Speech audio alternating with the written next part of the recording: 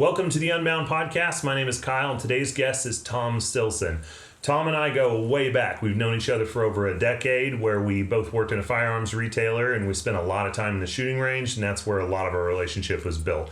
Was there and, shooting guns together. We've got, we're both obsessed with it, quite frankly. I eventually got Tom to join me in law enforcement. Tom recently made detective. He's also on the SWAT team, and he's been in 2 officer-involved shootings.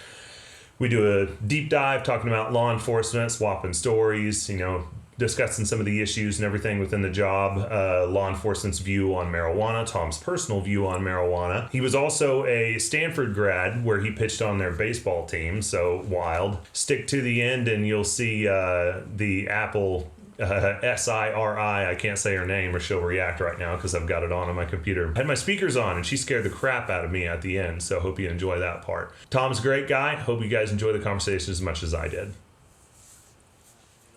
Yeah, hitting the energy drink. As always, I like to start with one to keep me going because some of you people just bore me. Well, I have a tendency to do that. It's an autistic monotone. Hence the toy. Oh, we're gonna call that out this early. my Buc-ee's fidget block that I've worn to death. Where do you get those? Buc-ee's. All right, so we'll have a sponsored link. Yeah, like $4. That started as a thing for my son wanted one. We're at Buc-ee's the first time they ever been there. Turns out you needed it. Yeah. Turns out you needed it. Oh yeah, he's got one. I picked one up and I was like, I like this because they got the fidget spinners and stuff. And you've been around me long enough. I can't sit still. This is for me the sitting and talking environment thing is just not my speed. But I got that, and it's the weirdest thing. I'll be sitting there working on a case and I'm having to review I got a phone dump back on a warrant, and it's 68,000 lines of data that I'm having to process, and it's just sit there, fumble with it, and I can hyper focus and just go into my own little zone, my own little world. And so weird little tool, but that's it's like the energy drinks. I used to down. I think my worst I was probably 4 a day. How about were you? Or how bad never that. Honestly, I stayed away from energy drinks until I went to a thing called the Police Academy. And trying to stay awake during some of the subjects where that's the craziest thing, where it's the whole Ferguson thing that initiated the expand on law enforcement training. In so many ways, all they did was just add more hours. But and I'm the best racial profiling class I've ever taken was actually on Missouri Sheriff's Association website. And there's a guy teaching one in St. Louis who did an incredible job eliminating the gray. I think I know what you're talking about. Dude, it was he's just filming class. There's people in the class and everything. It was so good. And it helped, it literally helped take out so much gray that some people would point to as, oh, that's racist. No, it comes off and feels that way, but let me explain to you how it's not and why it's not and back it up with facts. And everyone's like, oh. Well, it's people don't, I think a lot of the law enforcement training that we get today, unfortunately, it's the state goes through and goes, you're mandated to take this many hours in a year, right? And some of those hours have to be very specifically geared towards something, and you have to take it every year. Mm-hmm. I'm going to have a 30-year career, and it's on racial profiling. And I'm taking X number of hours every single year of that same training. And you can go online and technically click the same exact class every year. How does that benefit me? If I'm a newer cop and I'm getting into it, I might get some value out of it. But, I take a class 2, 3, 4, 5, 6, 7, 8, 9, 10. So it at the end of the day, it's not, does it really benefit me? I'm going to gloss over and probably zone out and start playing on my phone or work on something else. And that's a huge issue with law enforcement training is in the presentation. How would you fix that? I think you have to, this is true of anything, you have to think outside of the box and understand fundamentally the why. Why are we taking that training? Well, it's not so much racial profiling as much as it's implicit bias, right? Mm-hmm. We have our life experiences and all of these different things that we go through that shape our worldview, and we react, or if you will, we not react, but we respond based upon that. Right. A good case in point is, what do we write in a law enforcement report that I walk up to a car on a traffic stop, and as I walk up, I see a baggie sitting in the center console, and the baggie's got this little white crystalline substance inside of it. What would I recognize that as? Rock candy. Correct. But I look at that and I know. Keep going. You good? Yeah.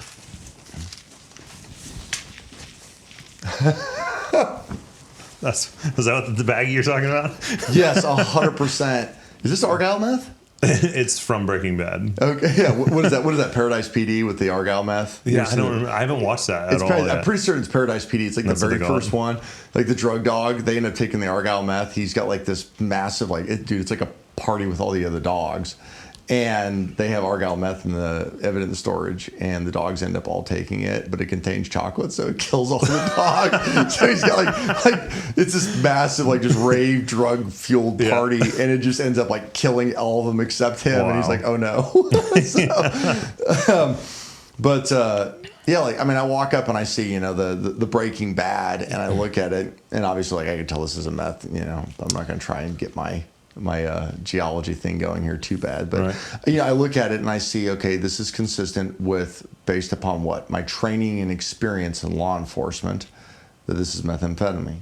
And we write that a lot in there, and we get into details of how we articulate things, which is a lot of it's founded based upon our training and experience. When you look at the justice system and the court system, and they judge things by the reasonable officer standard, there's a caveat to that a lot of people, they go, well, it's a reasonable officer standard. Well, what defines a reasonable officer? It is what would be considered a reasonable officer with similar training and experience. So tying back to the implicit bias thing, we use that, or training and experience, and it's not just in law enforcement, it's in life, to justify and rationalize, if you will, our decisions. And saying justify and rationalize kind of sounds bad, but at the end of the day, that is what we do. That's what we do with anything. And when you look at implicit bias training, it's getting down into the prejudices or the almost miscalculations that would fall into that category of prior training experience, and we're trying to actually correct that. And I've seen some good trainings, and you asked the question, how do we fix that? I've seen some good trainings that they actually, instead of going to the superficial implicit bias, they start breaking down and try and get to the core, like that class you took on the Sheriff's Association website. They try to get down to the core into that and get you to look into yourself. And this really ties into, I think, a bigger problem with training in general, right? Firearm training, big thing that we do, and we go to a class and we shoot, and they teach us a bunch of cool drills and work with us on maybe a couple things that we're having trouble with, and we shoot qualifications, and they put us in maybe some scenario-based training. Maybe we're lucky enough that we actually get to do force on force. A lot of that training's, it's valuable, it's very critical, it can open your mind and perception of things, but at the end of the day, you went out, you did some drills, you shot a little bit, you refined a couple of things. What's the ultimate goal of that training? The ultimate goal isn't for you to fix everything in 1,000 rounds over 2 days. The ultimate goal is, I think, to adopt a mindset that is consistent with those drills and that training, right? That's a bigger goal, right? Because every training is going to have a theme. How do I adopt that mindset and apply those skills to life, to where I step out of that class, I have the tools available to me and the skills to use that to shape my thinking and my decision making from there on. And that's how you change training. You change training to where it's not just we're going to do these cool things and it's fun, and don't get me wrong, it doesn't need to be miserable, but we change it to where it's something that's fun, but it's not just you're going to go out and you're going to shoot Mozambique. Why do we shoot Mozambique? How can I apply that in my day-to-day life? When I'm getting ready on duty, we talked about this earlier, right? When I'm getting ready on duty, and we talk about the importance of dry fire in a lot of trainings that we go to, and repetitions and getting reps in. Well, I get several hundred reps or several thousand reps done in a 2-day training. I can get 10 reps done every single night that I go to work over a year. I work 4 days a week. That's 40 reps a week. That's 40 more reps than I would have gotten otherwise if I wasn't doing that. And then over 52 weeks, that's going to be over 2,000, or I'm sorry, excuse me, over 1,000 repetitions that I've got just by doing those things before I go on duty. How do I translate that from the training into my everyday life? Well, there's one example right there of how you do that. So that's how you fundamentally change training, is you have trainers focus more on, rather than it just being the drill, it being the mindset, right? I forget his name right now. I cannot believe this. Simon Sinek. There's an old TEDx TED Talk. It's like a TEDx talk from like '08. I mean, it's a cheap, awful video where you're like, this is right when YouTube got started. But he brings up a very valuable point in that, talking about Apple and why they were having their success at that time we know how we build our products. We know what our products are. But why do we do this? And if you can get fundamentally at the core of everything as to the why, as to the motivation, as to the basis of why we are doing something, you explain it. And if I tell an individual to do something and I tell them why, they can actually have buy-in if they understand the why. But if I just bark at them to do an order, they're going to be like, yeah, screw you, I don't want to do that. And it's the same thing for us. If I understand why I need to do this and where it'll benefit me or otherwise or benefit others, then I think we get more buy-in, we do that. And that's fundamentally where training has to focus, is that why is it important to you?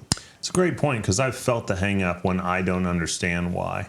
And I've also been in classes where if you ask why in a non-asshole manner, you still get the response of, because it's what we've been doing for 20 years or whatever. Yeah. Or like the way it's always been. Yeah, do as I say, not as I do, those kind of things. And it's like, oh my gosh. But when Mickey was on the other day, we talked a lot about that, how the majority of firearms academies, that's what they are, is they're firearms academies. They're not gunfighting academies, because there's really no mindset being taught. None whatsoever. No. And there's one place I know of that does that, and you've trained there too. Yes. And I mean, really, having been actually in a gunfight, and my gunfight, every gunfight's different. Every person's experience is different. So when I relay and this is a big thing for me, when I relay my experiences, and I ran into this issue with some folks take it as, well, he's bragging, or look what I did. Every time I try to relay a story, there's that purpose. We get to the why, right? There's a purpose behind it. And you have to understand that, like, for me, I think you might take value of this. Yeah, you learn something from it. I would like to give you a gift. Just like if you tell me a story, you're giving me a gift of an experience. You're willing to trust me to share that experience with me. And so when I share these sort of things, that's the way that I look at these stories and these environments. But that's aside from the actual having been in a gunfight, like when you get shot at and you have to actually engage in gunfire at another human being with the intent to shoot them and put holes in them and potentially in their life, it's a very eye-opening experience, because you can be a good shot on the range, you get out in the real world, and you realize this isn't a square range. There's no 180 rule. I have background, I have cover, I have concealment, I have to move. That's one of the biggest things that we have an issue with, I think, in firearms training today, is we do not teach movement, and we do not teach critical thinking under stress. Most of it is so compartmentalized and strict that when you go to a range, there's a lot of rigidity. I've seen some very good instructors that have been able to expand beyond that.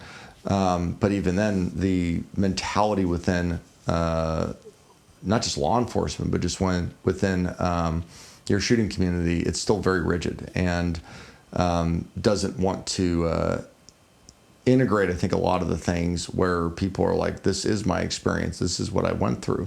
And if you don't at least consider that in your training, it's lacking. It just really is. So it's crazy what you can learn. Two things that stand out to me of just friends who are in shootings. One was talking about shoulder transitions and the importance of shoulder transitions, because he didn't realize until he was in combat that as a right-handed shooter, the left peak was taken already for a right-handed shooter. Yeah. So even though he's right-handed, he's having to transition to the left, because that's almost always the side that's open if you're shooting from a window or shooting down an alley or something like that.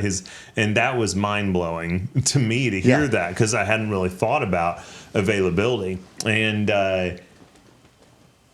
there's another one too, but I spaced what I was getting at with that one. Well, I mean, there's a mantra, and you probably heard it from me as well too. Your gunfight isn't the one that you think it'll be.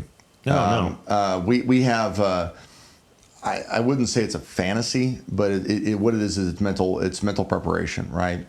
You're mentally putting yourself in that position, and I'm a huge advocate of that. Anytime I get a trainee in my car, anytime I've taught at an academy, you have to mentally gameplay these scenarios, because your brain's a hard drive, right? Before this, we had a hard drive issue.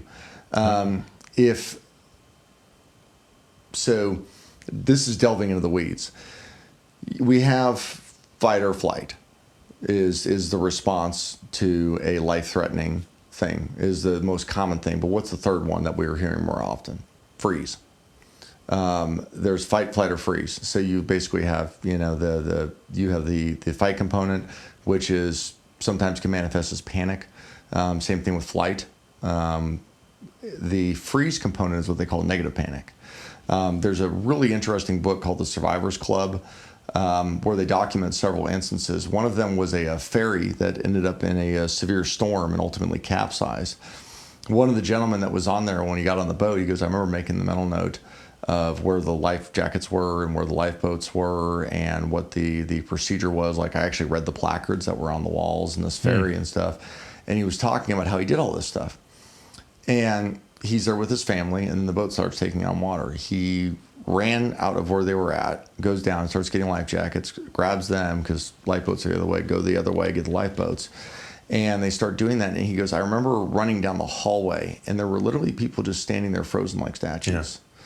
Yeah. And it was because of the fact that, like the hard drive comparison, your brain his brain had that file written on it. And when the time came, his brain was able to access that file and go, oh, here's the command prompt, we're going to do this. With those people, when they actually hit that point, they didn't have that command prompt, and we got the blue screen of death. Yep. And I've always asked folks, like, if you want to understand proper mental thinking, have you ever sat in an airplane and thought, what do I do if I look out the window and the engine's on fire? Do that every day in your life. If I'm driving down the road, what do I do if somebody pulls out in front of me? What do I do if I roll up on this, right? And some people are like, well, that's paranoid thinking. No, that's not. No, and especially once you've done it a lot, nothing about it feels paranoid, and it's mental conditioning where you feel better, more secure, and safer because you have a plan quickly in all situations. And every now and then you may be a lull in conversation where you drift off and think of more. But you always have numerous plans. The one thing that I feel like I've always seen that's different for anyone I know who's ever dealt with a shooting is no matter how much you've planned, there's always been a wrench in there, a curveball, something that made it different, something that made it unique. And oh shit, I've never thought of this before. Was that your experience? Oh, 100%, 100%. I've been in 2 shootings, and they were both very different. The circumstances, the environment, the conditions, and my response was very, very different. Because in particular, the second shooting, I remember I wouldn't say proactively or even at the forefront of my mind, but it was just like this strict regimen of I know where and when I can shoot, and I know when I can stop shooting. And I remember the backstory on that one was we had a gal in a stolen car. She had ran from us early in the night, almost hit me head on when she ran from one of our officers. And I remember thinking, like, man, this gal's she's gonna kill somebody. She just doesn't care about anyone, and she's driving a 4,000 pound plus missile. And that night I was on the phone with one of our guys, and he's like, hey, I found that stolen. And that gal that you saw earlier, I think she's in the driver's seat. So we get there. Long story short, we try to get her out of the vehicle. A lot of learning points and lessons throughout all of this. And she rams my patrol car and like kind of scrapes the bumper turning out. I didn't have it at a good angle for a proper pin. Another learning point. But we had an officer. What do you mean by that? So the previous agency that I worked at did not teach vehicle takedowns. There was a lot of misconception. Our policy, the pursuit policy, which is what people would take it from, was you could only chase for like violent fleeing felon or DWI. And then there was also a section in there for ramming and roadblocks. And with the roadblock, it was you could not block it's constitutional law. I forget the exact case law. It's surprising I don't actually know this one by heart. That is surprising. Given the way I am with case law. But basically, you have a vehicle people believe that a stationary vehicle applied under that pursuit policy with boxing it in. You had to give them a path of escape. Why? Right? Why do we need to give them a path of escape? So you don't. It was because that was what if you're arresting them, why would you? That was because that was what everybody believed. Why? I've never heard that before. So again, think of it. What are we getting into? The why, right? Yeah. It was what they've been told. Somebody sat there and was like, "I'm just going. You can't do this." I literally had a field training officer where, and this is a good example of this. I had a field training officer at the same agency. I was very big on pulling people out of cars early. Mm-hmm. You're getting ahead of the OODA loop is what you're doing, right? OODA loop it governs everything that we do, and we do not give it enough credit in our decision-making processes throughout the day, and just in life in general. But this is going to be a great follow-up episode to Loyal, because we dive heavy into OODA loop. I love, like, OODA loop is, I live and breathe it. It is that's everything that I try and think of in terms of how I respond and react and engage with people, is how do I disrupt that? Because, I mean, with you, having a conversation, we're both engaged in that OODA loop, but, ours isn't, you're not trying to disrupt me. Right. I'm not trying to disrupt you.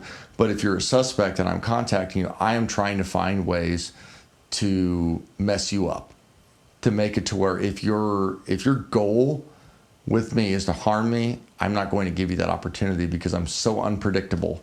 I've gone so far as talking with a suspect, and I actually had a friend of mine teaching this, and instead of looking them in the eye, I'll look at their forehead or the top of their hair, and do that for a few seconds, and you'll see like people almost get uncomfortable, especially at close conversation distances. Yeah. I'm a backup officer. Normally we do what's called L-ing out, officer in front, one off to the side.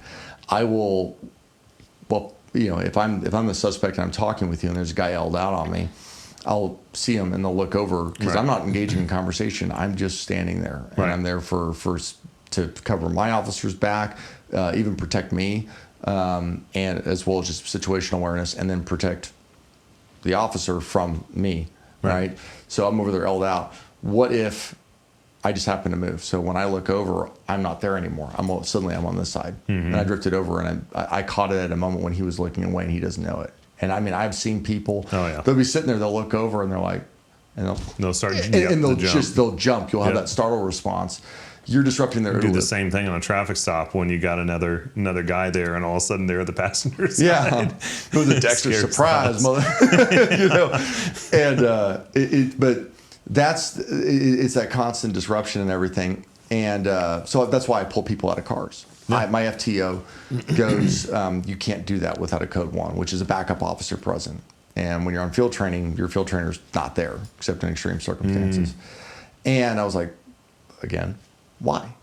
Well, it's in policy. Okay, why? Can you show me in the policy where it's at? I want to read the policy. You can find it yourself. That's great leadership. Yeah, great leadership, great teaching, right?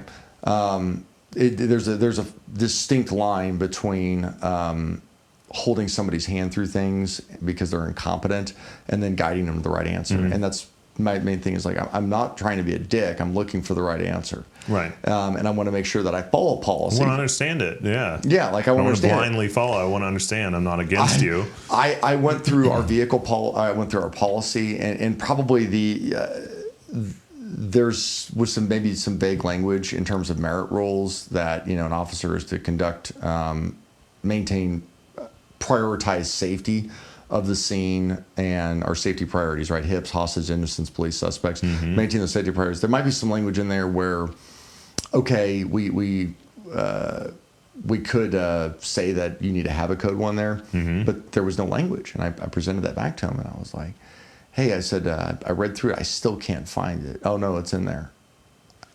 Man, dude, I spent 4 hours reading last night. Like, I can't. Right. I know the policy front to back You're now. Actually, the nerd is going to dive into it. Yeah, like I'm the guy. Like, somebody cites case law. I'm the guy who's actually going to go Google it and actually look that up. Yeah, correct me if I'm wrong, but you were traveling with guns in California at one point. And even had case laws printed off. Yes. in case you were stopped at random. I'm pretty certain I still have the binder at home, and I mean it had my receipts, it had serial numbers, it had listings, it had the Calguns flow chart, and the Calguns flow chart, of course, had citations for all the statutes in the case law. I printed those out to attach with it, and I remember I had an incident with California Highway Patrol where I had guns in my car, a motor vehicle accident. We'll get back to that. But, Go back to where you were. It's so. We were talking about OODA loop, but that you weren't able to find it in the policy. Yeah, I couldn't find it in the policy, and ultimately he had to concede like it's not in policy. But it was a uphill battle. Would that create issues in the aftermath too? Oh God, yes. I mean that was one of several issues I had with that field training officer. I get along with him great now, and we're not going out fishing and having beers and sleeping. And we're not doing sleeping with Brokeback each other's Mountain. wives. Is that what you're going to say? Huh? Not sleeping with each other's wives. We share a toothbrush. So at the end of the day, you had that resistance there because that's what he was told. Yeah. That's what he was told in academy. That's what he was told when he was on field training. And then suddenly here's this snot-nosed rookie that looks at him and goes, where? Why? And he has to justify that, which is dangerous in law enforcement. It's pervasive in every profession, but in law enforcement, it's especially dangerous because I got to defend that on stand. I'm going to have a prosecuting attorney that's going to do case law about you. Yeah, that everyone else has to study. Yeah, over something that wasn't your problem. It was a superior's issue. Exactly. Like if I'm going to be case law, but it's named after you. there's case law. I mean, there's a lot of policies named after me. A lot of policies. But that's the thing is. If you're going to have case law named after you, it better be because you did the right thing. Yeah. Like Graham v. Connor. Yeah. That case law is named after him, but ultimately, at the end of the day, they were like, yeah, what he did, the reasonable officer standard, training and experience under those circumstances. So tying back into that, there was a lot of people that didn't believe you could box it in. I tried to box it in, but they never provided this training. My vehicle was at an angle. Damn, if you're going to box a car in, bury your front bumper into the front bumper squared off on the vehicle, obviously pinch point on there, and then you stay in the car, foot on the brake. You don't get out because your parking brake and even just it being set in park isn't going to stop. The goal is for you to be the roadblock and maintain the roadblock. Exactly, and then you do vehicle assault from. You could arguably go opposing sides, but with patrol, you're going to go one side. Just because they don't practice that enough, don't have enough experience. So, but I had the angle on, and she was able to eke out of it and pull away as I'm trying to bust out the passenger window. Another learning experience. I learned the difference the hard way about the tempered versus laminate glass. Yeah. Laminate glass sucks to break. It does. To rake it out and everything, that was a huge learning experience. What were you trying to break it with? Baton. I carry a glass breaker now at all times because of that. You have to hit it multiple times? Or? Oh, yeah. Which is interesting, too, because I remember hitting it twice. And I think in the surveillance video from it, I hit it 5 times. Oh, wow. So, but the thing is my brain only recalled what was important, which was the last 2 hits. I swung and I dropped the baton. I came back up to swing at it again, and that was when she was pulling away, and I hit the B pillar and part of the window as I'm swinging on it. And so I'm focused on that, and then she pulls out and turns hard, and we had an officer up on the driver's side. Open parking spot, and then there's another vehicle behind him. She hits the back end of the vehicle as this officer's backing up, trying not to get hit, and he gets into a pinch point between the parked car and the car she's fleeing in, which is a Chrysler 200. And this is right after your agency dealt with someone. We had a lieutenant. Suspect was fleeing in a pursuit. He went to throw stop sticks. The guy intentionally rammed the lieutenant's vehicle. That lieutenant had to be medically retired, and that was 3 weeks. And that was actually with my current agency that happened. I was with my old agency, and my old agency 5 months prior to that, we had Mark Preby. That's what I was thinking of. Yeah, and Mark was, the crazed guy shows up at the PD and takes a leak at the front door. So staff asks uniform officers to come out. Well, he's in a soft uniform and steps out, and this guy gets into a car and circles a lot. And when Mark goes out to talk to him, he drives the car at Mark and hits him and ended up paralyzing him. Did he pin him against the wall, too? It was a bollard. Mark went underneath the car. Okay. And it was actually like one of those, I think, concrete bollards that ultimately stopped the vehicle from But as you're just mentioning the life experiences that shape you, right? And then here you had these two things very recently at your agency and a neighboring agency. 2 months before that, I had a guy try and take off with me in a traffic stop, and my wristbands got stuck up in the steering column, and I couldn't get out of the vehicle. I remember I had my gun pressed against his temple and was going to shoot him. And very luckily, I had a backup on scene who got into the truck and punched the guy in the face, and which that could have been a bad scenario because I had my gun out with weapon light, and it was basically pressed, and I was trying to shove the guy's head off to the side because he had 2 occupants in the vehicle, and he's fighting over it, and I'm glad he never went for the gun, but he's still trying to start the truck because I managed to turn it off, and my partner runs in there and punches him on this side of the face while I've got a weapon line here, ends up breaking his nose. And but you look at all those experiences where it's like, one, it was that was a huge learning experience for me. Don't reach into cars. I don't care how, don't do it, because stuff like this, things you don't plan for, it It's pops like up. People remember when anklets were cool, ankle bracelets. Yeah. Like in the hemp, all that stuff. I remember someone drowned in a river near our farmland because there's a bunch of snags that fall off into the river, and the snags caught the anklet, held the person under, and they could never break free. And drown off that. And I'd never even thought about wristwatches and bracelets like that while reaching into a car and then getting drugged. Yeah, and you hear cops getting drugged all the time from reaching in. It was a perfect thing. He was in an old F-150 and talking about the mental pre-gaming.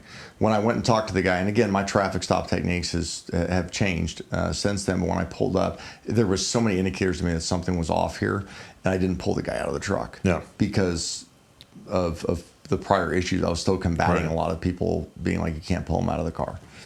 And so I walk up and I'm seeing all the indicators, and this guy is subconsciously, his hand's actually coming up near the gear shift as I'm talking to him. And I make the comment, you hear on the dash cam going, he may run, he's reaching up towards that gear shift. As I'm standing up there, I tell him to get out of the car. He gave me a fake name. I go to pop the door because the outside door handle is stuck. And as I'm reaching into the car to pop the door handle to open the door to get him out, he reaches up for the gear shift. And as he reaches up for the gear shift, he actually throws it in drive. And I'd already mentally game played it. If I'm in the car, I'm going to reach up and pull back. I have that. I have enough reach. I can get it. He throws it in gear. We went forward probably about a foot with me in the truck, and I reach up, yank it back into park.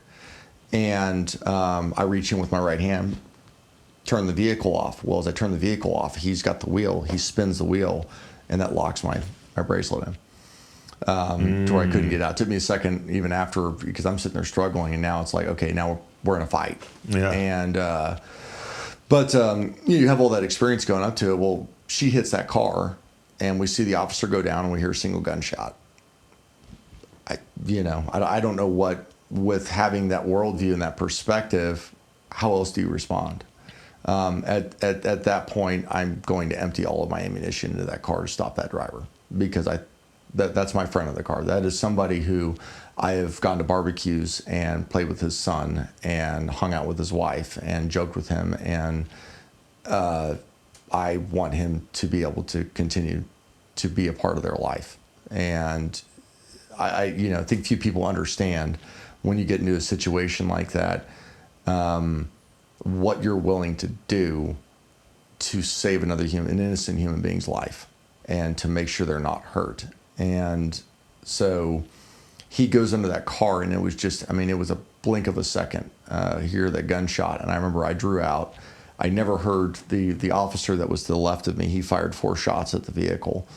I drew my gun out, immediately tried to get on the radio, which was weird. I don't know why I did that, but I did. And the vehicle continues to take off, and we tunnel vision. That's a very real thing. Our senses, we think we can multitask. Our senses actually can only do so many things, right? Because we're having a conversation, so our sight and our hearing are the priority thing right now. As those things are heightened and opened up, other things have to shrink to make room. Yes, exactly, right? No free lunch. And it's the same thing with our senses. And so... it's the same reason everybody remembers as they're a little kid and they're playing hide and seek. Yeah. They feel like they're breathing insanely loud because now they're using their hearing. Yes. Yeah, 100%. And I mean, even then, like right now, because of the hearing and the sight and these sort of things, do we really smell much? Do we feel every piece of clothing on our body right now? It's because our senses are redirected. Huh? It's sensual. It's comfy. It's like, actually, after we took those, what were those? Ecstasy pills that you brought that you got off that one guy. Yeah, my clothes feel nice. We weren't going to talk about that. Cat's out of the bag. So yeah, it's they're in the trees. But That's what. These are your drugs. They said in the trees on them. It's like your blue meth, your marketed branding. Mine's the Argyle. This isn't my meth. Yeah, mine's the Argyle meth. That was when we messed up, by the way. So that's not been in this. We started filming earlier without filming. We were rolling audio. Yeah. So we kind of had to start over. So everything's got a completely different direction. But that is, he's got a little baggie of blue meth from the Breaking Bad rap party. Yeah. Whenever we were. He was referencing finding a little package in somebody's car. Yeah, it's but no, I fired 8 rounds. You know, both shootings. I couldn't tell you how many rounds I fired at the time, and but I fired those shots, and I remember very, very, very consciously focusing on not consciously. It was just a very intense focus on the front sight. Pressing the trigger, watching the gun raise up, watching that front sight drop down, and I was running the. Are you still shooting one-handed at this point, with the other hand on the radio? I never shot with 2 hands. Did you have a freak out moment of why am I operating the radio, or did you never question it and just kind of did it? I just did it. Okay. And I never actually got on the air because I was sitting there pressing, trying to key up. Which, ironically, so when you watch the surveillance video. The second officer, mind you, it's from an elevated position. The officer that was hit by the car, because he was actually hit by the car, he never really fully disappears from view. So if you watch it as an uninterested party from that angle, you're like, well, he's in view the whole time. And their reports say that he's out of view. Well, the thing is that camera's elevated 30 feet in the air from where I'm at. Right. And I'm standing back at an angle. This guy falls back. We hear a gunshot. You have to react immediately to that. That's not a time to sit back and assess and go, I'm going to watch and see what happens. Like, you know, it's your priorities take over and what's important at that moment, right? The win principle, what's important now. And, but he, talking about the tunnel vision, as the vehicle pulls away, I actually run by him, probably a distance, maybe a few more feet between you and me. I never saw him. To this day, like, I do not remember seeing that man. Which is just, it's surreal to watch the video because you see him like he's getting up. When she hit the car or behind him, he pushed himself out of the pinch point. How he did it, I don't know. Pushed himself out of the pinch point. He jammed his wrist with the car between the car hitting him and him pushing off of the hood. And as he fell back, he pulled out and fired around and ended up, I think he like it transected at an angle behind the rear driver's side door. And I'm chasing after the car at that point. And I remember it was a focus, but it was also not just what I saw between me and the car. We talk about gun safety principles, and because we shoot on square ranges all the time, the fourth one tends to kind of get put on the back burner, which is be aware of your target, what is around it, beyond it, and in between you and the target. Mm-hmm. And we don't focus on that enough in our training. That critical thinking under stress that I talk about, we don't focus that enough with shooting. Well, I had trained a lot, and I train even harder and more on trying to adopt and find different ways to be able to get the mind to think under those circumstances. But I remember I was firing rounds, and I was waiting for a response, something from the vehicle. The engine stopped revving. It stopped turning. The driver moved. And I remember one of the rounds I fired, the vehicle stopped turning to the right and the engine stopped revving. And I was like, okay, like we can get up to the car and whatever I'm about to see up there, not her, but my partner, whatever I'm about to see up there, we're going to deal with that problem. We got plenty of people. So you're still convinced your partner is attached to the front of that car, Absolutely. Stuck under it? Yes. Yeah. And what'd you feel in that moment before you're heading there? It was, so my first shooting, it was getting shot at, right? So I was worried about me and my partner. We're worried about our safety. Right. This second one, there was no threat to me, which Right. is very surreal, right? That's interesting. Yeah. It's a completely different environment. And my thinking was, am I going to be able to help him? Like, is this doing anything? Because I knew shooting at a vehicle is highly ineffective. You ever think you're possibly shooting him at the front of the car? That was something I was very aware of. So this ties into the thing of, I got the response, and the vehicle accelerated again and turned to the right. And as it turns to the right, I see a truck parked at a gas pump. And I remember thinking, shot, no. Mm-hmm. And because I knew my background was no longer good. And I was starting to have something move in between. So that was that fourth rule, if you will, being aware of your target, what is around it. I was looking at it going, we're shooting through back glass. The back glass has been shot out. Those rounds are with where that car is positioned. He's under the car.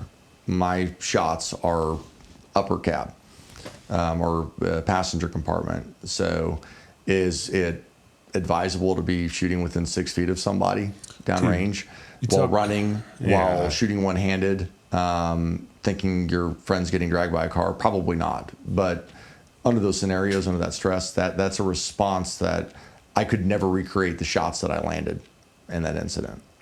Well, you talk about, too, the flat-footed 180 rule and all that of a range. Imagine this being a training drill. All right, guys, we're going to shoot at a moving vehicle. The moving vehicle has just struck your partner who is attached at the front of the vehicle somewhere, and you can't shoot him. Like, what? Why are we training for this? And here it happened to you, at least at the time. It's what you thought. It's not what you knew, but it's what you thought. There's actually almost a perfectly analogous case law to that, Johnson versus PA. I think it went through 8th Circuit, if I remember right, maybe 10th. Don't quote me on that. But it was two brothers. One worked for a sheriff's office, one worked for a PD. Mm-hmm. I think the sergeant was for the sheriff's office. They get into this vehicle pursuit with a drunk driver. A gal's hammered drunk. She ends up driving down like a dead-end road in the country, turns back around and stops. And they try to felony stop her. Not ideal because you're head on, but they try to felony stop her. Well, she ends up taking the truck and ramming, I think, the officer's vehicle. And the sergeant said, like, if she's head on like this, officer's vehicle's here, he's driver's side doing a standard police felony stop. He's out by the driver's side door. And then the sergeant's here, same thing, out by the driver's side door, and you have a patrol car between them. She rams the vehicle, and the sergeant sees his brother go down because she's ramming the car and he's standing outside of it and that door and that car taking him. And he sees that, and he goes down and is getting dragged, and she continues to ram that car. What's your response going to be? She's going to get shot. Like that's at the end of the day. You're in a lethal force situation. You saw an officer go down because he's in a pinch point and door, which that's a whole other thing on training with felony stops. Right. You see him go down to that pinch point of that door, and now you have to react. So he opens fire. One of his rounds hits her in the eye and blinds her. She turns around and does a civil rights lawsuit, which is, it's a U.S. 1983 action, and sues for violation of civil rights for excessive force. The appellate court said, nope, he's entitled to qualified immunity, which that's a hot button topic. Yeah, it is. He's entitled to qualified immunity because based upon the facts and circumstances known to him at that time, a reasonable officer with similar training and experience under those circumstances would have reacted that way. Yeah. They basically said that the perception at that moment, and this is another thing, the perception at that moment that you had that he was watching his brother and basically a law enforcement officer getting dragged by a car because he sees him get knocked down. He was okay. Scrapes, bumps, bruises, that was about it. Kind of like our guy. Just because the outcome's good doesn't mean that it negates the justification for the lethal force. Yeah. Which, for me, that was a kind of I wouldn't say validation, but it was a comforting thing knowing that there's a lot of people that are smarter than I that sit in robes on a court bench and have the ability to review these cases and think through things and develop a very rational, substantive idea of how we should respond and what's reasonable and what's not. And they agreed with my decision. Yeah. that was a bit more comforting because my biggest issue was I shot this gal, and when you look at it in retrospect and hindsight 2020, our judgment was wrong, right? He wasn't under the car. He wasn't getting dragged. But every second of that, which was, I think, about 6.5, maybe 7 seconds, probably a little bit less than that, I'm thinking I'm watching my friend die. And that's a very odd feeling because you know what you felt at that time. You know what you feel now. You know what you know now. And you try to reconcile being wrong, right? Like imagine being told, hey, you shot someone, or even worse, you shot and killed somebody. You maimed them and you were wrong, but you're okay. Like, how do you reconcile that? That's wild. And so that, I think that for me it's a very odd experience to go through that. And that was a huge difference between the first and second shooting was, there was no real danger to me. I mean, yeah, she could turn the car around, could have hit us, but it was acting to try and save an innocent life. Yeah. And then being told, hey, he's okay. But that, just like my first shooting, that forced me to really dig into the weeds of, oh, wow, I'm human. I'm human. So is everybody else. And why did I react that way? Why did my partner react that way? Yeah. And then having been in a shooting, and then you have that adrenaline dump, right? You have the parasympathetic nervous system response afterwards, and me just recognizing everything because I've studied on it, I've trained on it, I've learned on those things, and I've experienced it already. And then seeing my guys that I work with having that, like one of the officers is like, dude, I feel like there's an elephant sitting on my chest. I cannot catch my breath. The one that was hit by the car, he gets on the radio very calm and just goes, whole traffic, shots fired, shots fired. And I get on the radio because I was still trying to key up. I go, 329 shots fired, she's flying northbound. And I remember I turn around and I look, and he's standing there back behind me. And I'm like, are you good? And he's like, yeah, I think I'm okay. And I go over, check him out real quick, jump in my car and try and catch up to her, come back. And he's like, I want to take a nap. That was the first words out of his mouth. I want to take a nap. And because that officer is very stoic. You just don't see him like he's a very level-headed guy, which, I mean, great dude to have in any kind of stressful situation. But he was just, I want to take a nap. And that was his nervous system response. Whereas you got this younger cop, newer to the job. And, I feel like there's an elephant on my chest. I'll never forget those words, him saying that. And I was like, are you okay? And he goes, yeah, I shot. And I was like, wait, you shot?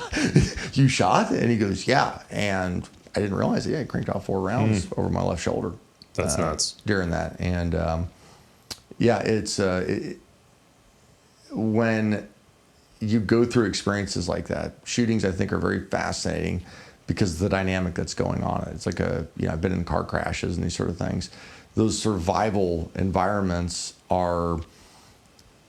it's so extraordinary beyond what our day-to-day life is. We get a taste of it when we're driving down the road and somebody pulls out and cuts us off and almost hits our car and our heart skips a beat.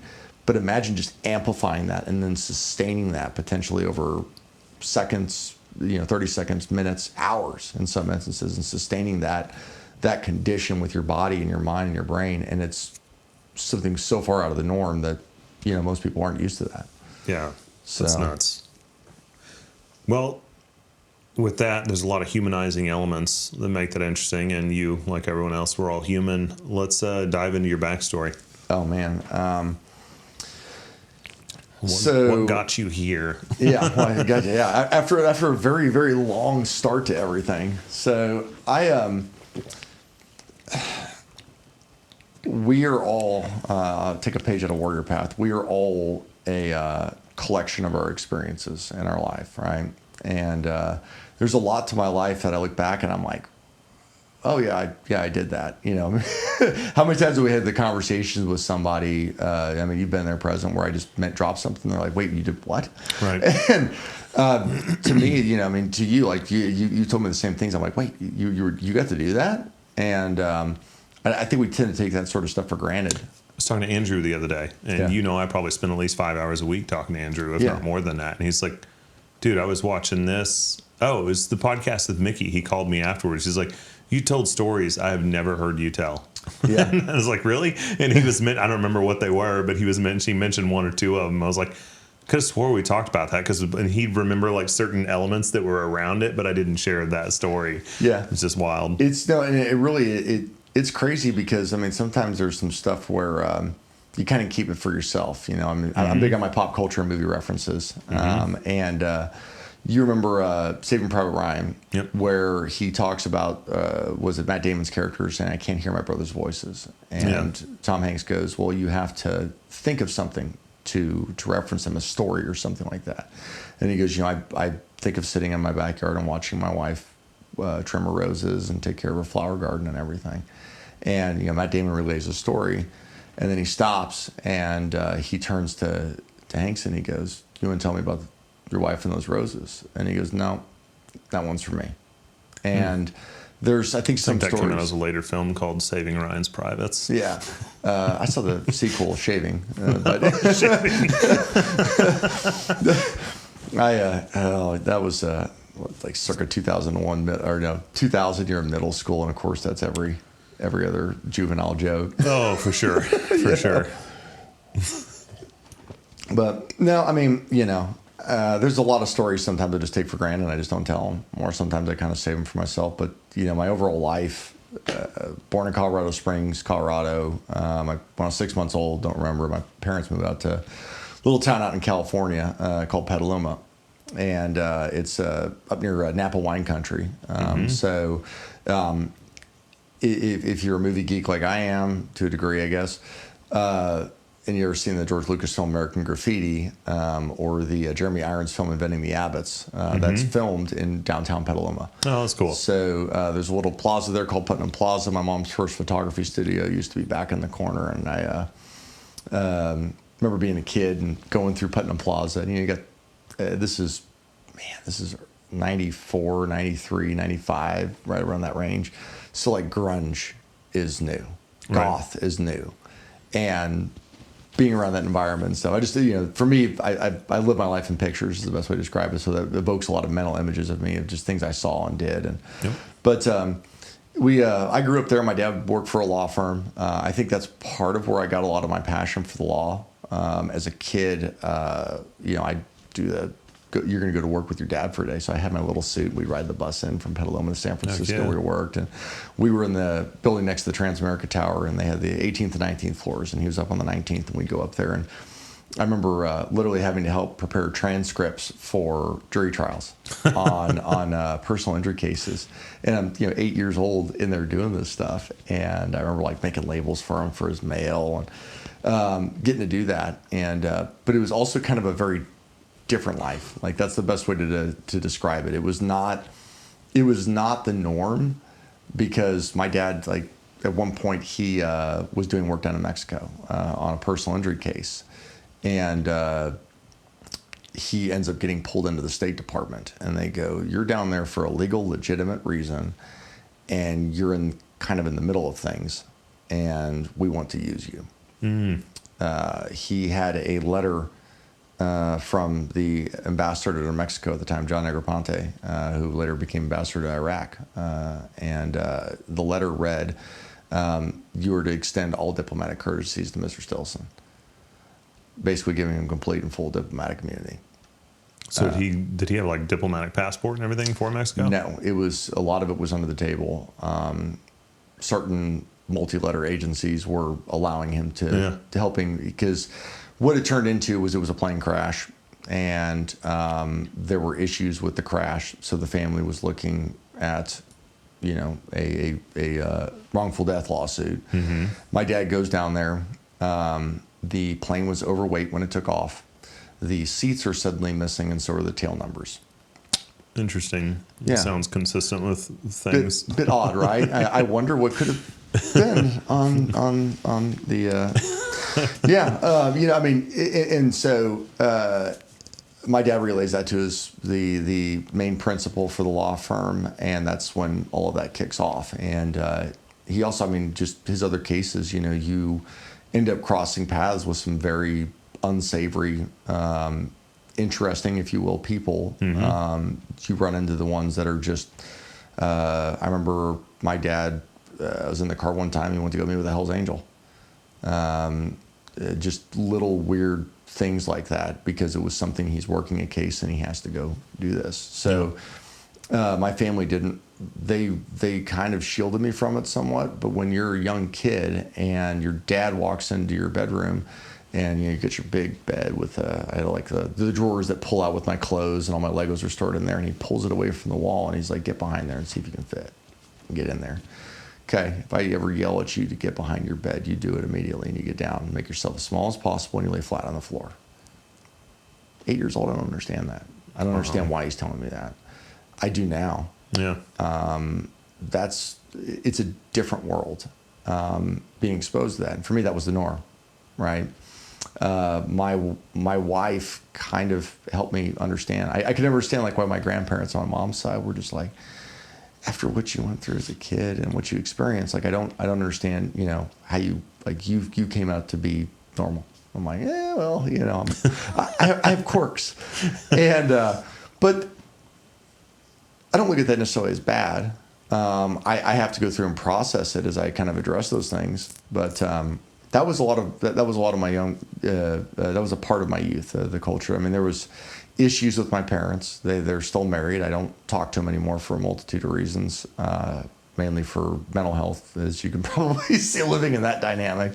My dad didn't come out the best in a lot of ways from that, and so you had those complexities growing up. But you know, school was always very, very academically inclined. You know, normally I think I was in 5th grade, and my mom was cleaning out my backpack, and she found this little piece of paper torn up. And she pulls it out and unfolds one, and the score on it's a 92% on the test. She goes, "Why'd you tear that up?" And I was like, "I didn't score 100%. She goes, "Yeah, but you still got an A." And I was like, "But it wasn't 100%. And that's been the thing with me, is that there's that standard, right? Mm-hmm. You can make an A in a course and you can pass, but that's not the A that I wanted. That's not my final product. That's not my version of perfection, Right. of what I'm willing to attach and assign my name to as, yes, I made that. I did that. I produced that. So, and sometimes it can be very difficult. I've had to learn to be able to go that there's a time and a place for that. And most of the time there's not a time. You don't need to do that sort of stuff. Mm-hmm. You can pull it, the letter can, hey, pull it back about 10% there, bud. Right. You know, for me, it's more like pump the brakes and put it to the windshield.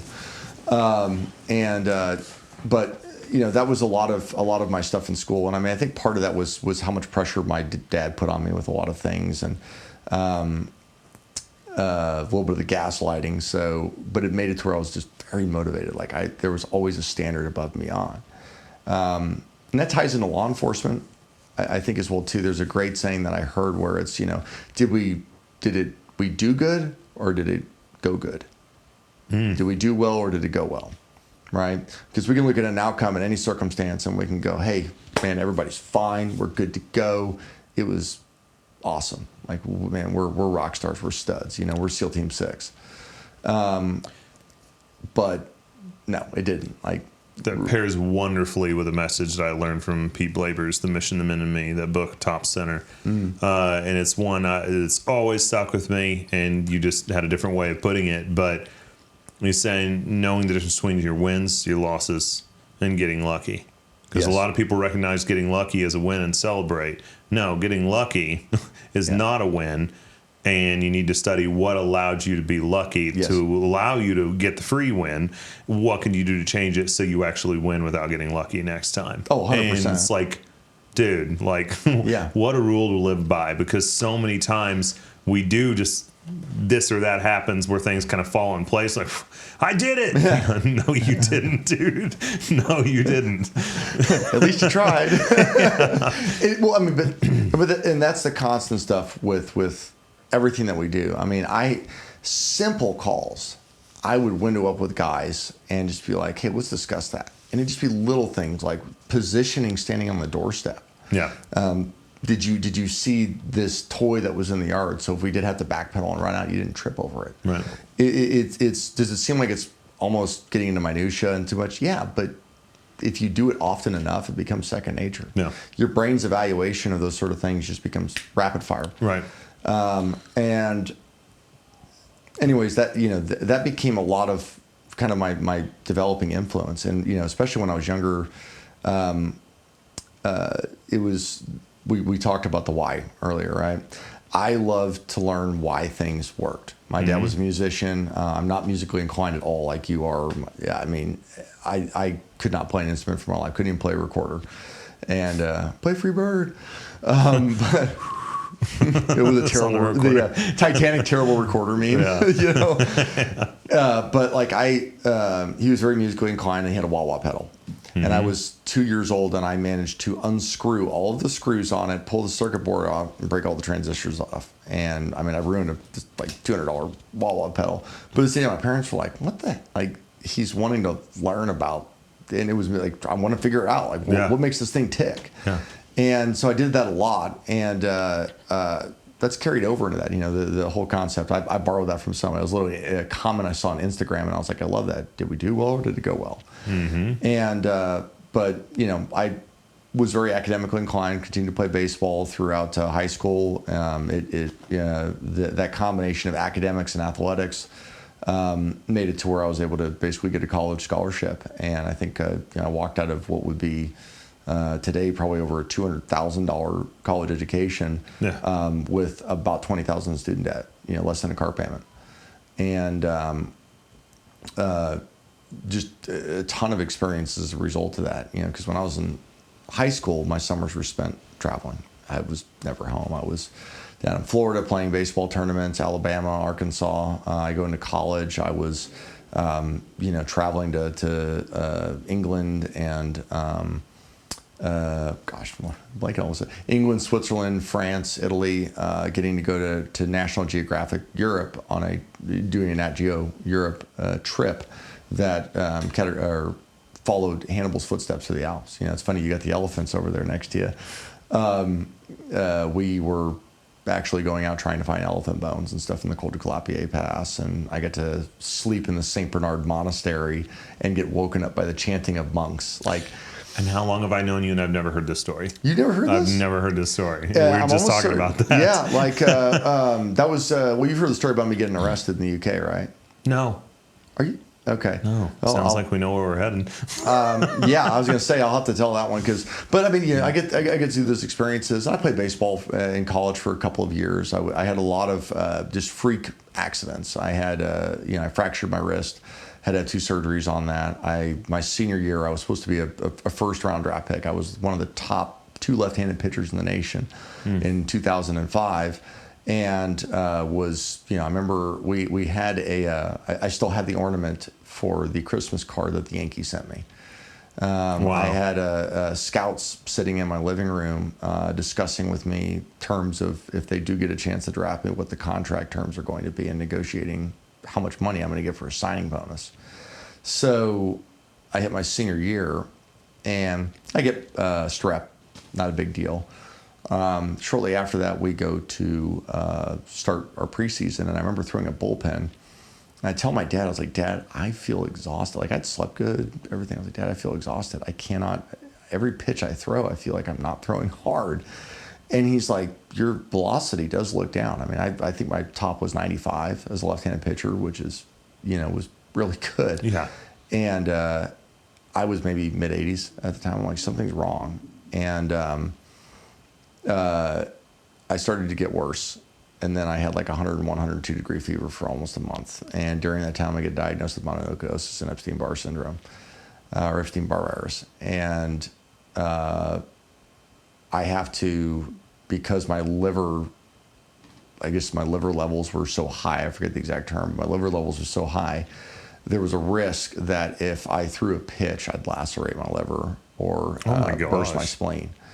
And I tried to come back, and like my fever had gone down for a week. Things seemed like they were stabilizing out. I went out and pitched one inning, came back, and I was running 102 degree fever again. We went and tested, and it skyrocketed again. I got strep again shortly after that. And then I got bronchitis, and then I got pneumonia, and then I got the flu. And my entire senior year was just me sick. I lost 35 pounds. I recuperate from that.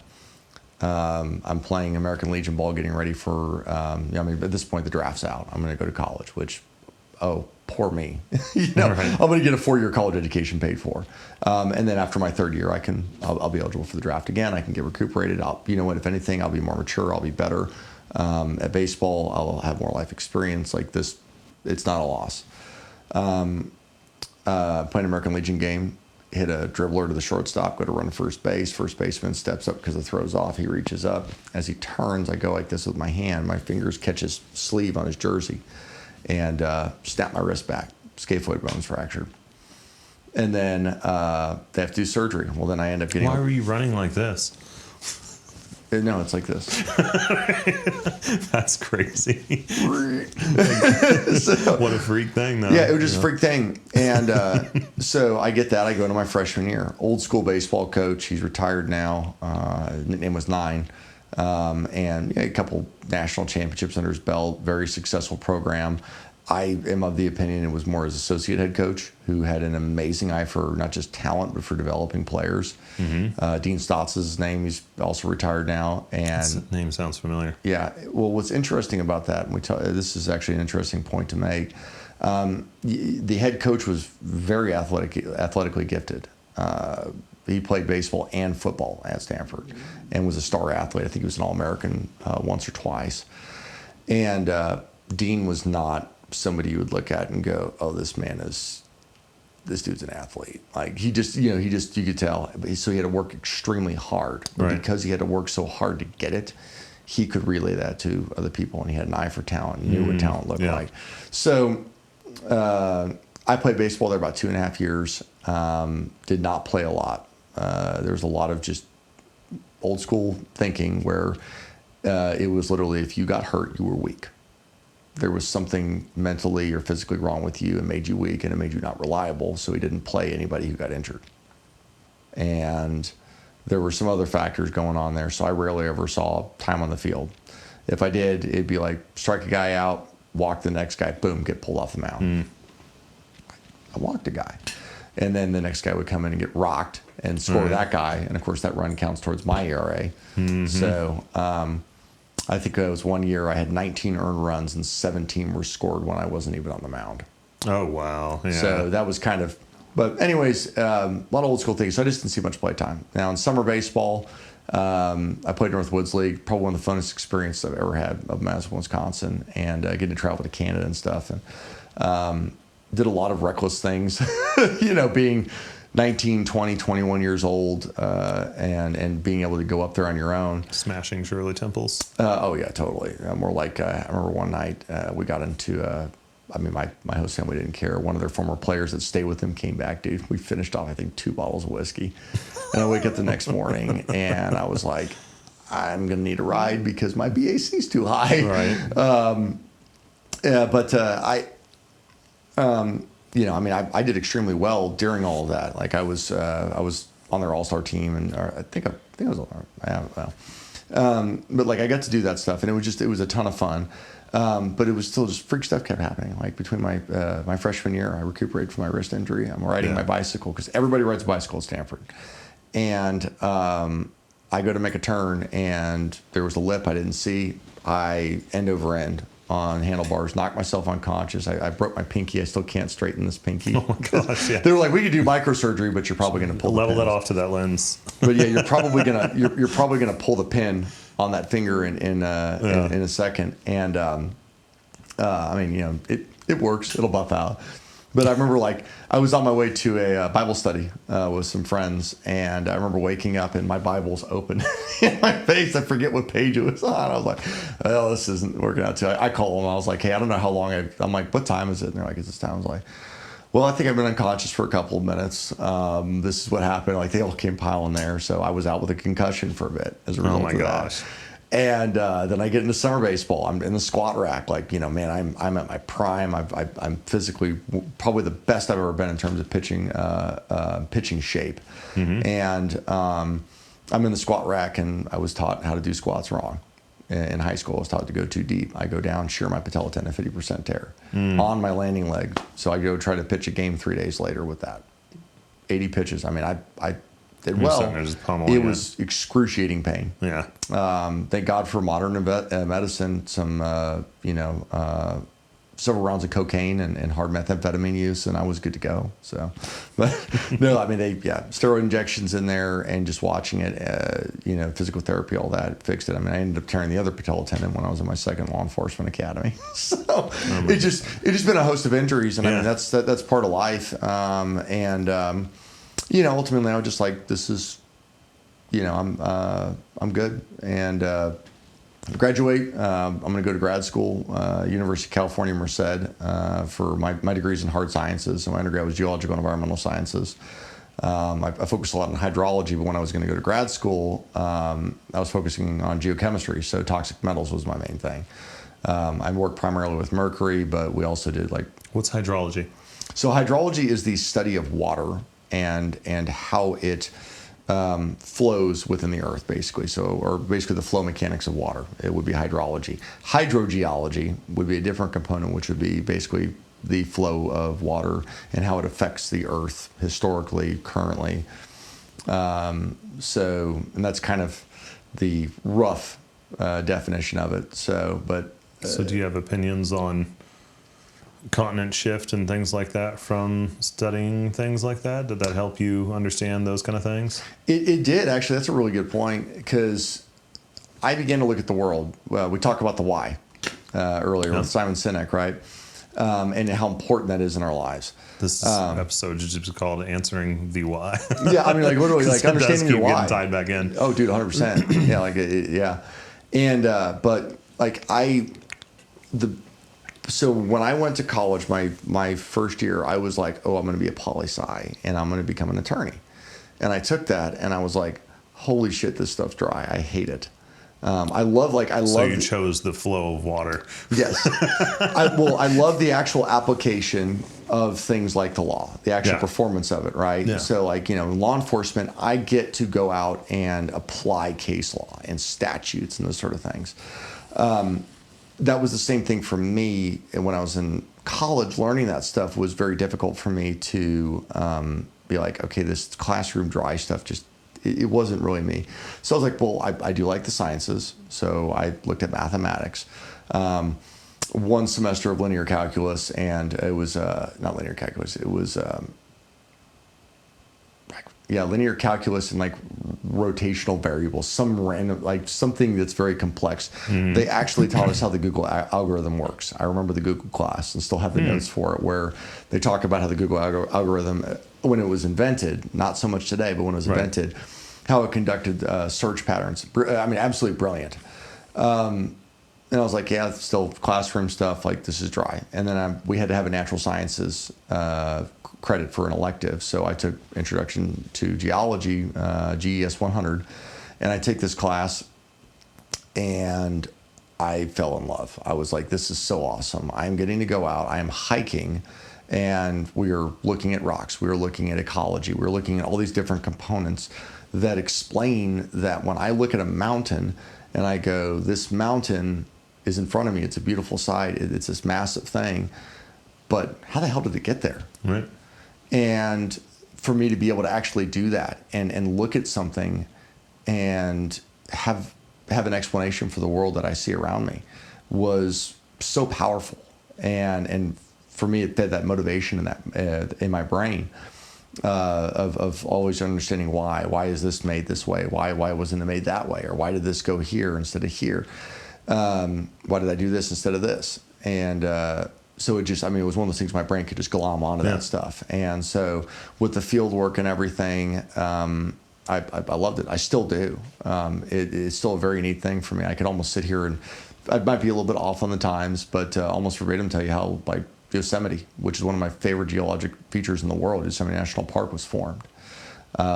Which is funny because I had when I was in grad school, I had a teacher. We're in an ecology course, and we go to Yosemite for a few days and stay up there at one of the research facilities to go around the park and look at ecology and look at why the flow of life, if you will, within that park and that area, how it works and why it works.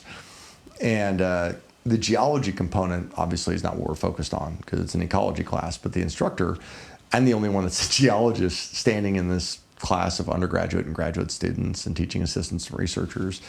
And the instructor, I was doing something like I was listening, but I was doing the multitasking thing, Mr. Fidget. Yep. And he goes, Tom, why don't you tell everybody how Yosemite became to be? And I just, started all 365 million years ago, and I just launched into the whole thing and basically give about a 10, 15-minute lecture on exactly, I'm pointing to this, and everything. And by the end, the instructor was like, shit, he was paying attention. Like he knows the stuff. It's just, dude, sometimes I may not seem interested, but I am paying attention. So, but I love that stuff. I did that. Was going to get my PhD. And my goal actually was to go into the military. I wanted to go into the officer candidate program and try and kind of I'm like, man, geology, I enjoy it. It's fun. But you want to talk about the best cover in the world. You can go anywhere as a geologist. You can do anything as a geologist. That's a good point. I mean, if you were a scientist, because geology is universal. It's the world that we live on.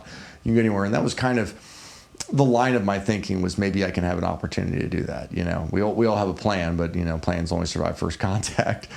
And unfortunately for me, I was about a year and a half in. I was also very heavily involved politically. Like when I was in my undergraduate, I wrote for our conservative newspaper, which that's a whole other story. Getting to go hang out with Peter Thiel and one of our benefactors, or not benefactors, one of the people that helped found our trust fund that paid. We were the only paper. There was a progressive paper, which was left-leaning, and then we had the Stanford Review, which was a conservative, and then we had the Stanford Daily, which was middle to left-leaning. We were the only paper that actually paid its writers. Wow. And that was because one of the founding members is Peter Thiel and Elon Musk. Really? Yes. That's pretty cool. Who's Peter? Name sounds familiar. PayPal. Okay, yeah. He was one of the financiers and one of the founders of PayPal along with Elon Musk. That's right. So, and the movie Thank You for Smoking. Amazing Yes. movie. Peter Thiel was one of the financiers on that. Well, I love him because that movie is such an awesome movie for anyone who's interested in anything sales. Oh, yeah. And, so like, we're getting to do that. And then, we have Hoover lunches. So it was Hoover Lunch Wednesday. So I'm sitting across from Reagan's Secretary of State, George Shultz. I'm sitting down. What's the Hoover lunch? Hoover Institute is the conservative think tank that's on the campus. Hoover book next to you. Yeah. It was started by Herbert Hoover, which I remember right. He might be a Stanford alum, but I can't remember.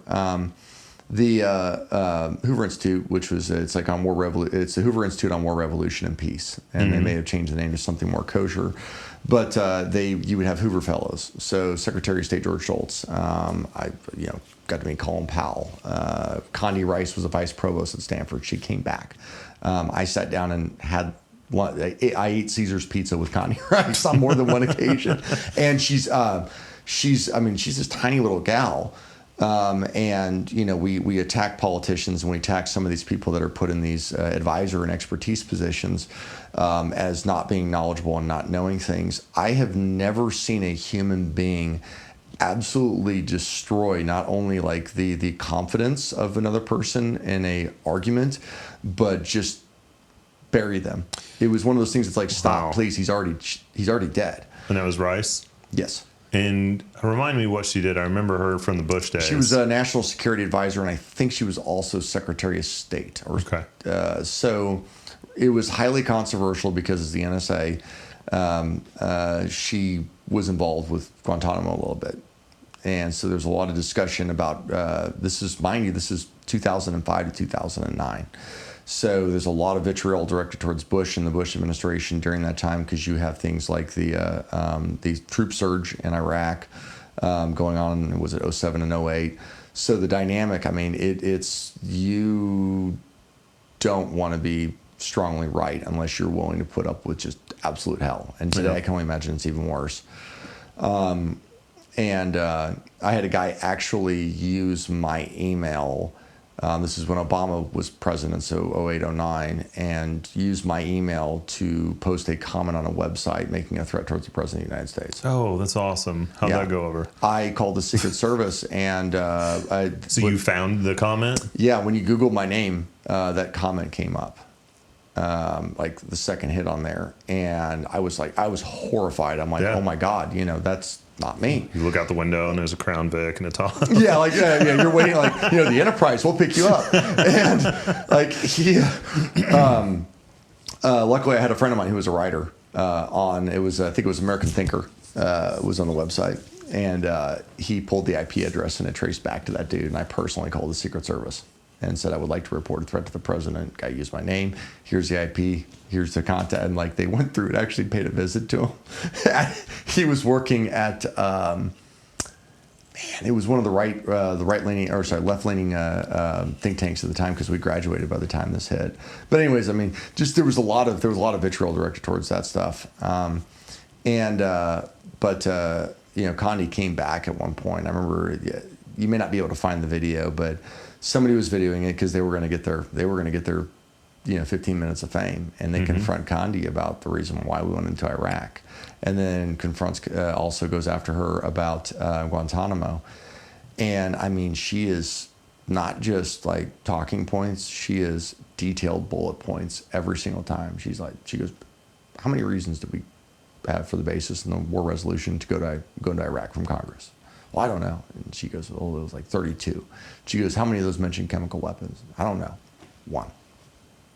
There's all these other reasons why we went into Iraq was a basis for it. It wasn't just, the chemical weapons and the nukes and stuff. It was all these other reasons. So don't sit here and use talking points on me that the only reason we went into there was because of a false narrative. That's interesting. Or bad intel.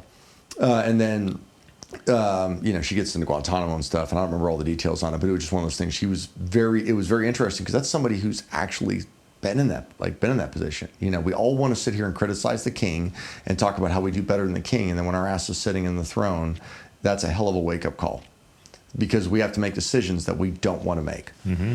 And anybody who we can talk the big talk, but the real world's harsher than that when you actually get into that position of power. So, but yeah, with the Hoover Institute, they would have Hoover luncheons. So you could actually sit down and a Hoover fellow would have lunch with you. And attendance wasn't crazy or anything, but you'd have 15, 20 people. They normally kept it to where you had to reply back with an email. And because I wrote for the review, I'd have kind of an in with our editor-in-chief, and be able to get into pretty much all of them. So I think some of the most fascinating ones, and I'll never forget the guy's name, is Colonel Dave Opnon.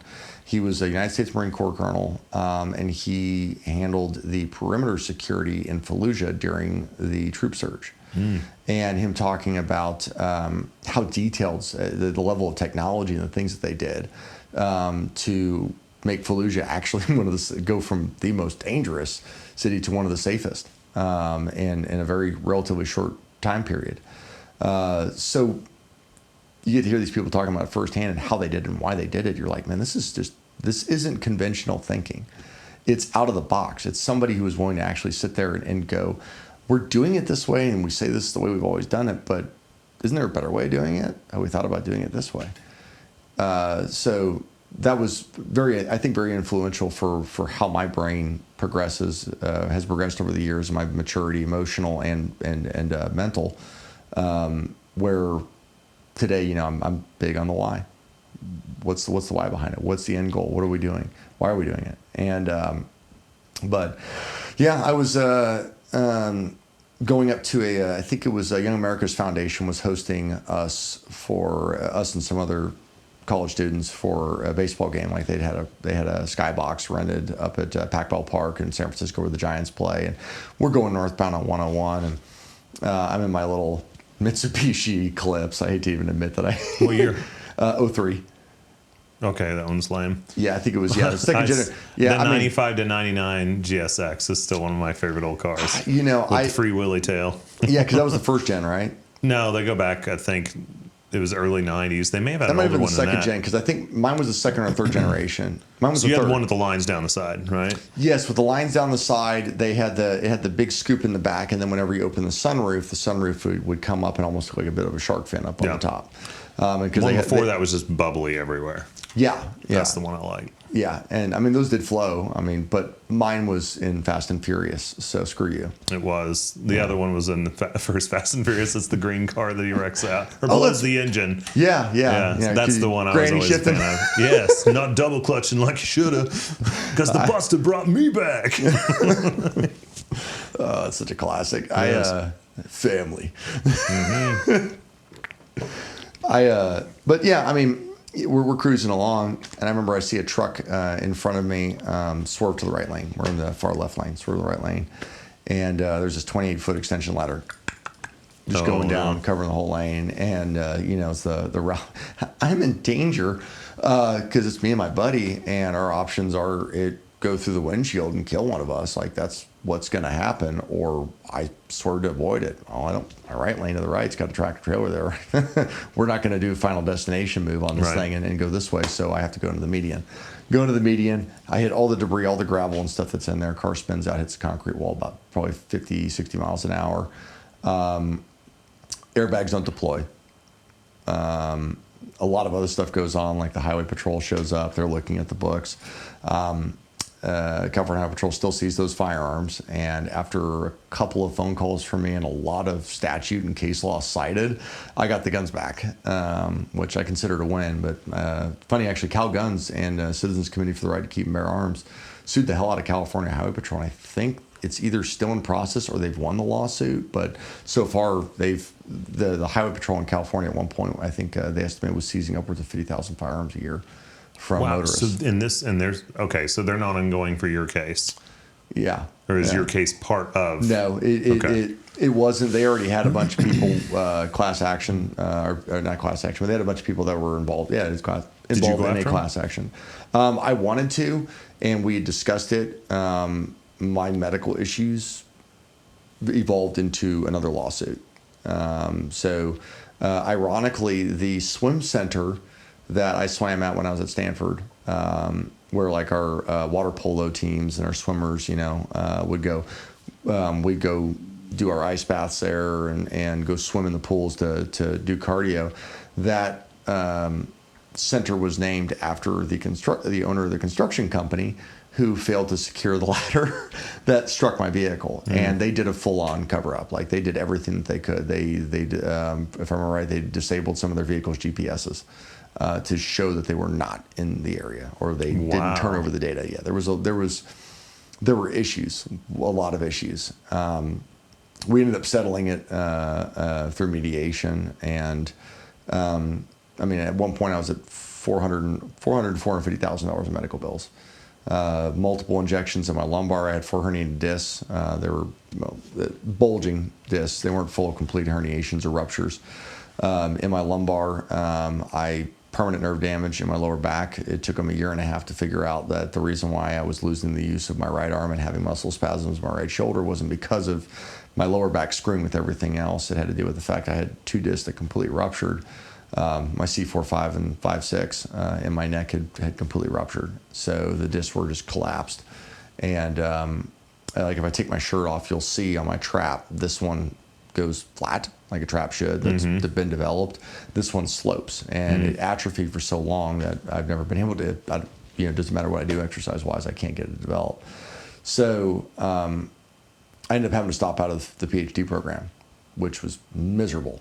And it sucks. Like you have all these goals and everything that you're going to do with your life, and then the next thing you know, you're having to stop out of the program because you can't do work. As a result, they stop paying you because you're not putting in the hours and you're not working, and you're not able to attend classes. Your grades slip, and then next thing you know, you can't pay your rent, and you're getting a notice that they're going to file eviction paperwork on you if you don't vacate within 30 days. That experience, I run into a lot of dudes on the street that are like, you don't know what it's like to be homeless. Dude, it wasn't very long, but I do, and it sucked. You got all your shit in a storage unit, and you got 2 dogs with you, and you're having to sleep in your car. That's a humbling experience, and you have a Stanford degree. Wow. I don't use that as I don't think I've ever really talked about that very much, but it just, you realize really quickly, like, I don't like this. Like, this sucks. I want out. And you find a way. And part of that, long story short, without going through all the other stuff, involved, I come back to Missouri. I'm now 23 years old, and I'm living, 23, 24, I'm now living in my parents' basement. I get a job at Bass Pro, which is how we met. And that was, for me, I was like, if I can't do this, I'm going to do this. And that was where I shifted gears. And it was hard to kind of like write that off, because you look at it like it's a failure, not like this is just a change in direction due to circumstances of life. It's like, no. I was in California for 3 years and moved back home. Yeah. And to everyone in California, when you leave, you got spit out. So yeah, I felt the failure element as well. No, and it's really, I mean, you go through that, and like I said, it's a very humbling experience. Mm-hmm. And life is cyclic. This is something that I've learned. Life is cyclic. Things can be going amazing. I mean, just you're hitting on all cylinders. Everything's going well. You were on cloud nine. Life is as good as it can be, and then something's going to happen. It always does, and it comes down to how much am I going to ultimately let that affect everything else that's around me? Because yes, this one bad thing happened, but I can go through and I can take care of everything else that's good, right? And focus on what's good, and either sort this out eventually or let it sort itself out.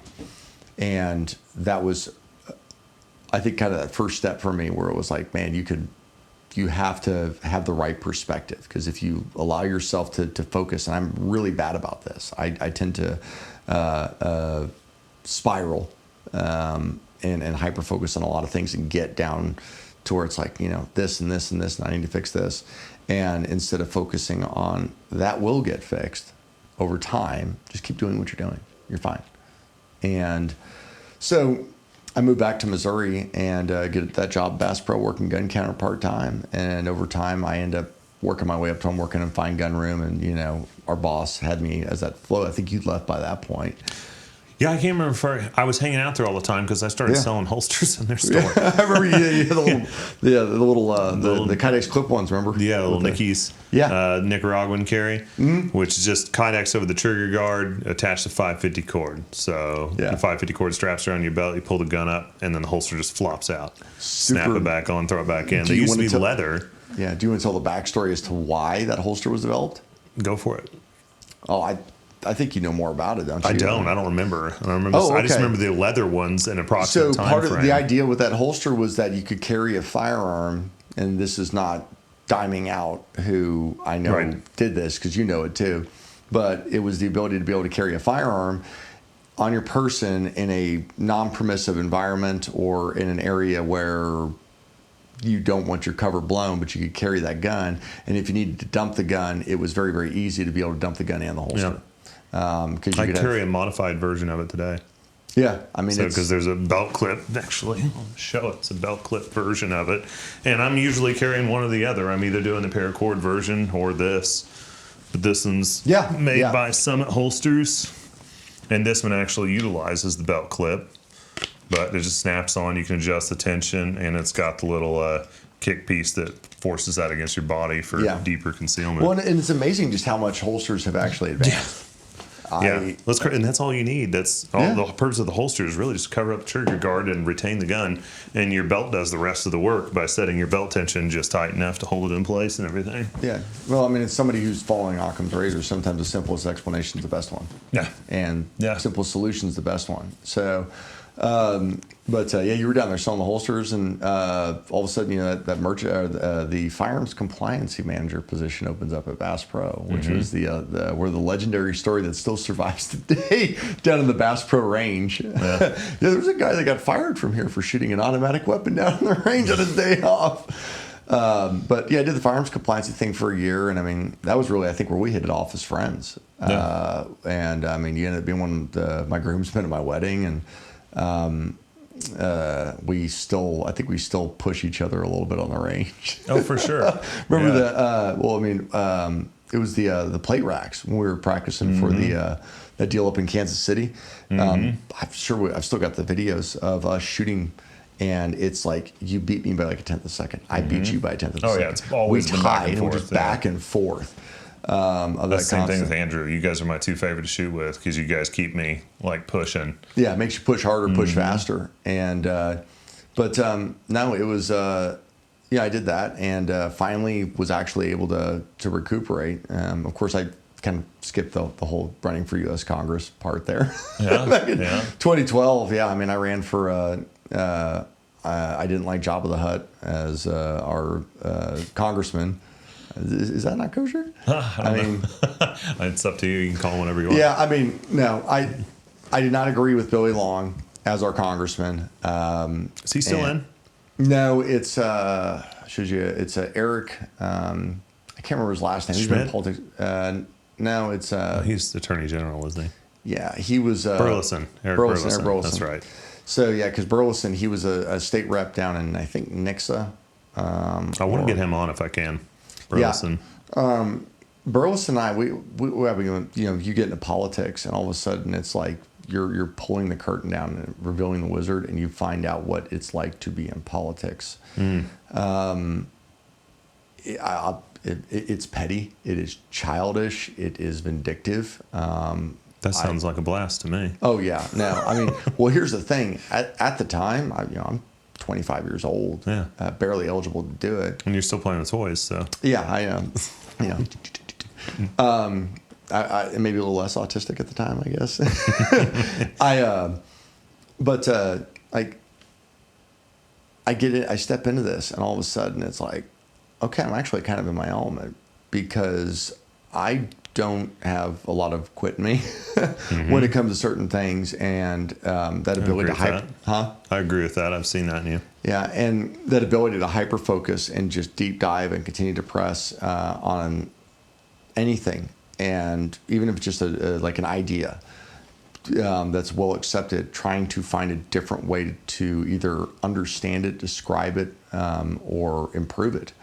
And so, that was a lot of what I applied to it. I remember the very first one, you have Lincoln Days, and every county in the 7th District, which is where we live, every county would have their annual Lincoln Days. And so, the big Republican thing, they do the fundraising, and normally if it's an election cycle, your candidates would come up and speak. And I go down to the Taney County one, very first one. I am a no-name, and I was a sleeper. So whenever you would put your name on the ballot for the primary, you had to go up to Jeff City. I conveniently was up there with my parents' neighbors who were like surrogate grandparents for me. I was up there for a Missouri Farmers Association meeting. I tagged along with them to kind of learn a little bit about that stuff. And while I was up there, I was like, I'd run for Congress. It was just one of those things like, jokingly, it's like, oh, I could fix all the problems. And I remember my Wanda, who's like my surrogate grandma, she goes, why not? Do it. I'm like, what? And she's like, we'd support you. We'll help you. I'm like, call my parents. Yeah, totally. We'd support That's you. wild. And I was like, oh, hell, man. Like, at the end of the day, like, what am I going to lose? Why not? Yeah. And I go meet in line, and if you get your name entered in first, you're at the top of the ballot. So by me, You got it. You're on first. I was at the top of the ballot, and it was the funniest thing because like like all the local news media outlets, like who is this guy? This 25-year-old kid, like no website, no just unknown. And You looked like a 40-year-old, at least with the hairstyle you had. I don't know, dude. I mean, I had a little bouffant, and I mean, at the time, I was still injured from my car wreck. I didn't have like neck surgery and stuff, and have really most everything, and even then, I still pay the price for it today. I didn't have everything squared away, so I was on pain medications throughout the entire thing. Like I was on muscle relaxers, I was on pain medications, and because of the pain, because of the medications, I didn't eat. So I got down to like 190 pounds. I was rail thin. I had a 34, almost 33-inch waist, and that's on a 6'4" frame. That was not me. And then later on down the road, they started giving me cortisone injections for my neck before they did pre-surgery, and then I ballooned up to almost 270 pounds. Oh wow! Yeah, that was my heaviest. I weighed almost 270. I go up to Lincoln Days, and I opened up my speech. I introduced myself as Tom Stilson. I'm running for United States Congress, 7th District, in the Republican primary. before I say anything, I want to set some perspective by quoting Thomas Paine. And if you've ever gotten a personal email from me, it is at the bottom of my personal emails. A long habit of not thinking a thing wrong gives it the superficial appearance of being right. And at first, I'm forgetting the exact word, but at first resistance raises a great cry in defense of custom. But need not worry, time makes more converts than reason. And everybody was like, what? And I give this speech saying that basically your overall, the conservative element within the Republican Party, we are too focused on ideology and what we think it should be and how it should be, rather than looking at what is practical and what we need to prioritize. Okay, yes, gun control is important, abortion is important, these sort of things. But what is it in society that, the what's important now principle, these sort of things. So I give this speech. I had people coming up to me going I've never seen something like that. That blew my mind. And I'm not gonna lie, I had to rehearse that speech a lot to really get it down and nail it. But it made an impression, and things started to go very well. We were gaining traction. Every opportunity my face got put on media, I said, I challenge Billy Long to a debate in an open forum. We will keep it civil. We will keep it professional. This is meant to be a collection of ideas that are going to challenge each other through the Socratic method. And we are going to have an open discussion about what we think we should be doing and who should be representing this district. He never would take me up on that. Yeah, it empowers you. Mm-hmm. Yeah, it did. And I think it shows that you have a lot of men that'll be very verbose and talk a lot of game, but when you stand across from them, it's like the suspect that looks at you and goes, "You ain't shit without that badge and gun." I'm not saying I've done this, but you then take that badge and gun off and go, "Okay, here it is." That most people will be like, man, I'm good. I'm good. Hey, everything's fine. And so, I remember a certain someone in leadership who told his guys to do that. Mm-hmm. And not long ago. This isn't like back in the day. It would have been a few years ago, and I may have seen that. There was no physical violence, but and again, it didn't have to be. It shuts it down, like you said. Yeah, what's the same thing as a guy? You get him in cuffs once, and you're like, "Look, I got these cuffs on me." Yeah. Well, 3 minutes ago you didn't have them on, and you backed into that wall like a bitch. Yeah. Well, and my favorite is, well, guess what? I'm your transporting officer. We will not be having an in-flight movie, and when we get to the jail, the cuffs come off. Yeah. And when the cuffs come off, and then it's like, well, no, you got to take the badge and gun off. Well, the badge will stay on, but the gun's going to come off because we're going to go in jail Sallyport, man. This total side note, but it actually, no, it's directly tied in. It's the presentation, right? Yeah. It's how you say it. It's when you say it. It's the timing. It's the inflection. I have had times on calls where I've had an officer kind of be like, "Hey, come here," and point on the side and be like, "Hey, man, are you good?" I'm like, "No, dude." And immediately I'm up here 1 minute, and then when they point on the side, I'm like, "Yeah, man, what's up?" And they're like, you can tell they're taken aback by the complete change in personality, and they go, "Are you good?" And I'm like, "Yeah, I'm fine. I'm making a point. I'm not tuning a suspect up. I'm not beating their ass. Okay, they are getting the dad talk, the parental guidance, if you will, that they never had. And for some people, this is why interventions can work. You are that intervention. It's not about being mean. It's not about exercising power and control and showing that you've got the bigger dick. What that is you're forcing somebody to have to confront something they don't want to confess to. And it's not confessing to a crime. It's confessing that they have to face the reality that they screwed up. Their life is a mess. They have done themselves wrong. And that's the thing, in a suspect interview that I tackle, and the same thing with the campaign with Billy Long, is that, and this, I think this is anything in human psychology, when somebody is lying, I'm interviewing somebody about a crime, and I know they did. I got them dead to rights. I got surveillance. I got pawn tickets. I got all this different stuff, and I can just hang them out to dry. I've got them, and they're not willing to tell me about it. I could go like confront them with all the evidence and everything like that. But if I can understand their why, their motivation for why they're doing it, and then I can continue to press on that as that theme, they'll break. And they'll finally have to confront the fact that it's not me that they're lying to, or it's not me that they're lying to. It is themselves. And they have to be honest with themselves that they did what they did. And that's the biggest issue for so many people with drug abuse, right? If you know, oh, I don't have a problem. I don't have an addiction. Yeah, bro, you do. And you don't allow them to escape that. It's a horrible thing to have to confront for them. But that ties into, for me, it's a show. It's a presentation.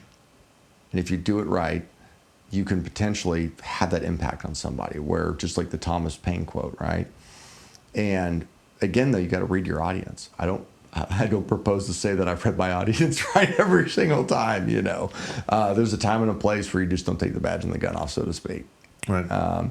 Because you're not going to call them on the bluff, or you're going to read their personality wrong, and they're not going to give you the response that you're looking for, which may be compliance. It may be self-reflection. It may be honesty, right? And so throughout the campaign, I you know, you've heard what I do in law enforcement and how I apply that. Well, throughout the campaign, this was stuff that I started to actually learn of when you interact with people to almost, I mean, books have been wrote about this stuff. This is part of a variety of different interview techniques where it's, you know, getting what you want, which it might be the truth. It may be cooperation, compliance, a donation. So I remember that constant picking and poking at Billy Long, which helped, I think, boon our campaign in a lot of ways. We were down, I think it was Kimberling City. I went down there and I was told that there was going to be a debate between the congressional candidates, but I would not be included. Okay, neat. So whatever. I get down there and they're like, hey, so we're actually going to include you. Billy Long didn't show up.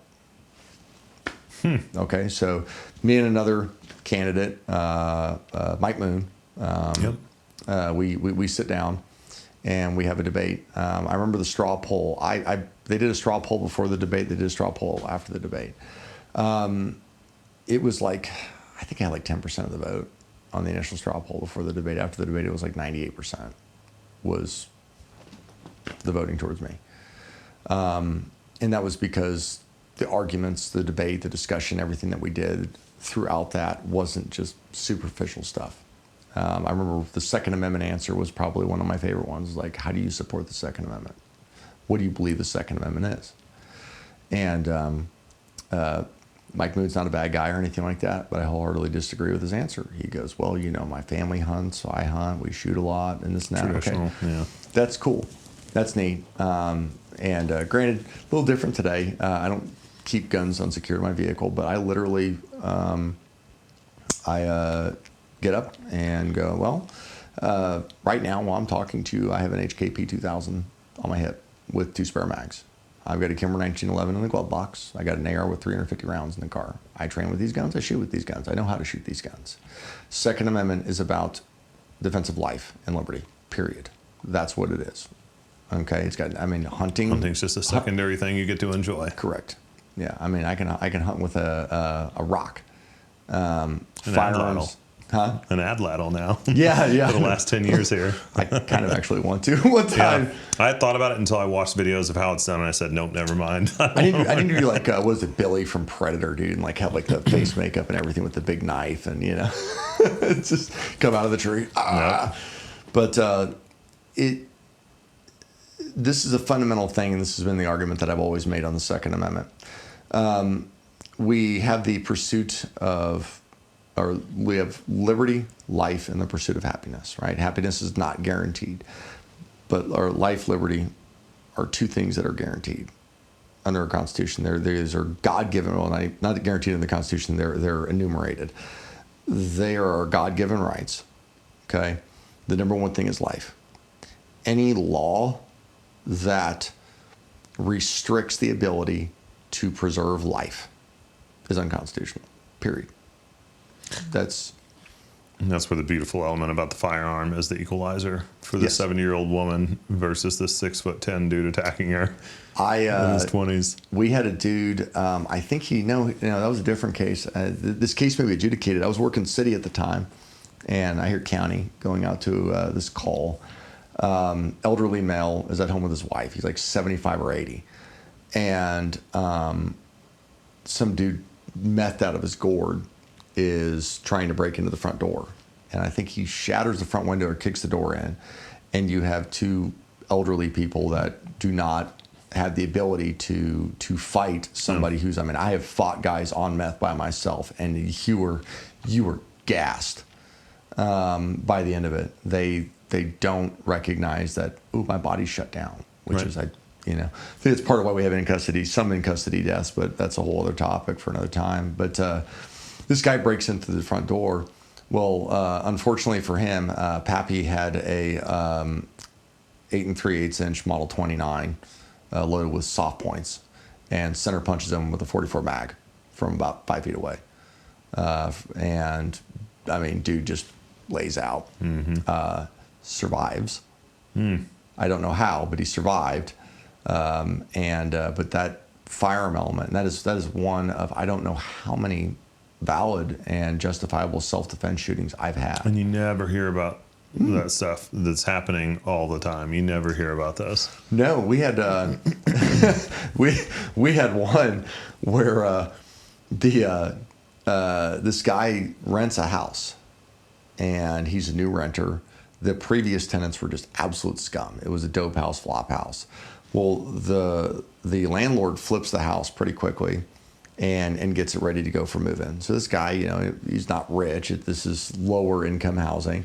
He's hanging out in his bedroom in his AC unit, sitting in the window, and he's got it was a Glock 26 with a 33 round happy stick in it, sitting next to his bed. And all of a sudden his AC unit starts sliding out the window. Oh, shoot.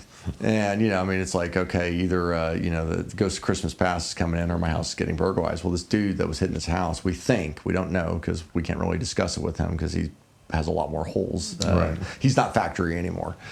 And, we think he was probably trying to hit the house thinking it was still a dope flop house. And so he starts coming in through the window, and he's got a gun in his hand.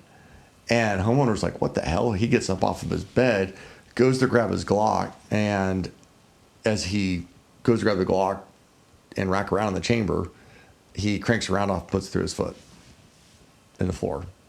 So, okay, we don't have 33 rounds, we have 32 now.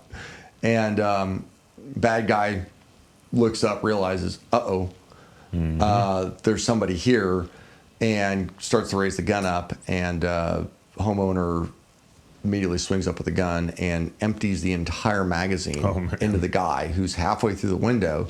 So he's flopped over the window. Just Swiss cheese him. Empty the entire magazine. Dude flops out. Like, we get there, and so does EMS. And EMS is like, we'll run a strip on him. And I'm like, where? There's holes everywhere on this dude. Like, you're not going to be able to, as a report would say, his injuries were incompatible with sustaining life. Right. That's I remember Chad over at yeah. So, but now it's it's funny. I didn't really touch on, I think, the most important element of yours and I's relationship was me sitting there talking with you one day, and you said, I think you'd make a good cop.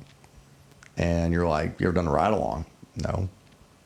And like, well, go on a ride along with me. And I went on that ride along with you that night. What was it, 10 minutes in, the shots fired call, and we're doing 120 miles an hour down US 60. And I was like, okay, this shit's pretty cool. I think I want to do this. And 9 years later, hell of a lot of experiences and, successes and heartbreak and everything in between. And, here I am today. I think one of the more fascinating elements with that is you did multiple ride-alongs with me. Yeah. You came out to the range, and it was a smaller agency where you got to know people and everybody overall liked you. You go to the academy, and then before you're done with the academy, you find out that we are going to go ahead and bring you on as a reserve, right? First. Yeah, as a reserve. Yeah. And Yeah, and you had one of the guys giving you a badge almost before you were completely That done. was, yeah. And you were doing a ride along with me the day you were waiting to get your post results. Yes. And then it found out we were going to hit a door that day. And so then I called up Sheriff. I was like, hey, if he gets post approved, would you swear him in and let him go? And again, Tom, you're not just anybody. You were on the range. Everybody saw you knew how to handle your way around everything, and you'd been riding along multiple times. And but yeah, you get the green light on it, and we're at lunch, and Tony Bowers gives you the call, and you get cleared. Gosh. And didn't we run to the sheriff's office and get you sworn in? We ran to the sheriff's office and ran down was the clerk's office would print the commission cards. I still have the original commission card. Do you really? Oh yeah. And we just because we delayed the door hit, because originally it was going to be like at 10 a.m. and we moved back to like 1. Yeah. Well, the best part was we go to the closet because I didn't have a vest assigned to me yet. So we go to the closet and we're trying to find a vest to fit me. and my concealed carry piece. Do you remember what I was concealed carrying that day? I don't. Because I picked it up. So I went to the NRA show. It was my first interaction with Galco. I'd always wanted the Miami Classic. And I was going to carry Miami Classic. It was going to be ridiculous. So it was for the Glock 17. And it had the freaking quad mag carrier. Oh, yeah. So I had the 4 mags, and I'm out there, I look like some kind of, I mean, it's like straight something like the Temu.com Miami Vice, but still, it was just that was literally the first call for service or first call I ever went on as a commissioned law enforcement officer was a warrant hit. And, I actually get to go in and see that. And I remember, it wasn't long after that, you get in your first foot pursuit, and you remember those things very vividly. My first foot pursuit, my first vehicle pursuit, the first time you actually found dope on your own. It was some chick that was hiding in a burned out trailer, had a crawl space, and she, in the academy they always teach you if you have a very tight area, pie it, quick peep, right? And I actually forgot about this. So I quick peek left and I was like, okay, I don't see anything. And I kind of give it a second. I hit the light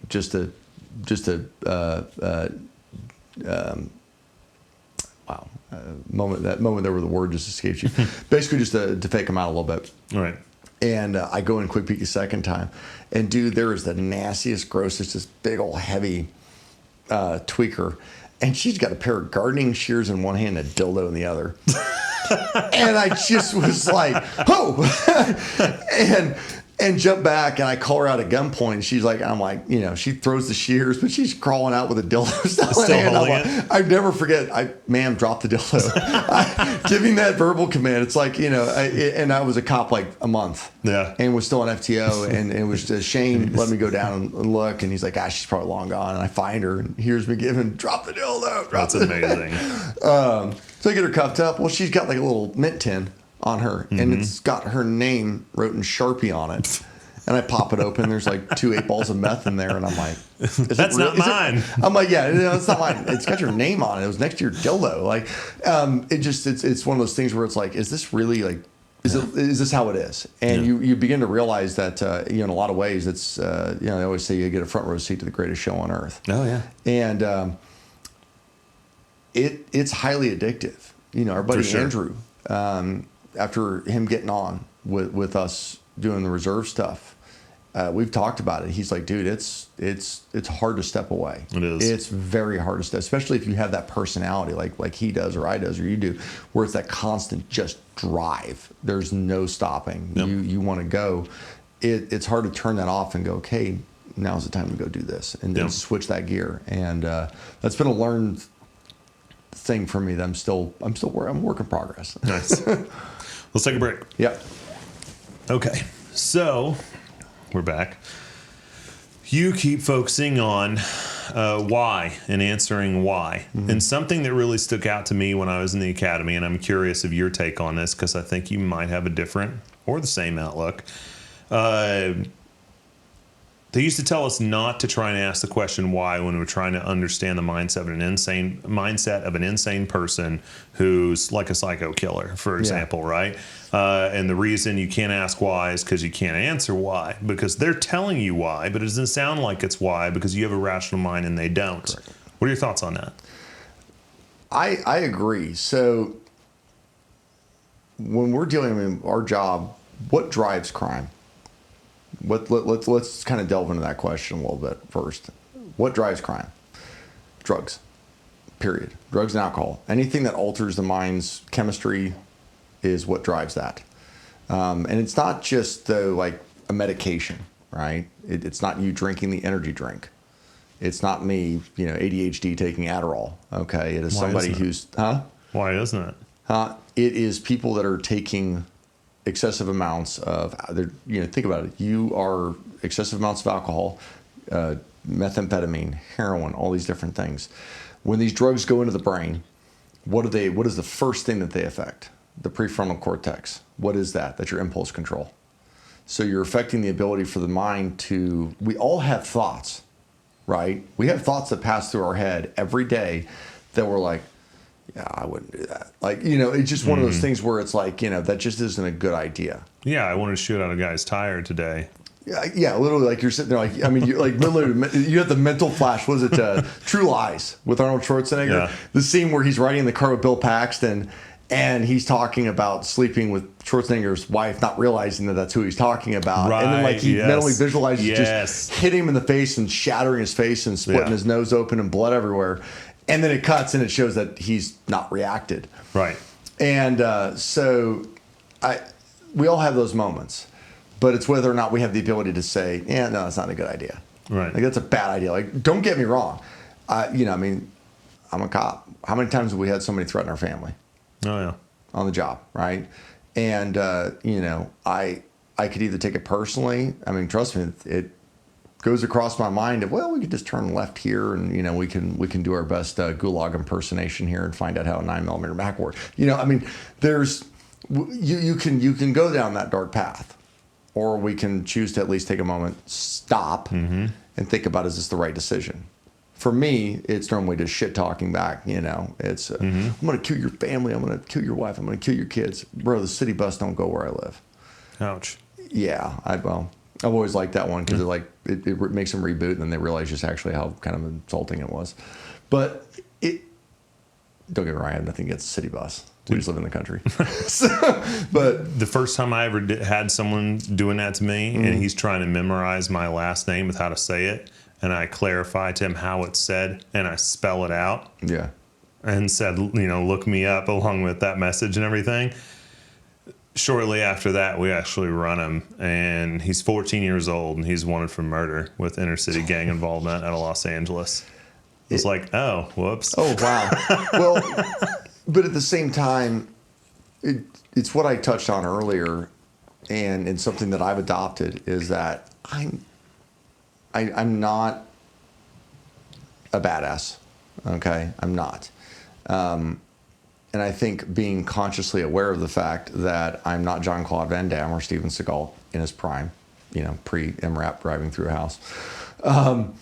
That was probably too obscure for most viewers. Yeah, not realizing that like he's like a member of PETA, and then he drove an MRAP through a house and killed multiple dogs during that, if I remember correctly. So yeah, the irony good reference if it was 3 years ago it came out, but yeah, I mean, it was probably actually 10 years ago, but we're not that. But Andrew introduced me to this quote, and because we were having that discussion about that one day, Lao Tzu. Those who know don't speak. Those who don't know speak. And sometimes they're just not saying anything, or how you say it and how you present it, going back to that. Man, it sells it.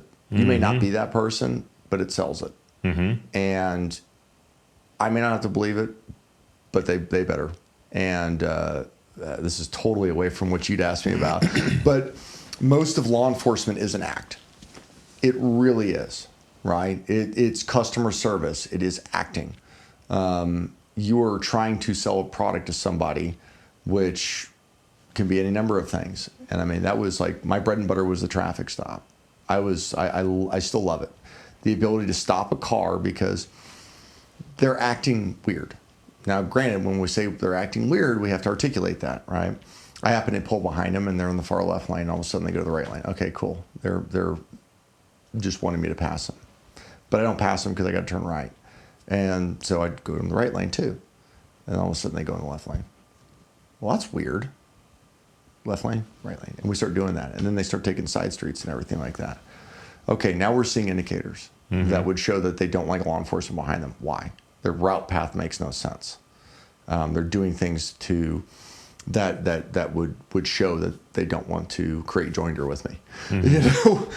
And so then I get my reasonable suspicion, probable cause, stop the car, go up.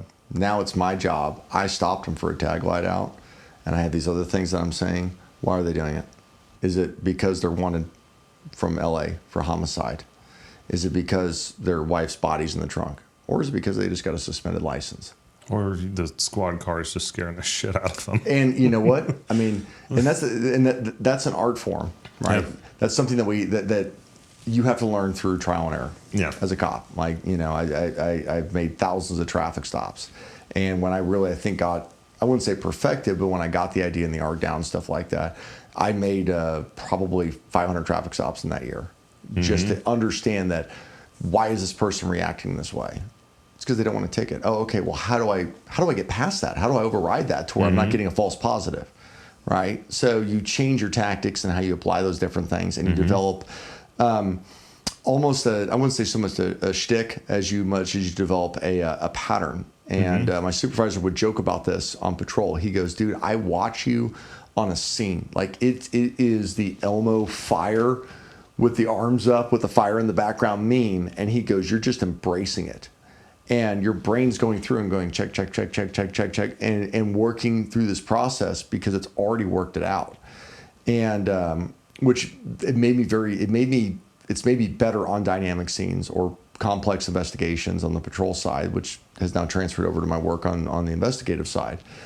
And so, you know, I do these stops and you understand human behavior, and you can take stuff that, I stopped him for a tag light out, and you turn it into, I got a felon with a gun that was on his way to go murder his ex-wife.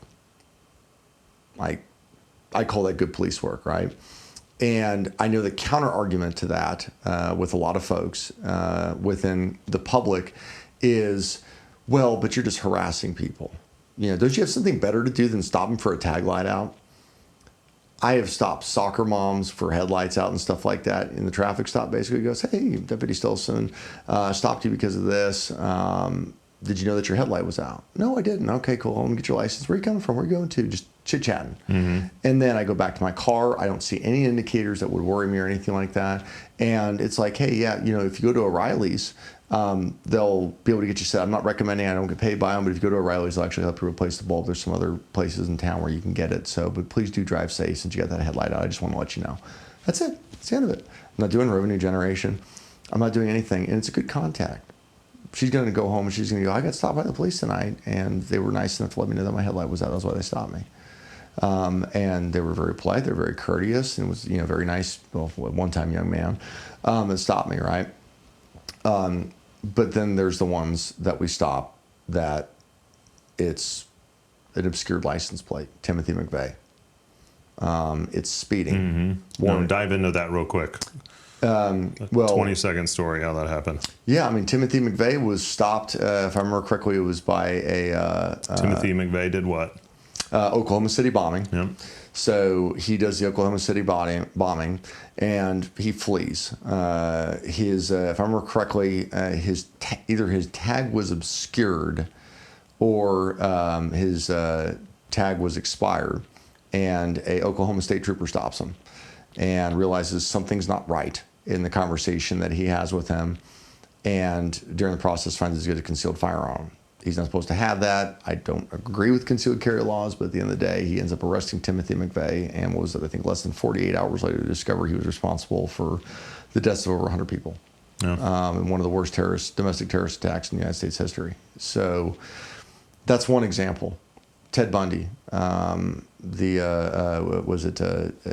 had Bundy, you had Warren Jeffs. His brother or cousin was driving and was stopped for speeding, I think in Wyoming. And when he was stopped for speeding, the trooper recognized the last name and was like, I think I heard something about this. Digs a little bit deeper and recognizes that one of America's Most Wanted is sitting in the back seat of this van with a bunch of underage children in it. Oh, wow. we've had multiple times where it is very simple things. Left lane cruising, right? I hate that. It's a pet peeve of mine. People that sit in the left lane. It's illegal in all 50 states. I do it, but I drive fast and I get over when someone's coming up behind Exactly. me. But because I'm always passing people, That lane is typically smoother because it has less big rigs on it. Yes. And the left lane is for passing. If you're going to sit in that lane, you're either turning or you're passing. Yeah. But do you have a problem with people who are driving it as long as they're getting out of the way when someone's coming up behind them? I don't have a problem with it at all. I mean, I understand why people sit in it. As a cop, people want to, they look for any excuse to complain about something that we do that doesn't fall within the scope of the law or looks bad. Like may not be it's a very direct way of just putting that. Yeah. And I understand that. I get that. But again, it's easy to criticize the king until you're actually sitting in the throne. Yep. And so I've always sped in a patrol car, marked patrol car or not. I normally do at least 8 to 10 over. Like we have a U.S. highway nearby where we live, and I have to commute on that to go to and from work. When I was in a marked patrol car, I was always doing at least 10 to 15 over. And I never got a complaint or anything like that because I didn't split lanes. I didn't weave in out of traffic. I didn't misuse my lights and siren. But my thing was that people see a cop, they see a marked cop car. What do? First thing they do is they slam on their brakes. If I have to go from point A to point B, I don't want to be that guy holding up traffic doing 3 over. Okay, because that actually creates another traffic hazard. So neither here nor there. I mean, it's understand when you get into it, and this is why ride-alongs are so educational. I have had people that were by no means were we going to be agreeing on a lot of political or societal topics, but they get into the car on a ride-along with me, with another officer, and then they actually see how the job done and what a day in the life is like, and they begin to understand it's not NCIS, it's not CSI, it's not Law and Order. It's a very different dynamic and different world. Now, every agency's culture is different, don't get me wrong. There are some that are out there that are incredibly toxic. They are corrupt. That's a whole bigger issue with the standards for policing today being lowered and those sort of things. But people begin to actually understand how the job works and what we do. I mean, your average citizen does not understand reasonable suspicion and probable cause. I think that needs to be a two-way street, though. And one thing where I feel that law enforcement fails is it's really easy to be misunderstood by non-cop friends and very well understood by cop friends, and therefore cops tend to just get to where they're just around cop friends, right? And I really want to encourage everyone in law enforcement to make sure they're staying in touch with people outside of that world because it helps keep them tuned into normal society. Yes. Because just like I wish regular citizens would go on ride-alongs, just one ride-along will blow your mind what all you can learn and make you go, oh, that's why. Oh, I understand that. And then next thing you know, you're telling people for the next 10 years, oh, well, that's because they're doing this when they're doing that, But I think it needs to go both ways. I think cops need to be making sure they're spending other time outside of being and it's the more law enforcement spends their time with law enforcement only, the faster they end up accidentally, I want to say in most cases, accidentally falling into the it's them versus us category. 100%. Blue versus everyone else. 100%. I mean, the vast majority of my friends are cops, but, I'm not the most sociable person, but if I can go to an event every now and again or a meeting or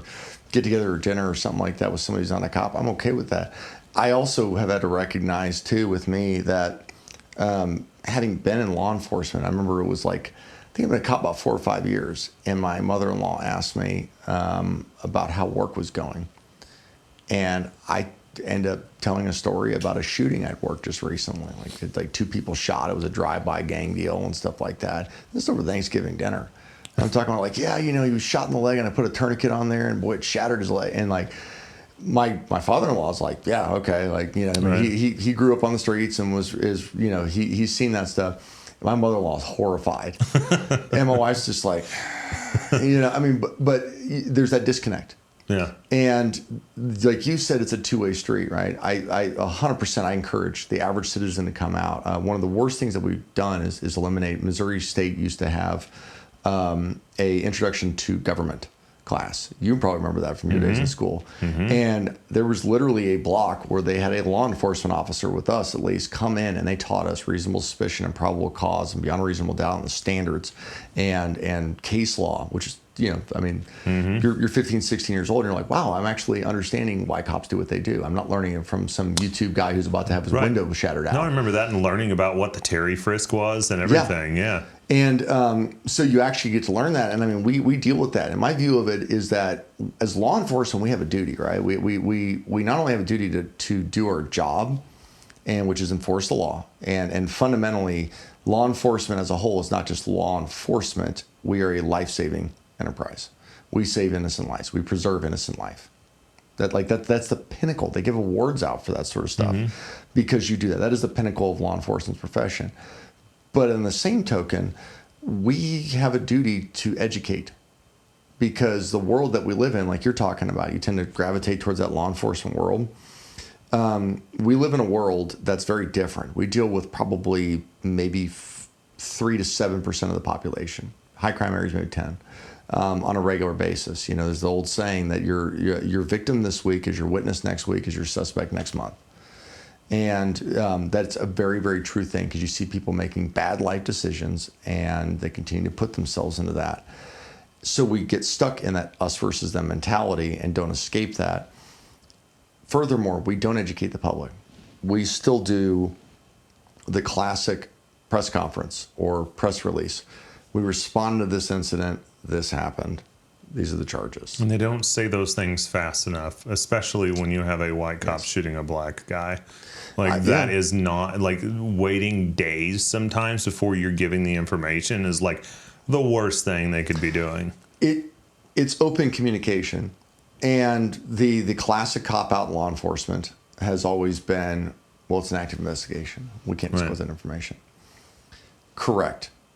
But you can sit there and you can be like, look, here is what we have to do. There was recently a question on social media over a critical incident that we had earlier last week.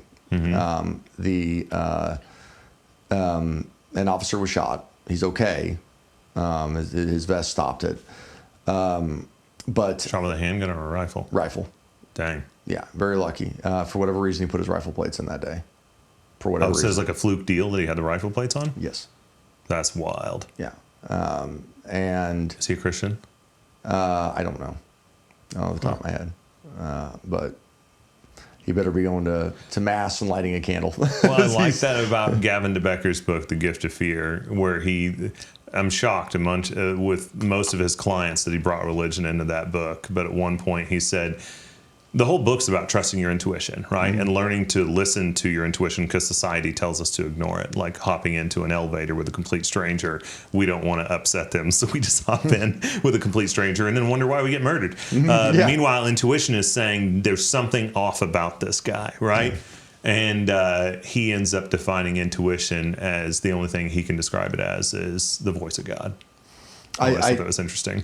I would not disagree with that at all. I'm not exactly. I'm church going, but that's because I work a off-duty gig at a church. But from a church going, church going. I've been to church every Sunday for the last, and I get a paycheck too. But it's I'm on payroll from the church. I'm a God-fearing, But this is my officer-involved shooting class. You sat through a little bit of that on there, discussing it, and it's a very wide-ranging course, and a big part of that course is talking about your gut. I talked about the fight, the flight, the negative panic, these sort of things, right? Not writing that mental hard drive on there. There is a thing that we all experience, whether it be interacting with people, whether it be doing something, where there is that gut feeling, that intuition that says something's wrong. Something's not right. Sometimes we can pinpoint it. But I've learned, and to a degree, I think any cop that has found ways to keep themselves safe, they have listened to that gut and they've gone, what do I not like about this situation? I'll relay a story. I went for a call for service. I got a vehicle description on a truck. It looked like it was an abandoned house, or not abandoned, but it was a vacant home that was getting ready to get sold. And they had a little bit of stuff in the garage there, and this truck shows up. and it looks like they're casing the place to break in. We had appliance thefts, all this different stuff. Get a really good description of the truck and the people from my caller. Go there, no crime, truck's gone. And I call him. He's like, yeah, well, I last saw the truck going southbound on this highway. I was like, okay, that's going into the city. So I go driving down on it. This has been an hour. I got to sign this call like 30 minutes after it came in because of our call volume. And I go down there and I look over and, like, no joke, like, this never happens. Like, to a T, exactly what he described to me is this truck parked at this gas station. So I go up, talk to the driver, it's female, and this guy walks up on my right-hand side, and immediately Spidey senses go up. Something's not right. I don't like this guy. And talking with her, I managed to kind of, as Dr. George Thompson would say, whooshaw my way into giving him, giving me his name, which is a fake name. And as I go back to my car, I don't really have a crime, but I do have reasonable suspicion, so I'm investigating this. I go back to my car and run him and stuff like that. And as I run him, he pops with all the warrants, and I'm like, oh crap! And I last seen him. I had no reason to detain him. He wasn't like she said. He wasn't part of the truck. He pops around the corner. Well, I find out who this guy is, and he is flagged as escape risk. He is hepatitis C positive. He is known to assault law enforcement. He's bit law enforcement. He has, everything. I talked to multiple jailers, and they're like, yeah, this guy, like, if he's going to kill a cop, if he's going to do anything, or anybody's going to kill a cop, it's this guy. And I'm like, okay, what's his pattern? What's his routine? But the whole time, like, my gut was not sitting right. Like, something's going to be wrong with this guy, and I don't like the situation. So I planned, and I planned, and I planned every single time I drove by that gas station, knowing he's going to be back there. What's he going to do? How's he going to react? I'm like, okay, if his goal is to assault law enforcement, he's not going to want to do it in full public view, especially not in our area where it's very pro law enforcement. People are going to intervene. He's going to want to get me out of sight. So he's probably going to go around the backside. He's going to go around to this area here. I'm thinking he's going to go one of two routes. So I start game playing this, listening to that intuition. I strongly think that intuition is what kept me alive, because it was a month later, almost to the day. I'm driving in one morning, driving to go get gas, hour before end of shift. There he is, walking in the store. I pull up, I called it out on the radio, and everybody on my squad lit up lights and sirens. They knew what was about to happen. As I pull into the lot, he comes out the door, I get out of the car, and I yell, he looks back at me, and I go, John, stop. You're under arrest. And he looks back at me, and he goes, you're going to have to catch me, and runs.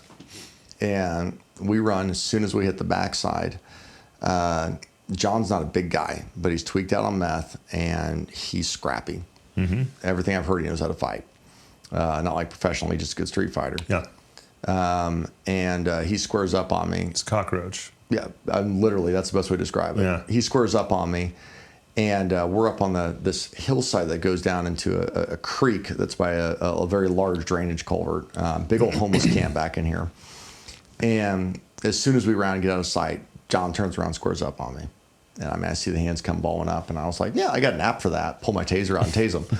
And he's got 3 layers of clothing on. And I get a taser disconnect. And I remember him going, ow, like that. And he trips over. This is like some shit out of a Chris Farley film. He trips over a branch.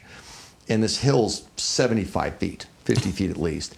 And he is end over end rolling down this hill. Hypodermic needles, God knows what else, everywhere, going down this hill. And I remember, like, put my taser away because I've only got one cartridge. I, like, pulled my cartridge off and threw it. We never found it. And holster up. He rolls down the hill. And I'm trying to get down this hill and not have a repeat of what he did. Right. And I finally get down there. He's obviously way ahead of me. He regains his footing, turns and squares up to me again. And I'm like, are we really going to have round 2? And when he squares up, fighting stance and everything. So I'm like, okay, well, cool. We'll just duke it out. I hit him with the right hook. And he stumbles backwards, and I hit him in the jaw. He stumbles backwards. And I remember I get him in not a collar choke, but it's I forget what it's called. There's a BJJ term for it. It's been a while. But I basically get him wrapped up on his back and get a hold of his collar and clamp down to where I'm trying to basically get him to the ground. I'm probably 260 pounds with all my duty gear on. This dude's 150, 160 pounds, and he is carrying me on his back. We start going back up towards the hill. The whole time he's screaming, just let me stand up and catch my breath. Just let me stand up and catch my breath. And I'm like, no, John, you're under arrest. Get on the ground. Get on the ground. Get on the ground. Just same verbal commands, right? Whole time, dispatch is MIR 634 status. 634 status. And we finally go down to the ground. You know, I've given them location. Everybody knows where we ran to because we've been there before. And we go to the ground, and I'm fighting them. Is it still dark? No, daylight, broad daylight. We go to the ground, and we're like on a hillside, and I'm trying to get my hooks into them, and I just can't. I can't get a good. I can't really get anything, so I still got them wrapped up. And at this point, I've got my radio like this. I've got them wrapped up. Well, about that time, he's on all fours. I'm on his back, and he starts reaching for his waistband. So I'm trying to scoop an arm, pull it back, and he bites me on my right forearm, draws blood. Positive Hep C guy is biting. Positive Hep C. Yeah, and I knew that at the time. And as soon as he bites me, it was like, okay, it's game on, dude. This is active aggression. And I remember I just started hitting him with hammer fist, side of the head. Well, and that's a whole other felony to intentionally. They didn't charge felony. Of course they didn't. They charged misdemeanor. Yeah, welcome to how the judicial system works now. The justice system does not always charge the crime that it's the appropriate crime, but I can't control it. It is what it is. Yeah. So he bites me, continues to try and go for his waistband. And I mean, it's like, it's almost cyclical. I'm trying to change up what I can do, but it's one of those things, if I change position, I could lose control and end up in a worse position. Mm-hmm. And so he's bit me. And so you're trying to keep from getting bit, trying to keep from reaching for the gun, and trying to maintain a specific hold. Because at this point, all I know is he's reaching for his waistband. So you kind of have that slight back and forth between those things while trying to maintain and it's like, control. And I'm backpacking this dude on the side of the hill, and there's broken glass, and like, I mean, it's a homeless camp. I mean, dude, it's disgusting. And way worse than what you'd see in a movie. More worse than you can imagine is what you're surrounded by. It's awful. I mean, because Hollywood can't portray a rough area like that anywhere near correct. I feel like you truly understand. I mean, some of them, I've been to some homeless camps, and that's honestly, I'll be frank, like, that's the way that they want to live. And but you step into their tent or their encampment, and dude, it's like glamping. It's nice. Like, they got stoves, they got shelves, and they're ingenious. Yeah. And I mean, I've had some where I'm just like, dude, like, flat out, like, you know, you give Bear Grylls a run for his money, dude. Like, this is awesome. And But I mean, this was not one of them at all. This was the one where, like, you're walking through and you step in a pile of shit and realize you just stepped in vodka and ramen shit. Yeah. You know, it's bad. And but I'm on his back, and they kept asking for my status, and we're just in this cyclic thing for about 30 seconds, and I finally get enough where I can key up, and they said it was very weird because I was just almost irritated was what I sounded like. It was like, I'm busy and you're bothering me. Yeah. And I get on the radio, I'm like, 634, I'm not stable. I'm fighting one behind the Waffle House. And just key off. And which is why the Waffle House has followed me everywhere, was because of the, what's that? That's why the Waffle House joke has followed me, because that's one of about 3-4 instances where I've had either a fight or a use of force at a Waffle House. And it was bad enough on patrol. One of my lieutenants actually was like, "You were banned from there." So what did I do? When cops came into town to go film, I intentionally took them to go eat at the Waffle House. Yeah, and took pictures and sent my lieutenant. Oh my gosh! When you finish the story, you got to jump into our cops element. Oh yeah. So. Anyways, I'm on his back, and at this point, I hear the tones in my ear. It's called a warble, and it's a high-low pitch. And if you're a cop for long enough and you hear that, like, the first time, your heart drops when you hear that, because that's bad. That means you have an officer in distress, and it's not good. Send the troops. Yes, you send everybody. And anyways. I'm on this guy's back, and I'm fighting him, and I hear the tones. I can hear the sirens start coming, and I mean, at this point, you motherfucker. That's all for you. Yeah, it's just, well, I mean, dude, like that. It's a very comforting thing when you hear the sirens. Like, you know, like, oh, thank God, okay, like the cavalry's coming. At this point, like, with me, it's in the fights that I've been in. Because, I mean, and I want to make this clear, there's a big difference between somebody resisting arrest. I've been in a lot of people resisting arrest. That's not a fight. Right. It's when you've got a guy that is actively throwing punches and kicking and biting and going for a weapon. That is a fight. And this was about 3.5 minutes from the top of that hill down there, probably a little bit longer. It wasn't the longest fight I've been in. I was in that one in one of the local gun stores for almost 9 minutes. Oh my gosh. That's a whole other ordeal. But I don't know how many punches I had to throw in this guy, but I just knew every single time I punched him, he stopped doing what I didn't want him to do, and I knew eventually either he's going to comply or one of these is going to put him out, because that's the only option I had. My taser was out. Pepper spray was too close. I was not to the point. I was getting there. I was extremely close. I'm like, if we do this for another couple of minutes, I'm going to be gassed, and he's going to get to whatever it is, and my options are out. And I'm going to, this is direct. It is violent. It is cruel, but that is the solution. I'm going to have to put around the back of his head. That is where we're at. Reminds me of a certain Iowa State Trooper video where they were like that forever, and then finally pulls it out and puts one in the guy's head to make the fight stop because he had no energy left. Yeah, and I mean, that's the thing. I'm a bigger dude, but I'm also carrying 40 pounds of gear. I am not high on methamphetamine. One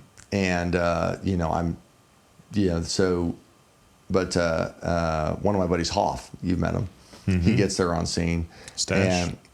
And as soon as he gets there, we're able to actually get him into cuffs, because I can get those second set of hands and be like, hey, get this arm, put a cuff on him. Okay, get this arm. We get him into cuffs, and that's one of those instances where I take a lot of pride in. We put that show on, right, where we look like, are you sure you really want to push it with me? Those guys that they want to fight or they want to do that. And the whole goal was to kind of be the scarier guy there. This was one of those instances, though, where it was not an act. I had to take a step back.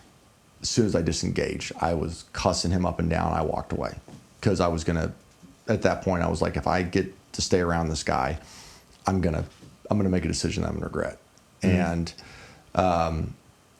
Hoff and one of the other guys get there, and they start searching him, and he had it was a 4 or 6 inch fixed blade dagger tucked in the front of his waistband. One of my very close friends that works in the jail, I work with her husband as well on patrol and SWAT, and she told me she has just a good working relationship with this guy. For whatever reason, she's taken a liking to him in the jail. He gets in the jail. My corporal gets on scene. We're walking up the hill, and the whole time he's just MFing me up and down. You fight dirty, you fight dirty. And I'm like, yeah, well, so do you. You were going to stab me. No, it wasn't. Well, he gets up to the jail and tells the jailer, if that deputy hadn't came at me like he did, and he didn't give me an opportunity, I was going to stab him. And she's like, John, why would you do that? And he goes, I'm on the run. I ain't going back to prison. I was going to stab him, take his gun, kill him, and I was going to go on the run. If I could, steal his patrol car. And looking back at that, it was that intuition.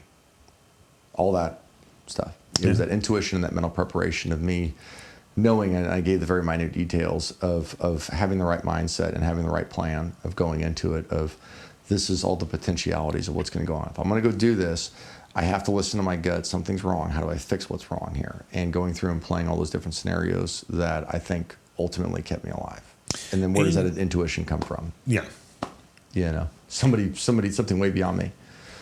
You tapped in with the premeditated element of how that could go down with going around the building. You tapped into elements of that's further than most people would. And I think those individual things allowed you to be able to think quicker on your feet. Yes. Because it wasn't, the tolerance stacking element. If you're getting all kinds of new surprises, it delays you and everything. But you had so many boxes checked already, and knew exactly where everything was going. That's a really cool way to pitch that, where people can understand that from a training perspective, and you can prove thinking of these things will put you ahead. Well, and it's like my corporal said. He's like, I see you on a scene, and he goes, literally, it's that mental checklist. But that's the thing, is that there's some level. Do I prepare for everything? Can I come up for every potentiality and eventuality? No. But it comes down to the educational element. Right. How much am I spending that time to educate myself? And that's why like training is so important. Yeah, you want to be physically fit, but if I can't fight, if I can't shoot, if I can't do these things under stress, I'm going to panic whenever I get into them. And like we had this discussion just recently with a critical incident, and one of the guys was, he's like, yeah, it took a couple of days for the adrenaline to wear off for me, and I like, yeah, understandably so. But I also sat back and I was like, for me though, I've had these prior experiences. It's like the first time you're in a vehicle pursuit, and you're chasing a car, dude. Your adrenaline's everything, but 20 minutes in, you're not amped up as much as you were. Right. And it's that stress inoculation, and it's that constant exposure to that. Well, how do we do that? We do that through mental preparation. Mm-hmm. But I never actually truly answered your earlier question about the why of what drives these crime. The prefrontal cortex, like I said, all these drugs, the alcohol, everything, it affects that and affects your impulse control. So these feelings that a normal human being has, these things that are very impulsive or make them angry and these sort of things, it affects that and it takes that away. And I've seen that in dozens of people. I had a young man that I've encountered both sober and high as hell on meth, and they're two completely different people. And that's a consistent theme across the board. Now, are there some people that are truly evil in this world? Absolutely. I think we've all looked them in the eyes and seen that they have no soul. There are truly evil people. But there are a lot of people where they do not have that switch because they put something into their body that tells them don't do that, tells them it's a bad idea. And I think that's a large underlying element of it, whether it be property crime, violent crime, whatever it might be. That's where it goes. But then you have the mental health component of it, where we get into things like schizophrenia, schizoaffective disorder, bipolar disorder, these sort of things. The common theme across that too is self-medication. They put them on a medication to help stabilize that mood or quiet the voices or whatever it might be. And for whatever reason, either the medication doesn't work or it stops working or there's something else introduced that's an environmental variable that causes a problem with it, and they go back to self-medication. And some people also it seems like a consistent issue I heard is people running from the fog. Because medicated feels foggy. But you clearly have major issues without the medicine, but they don't feel foggy. Yeah. And so that's one that I've heard a lot when people do actually drop it. It's because you don't feel quite alive sometimes when the medication is resetting your balance, because with that, it's just a fogginess, a dream state. Reality isn't real. You're not really in control. Well, and I think to a degree that's very true. I mean, I've never taken drugs that are specifically like psychotropics or anything that would directly affect your mental mood or like mood stabilizers. Like I've had that from migraine meds, and I finally understood for the first time why people who needed to be on psychiatric meds would get to where they wanted to step away, and that stands out to me now when I hear that, because I felt that from migraine meds. Well, and so I'll tie in a personal element for myself. As you know, we've discussed this. My daughter was recently diagnosed with autism. Mm-hmm. She's 4 years old, and she's incredibly intelligent. But she also shows a lot of the autistic indicators, because autism tends to present differently between boys and girls, right? The boys, it's always the trains. Mm-hmm. Girls, it tends to be the more not acting out, but acting, role playing. Mm-hmm. Right, very imaginative, which my daughter had just an amazing imagination. Mm-hmm. But you see consistent indicators across the board, very precise language, where it's not just, hey, can you hand me that cup over there, please? Instead, what it is I want you to hand me you see the cup there? It's just on the edge of the aim point thing right there. And what I need you to do is, it's the green cup, and so you notice it tends to be more precise and almost overly descriptive, right? And that's almost what that is that's a intense hyper focus on that object, that task, that thing at that moment, right? Mm-hmm. So her diagnosis, though, kind of preceded something with me, that we grew up in a time where ADHD, autism were they were kind of taboo-ish, right? For you, that or was over medication like crazy. I was way over medicated. big time. Yeah, and I don't think they truly had figured out. I mean, this is a consistent theme in the medical field. Really isn't anything. They apply something, not fully truly understanding it, and then there's a lot of wreckage in the path of realizing, there's a better way of doing things. Dude, I started my day with 18 milligrams of Adderall. And then when I got home from school, I had another 12 milligrams as I weighed 60, 70 pounds in seventh grade. And so you're taking 30 milligrams of 60, 70 pounds. I'm a 37-year-old dude that weighs 220 pounds, and I take 30 milligrams. Extended release, extended 12 release. hours. I don't think it even existed back then. At least no. And I would just. Yeah. Dude, if I noticed whatever I was doing in the classroom, when I switched classes, whatever I started doing, I'd lock in. Like if I was looking at the clock, I'd be zoned out at the clock the whole time. If I started drawing, wouldn't hear anything the teacher said, and I'd just be drawing. If I was paying attention, I'd actually kind of lock in and learn something. Well, this kind of ties into my grades dropped. Yeah. And then we finally understood getting rid of it. Yeah. And that's the thing, is that it comes down to are you trying to ram a round peg into a square hole? Yep. Yeah, I mean, you can spit on that thing, haktua, but it's still, it may not fit. And but like your energy drink right now. Yeah. Okay, we both know this with each other. We are nicotine, caffeine all day long. Right. And I think a lot of it is that it is we focus on. It's because I work third shift, night shift, or because I don't sleep very much. It's like chicken or the egg. Which one actually came first here? Mm-hmm. And like caffeine does not touch me like it does other people. I mean, I could sit there and slam 1,000 milligrams of caffeine over a day, and it's not going to make me jittery. I'm level. I'm sure you're the same way. Yep. The reason being is like with ADHD, it's when we complete a task. Like if I'm writing a paper, and I have to write a section on that paper. When I complete that section, the average person gets a small little bit of dopamine that hits and goes, good job. Congratulations on that task. But with people with ADHD, they look at that and they're like, what's the point? My brain, like, there's no feedback. They don't get that. They don't get that positive feedback to it, which is why the ability to focus is very, very difficult unless it's something that is a strong passion piece, yeah, what you call almost like a circumscribed interest. And I think in a lot of ways, I think law enforcement, first responder work attracts people with ADHD a lot because the environments are very dynamic. It is not office space. You're not sitting at a desk all day long doing repetitive work. You don't know what you're going to run into that night. You don't know if it's going to be you sitting in your patrol car going through TikTok videos for half of it, or if it's... You get paid to do that? No comment. Yeah, but I mean, like that's the thing is it's like you just don't know what the night's going to be like.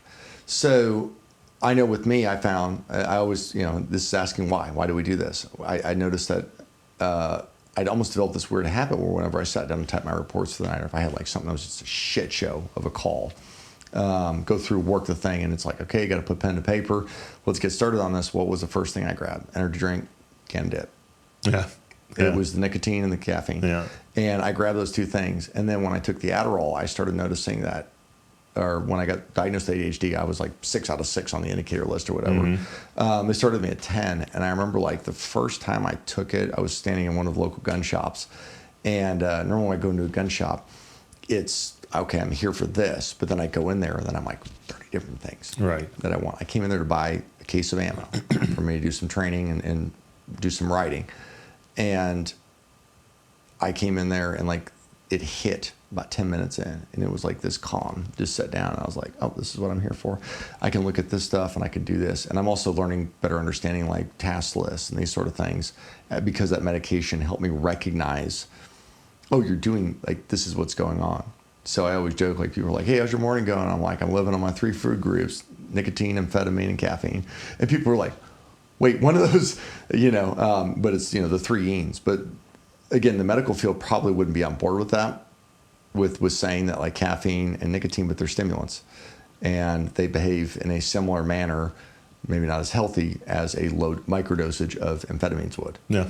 So anyways, you get on that medication, and it was enough for me to actually begin to recognize, oh, I'm like, this is what is cueing these distractions. Like, it was just enough to calm it down, not slow things down, but clarify and organize things, put them in a little box, that it was like, oh, well, that's why I didn't get that done. I'm doing that because most people with ADHD, we wait until the time pressure's on, and then we get down to the last minute, right? Yep. Which part I think why first responders, I think that's part of why a lot of people with ADHD are attracted to the first responder field, because that pressure element to it. It's like even the simple things like report writing. Yeah. It's easy to let your report stack until you're at that last minute where they're forced to finally be written. How many good cops have you seen that they go out? I mean, you can get them on the stand. They're going to testify all day long. They do a fantastic job. They're very articulate. They're smart. They know their case law. They know how to work things. They know how to interview people. They can work a call front to back. Then you read the report. Or like you're on them constantly, like, did you get this done? Did you get this done? Yeah. And you notice with those cops, like that's always the constant crunch. Yeah. What is that? That's ADHD. Yeah. So like I understand the aspect of like with the medication, where because I could still up my dose, I could go higher, and it probably would help me even more. But it was at least enough for me to give like, there's a cue here that I'm doing this and I shouldn't do this. Or like, oh, that's why this is happening, right? But this ties into talking about my daughter being diagnosed with autism, which I'm very open about it because I think it's people don't understand, right? Like talking about law enforcement. You don't understand law enforcement if you don't talk about it openly and why we do what we do and how it works and these sort of things, to educate people, give them the why, give them the how. But before that, we were sitting down, my wife and I, we'd gone to a therapist that worked with neurodivergent people, people with autism, ADHD, these sort of things. And we were, it was mainly like it was meant because we had so many issues with my daughter. It was trying to help our communication, these sort of things. I almost 9 years on overnights, and then all of a sudden I go to days where I'm working like an actual 9 to 5 schedule, 2 degree. And so it's a huge change, and we kind of wanted to head that off. We're sitting in there. My wife's like, I think this guy will work well for you. Well, her son's like 10 or 11, and he's autistic. He's very high functioning. We're sitting in there, and we were talking about some of my work. And my wife makes the comment of, well, yeah, they just stick the weaponized autism on it. Because at our agency, that was the running joke. It was, Stilson's weaponized autism. Go forth and conquer. Right. And so if they wanted somebody to hyper focus on a project or deep dive on something, they'd give it to me, like, go do this. Okay, cool. And so it wasn't just ADHD with that. It was, the weaponized autism. Well, we're sitting there, and the therapist goes, weaponized autism? And I was like, yeah. I'm like, it's a running joke. She's like, I've never heard that phrase before. And I was like, yeah. I was like, well, it's weaponized, and then you step into militarized. That's when things really go off the chain.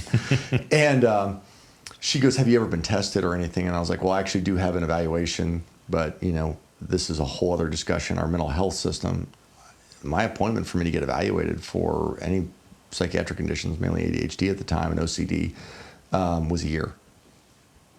That was as soon as I could get in, was 1 year. That's insane. It was November, it was like October of 2023, and they're like, yeah, we'll get you in like December of 24. Like, I couldn't imagine being somebody with like bipolar disorder or schizophrenia or something like, or depression, and they're just going to throw medication at me for a year until they can actually get me in and teach me methods to not just cope, but actually grow from these things. And she goes, have you ever taken autism spectrum disorder tests, anything like that? And I was like, no, I've never been tested or evaluated for it. And she goes, I'll get you the tests. There's two main tests. There's like one's AQ, which is autism quotient, and the other one's called RADS-R, RAADS-R. I think we've discussed this before. Yeah. And I was on the spectrum. I was on the spectrum, much lower than you, but yeah. And well, I go into it trying to keep an open mind, no preconceived notions. I took the test, and it was one of those things like, it wasn't just the test results, it was the questions. I'm reading the questions, and you're realizing, like, when you were a child all the way into an adult, did you find that certain fabrics and materials irritated you? Have you found that as an adult, certain noises will want to send you into a rage or certain things? And I'm like, yeah. Like it just, I'm like, this shouldn't be irritating me this much, but like legitimately, I want to flip out Right. and break something. And I never understood that. I never had those answers. So I go through, take this test, I get the results back, and it's like, congratulations, you're autistic as fuck. And, it's like, huh. Okay then. Like, it's not a true medical diagnosis, but it actually begins to explain some things. And when you read into the research and you read into understanding how the autistic brain works, it's like, oh, wow.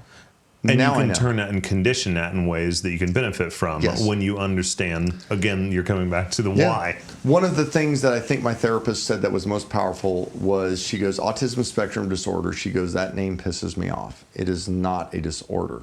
If you learn, granted, now, there's The amount of people people who are on the spectrum who are high functioning, I would agree. There's people that are moderate to low functioning that, yes, I would agree. Like there's a lot there that it's, you're going to have quality of life issues, but nonetheless, it's how you raise that person in the environment and how you treat them. Do you treat them like they have a disorder, or do you understand how they learn and all these different things? And then you work your way around that to still achieve the behavior So that you can help them learn. Yeah, exactly. Right. Yeah. So like, my wife, her high school boyfriend, his younger sister had Down syndrome, and her parents, ex-military, did not treat her any differently than they did her brother. They understood that they maybe needed to word something differently or do something differently, or they understood, like, they weren't asking her to go out and do grocery shopping. But they still, like, if she acted out, they wanted to make sure that she understood that that was not okay. Yeah. And they understood, understanding triggers and these things and working with that, right? Because that person's mental approach, their mental faculties are different. But, as my therapist said, she goes, it's not a disorder. She goes, if you use a lot of it right, you see the world differently from other people. And she goes, it's a superpower when you really think about it. And that was kind of the first time in my life where I'd actually had a moment to take a step back and understand that when, like, we're working on guns and you were asking me, hey, I need you to take this gun apart, or somebody would be like, I need you to organize something, or I need you to dig into this, and or a case at work, it's like, hey, can you look at that? And I look at this case, and all of a sudden I've tied it to 20 other crimes that nobody else caught. And they're like, I don't get how you do it. Like, there's no way I can do that. And me, I'm sitting here like, what? It was easy. Like, you got to see this and this and this. And they're like, how do you remember that? You're remembering case numbers, times, dates, people, faces, like exact crimes, the MO. You can almost recite a report from 4 years ago verbatim if I bring it up, tell you where it was at. And I began to understand that, like, that is something that not everyone has. And that's an ability that you can use to not only benefit yourself, but benefit others. Oh, yeah. And I think that's any of these disorders or conditions and stuff, is that this ties back into the original point. Certain medications, these sort of things, if you have any kind of mental health issues, the biggest thing you could do is not just take the medication or go to therapy, but to actually dive in and truly try and understand what the research says, what is going on. Other people who have managed to cope through it better than you, being able to go through and learn from them and find ways that maybe you can apply to yourself. I think everyone, even without anything like that, everyone should be taking the Myers-Briggs personality test. 16personalities.com, I believe, is the website where you can take it for free. And learning the Myers-Briggs and the different personalities, having your significant other do it, your best friend, like people around you, your coworkers, then looking up the relationship of yours and theirs and see what the pros are and the cons. And it's amazing. The person who showed it to me, it was an ex of mine who was a nurse, and hers basically stated that she would completely lack the ability to think outside of her own shoes. She couldn't have another perspective in an argument, and it would take hours for her to figure out a cool down, and then she would come to and recognize, okay, all right, the truth that we're trying to get to is somewhere here in the middle. I'm wrong and you're wrong, but here's where we can both be right. And that was fascinating, because it's like, I was able to even point that out to her. You introduced me to this. You believe in this. We're not having this discussion now. And then hours later, we'd come back and we could have it. She's like, that's so crazy just seeing, how that works. But the other thing, when you're talking about the superpower, I had never heard ADHD, hyper focusing, referred to as a superpower until reading the fake book, the third one down, R.E. Gold. Yeah. That's over there, Rules to Rule. What's it? The Gold Standard? The Gold Standard. Which is Jeremy Piven reads that in character for his character from Entourage. And he started talking about that. And it blew my mind and taught me like, whoa. I've already learned how to implement some of the stuff that he's saying. Yeah. But I didn't fully grasp it until I read about it. And then I learned how to actually use it as a hyper focus and get stuff done. But everybody should be learning about these things. If you have issues that you know of, like seeking some professional advice on that and learning how to work around it, and I don't see why everyone isn't trying to work on themselves, like finding their issues and try to make those things better. Like your best of strengths you should be working on to become the best of the best, right? But then your weaknesses you should be working on, pick one, maybe two, to where you just some subtle changes to kind of lift those up to where they're not as problematic. Oh, 100%. And I mean, and a lot of that ties into perspective, right? We have a perspective of the world around us, and then there's how the world is. And you talked about like how with your ex, you were able to address that with her and go, hey, you're doing that. And she'd be like, oh, okay. And now it's time to take a step away. And I've had several times now with my wife where I start going down a path and this is just it's part of the autism component of it, is that the circumscribed interest and the constant problem solving, and she's like, you're doing the doom spiral, or you're doing this, and it'll snap you out of it. And you're like, you're right. Yeah. And then over time, I begin to learn, for me, that okay, this is, at least like instead of being like, what is wrong with me? Why do I feel like why do I feel this way? Like, am I just an angry person? Am I just am I just a miserable person? Do I just hate, do I just not see things the right way? You actually begin to understand and go, no, that is part of your biology, your humanity, that for whatever reason, you're a Tesla and I'm a Ferrari. My wiring, you run on electric, I run on gas. Our wiring is different. And it doesn't mean that one is bad. Both vehicles go fast, right? It just means that their components run a different way. And maybe your breakdowns are going to be related to something else, whereas my breakdowns are related to, X or Y. And once you begin to kind of understand that stuff, you can really work on it. Because it requires some brutally honest self-reflection.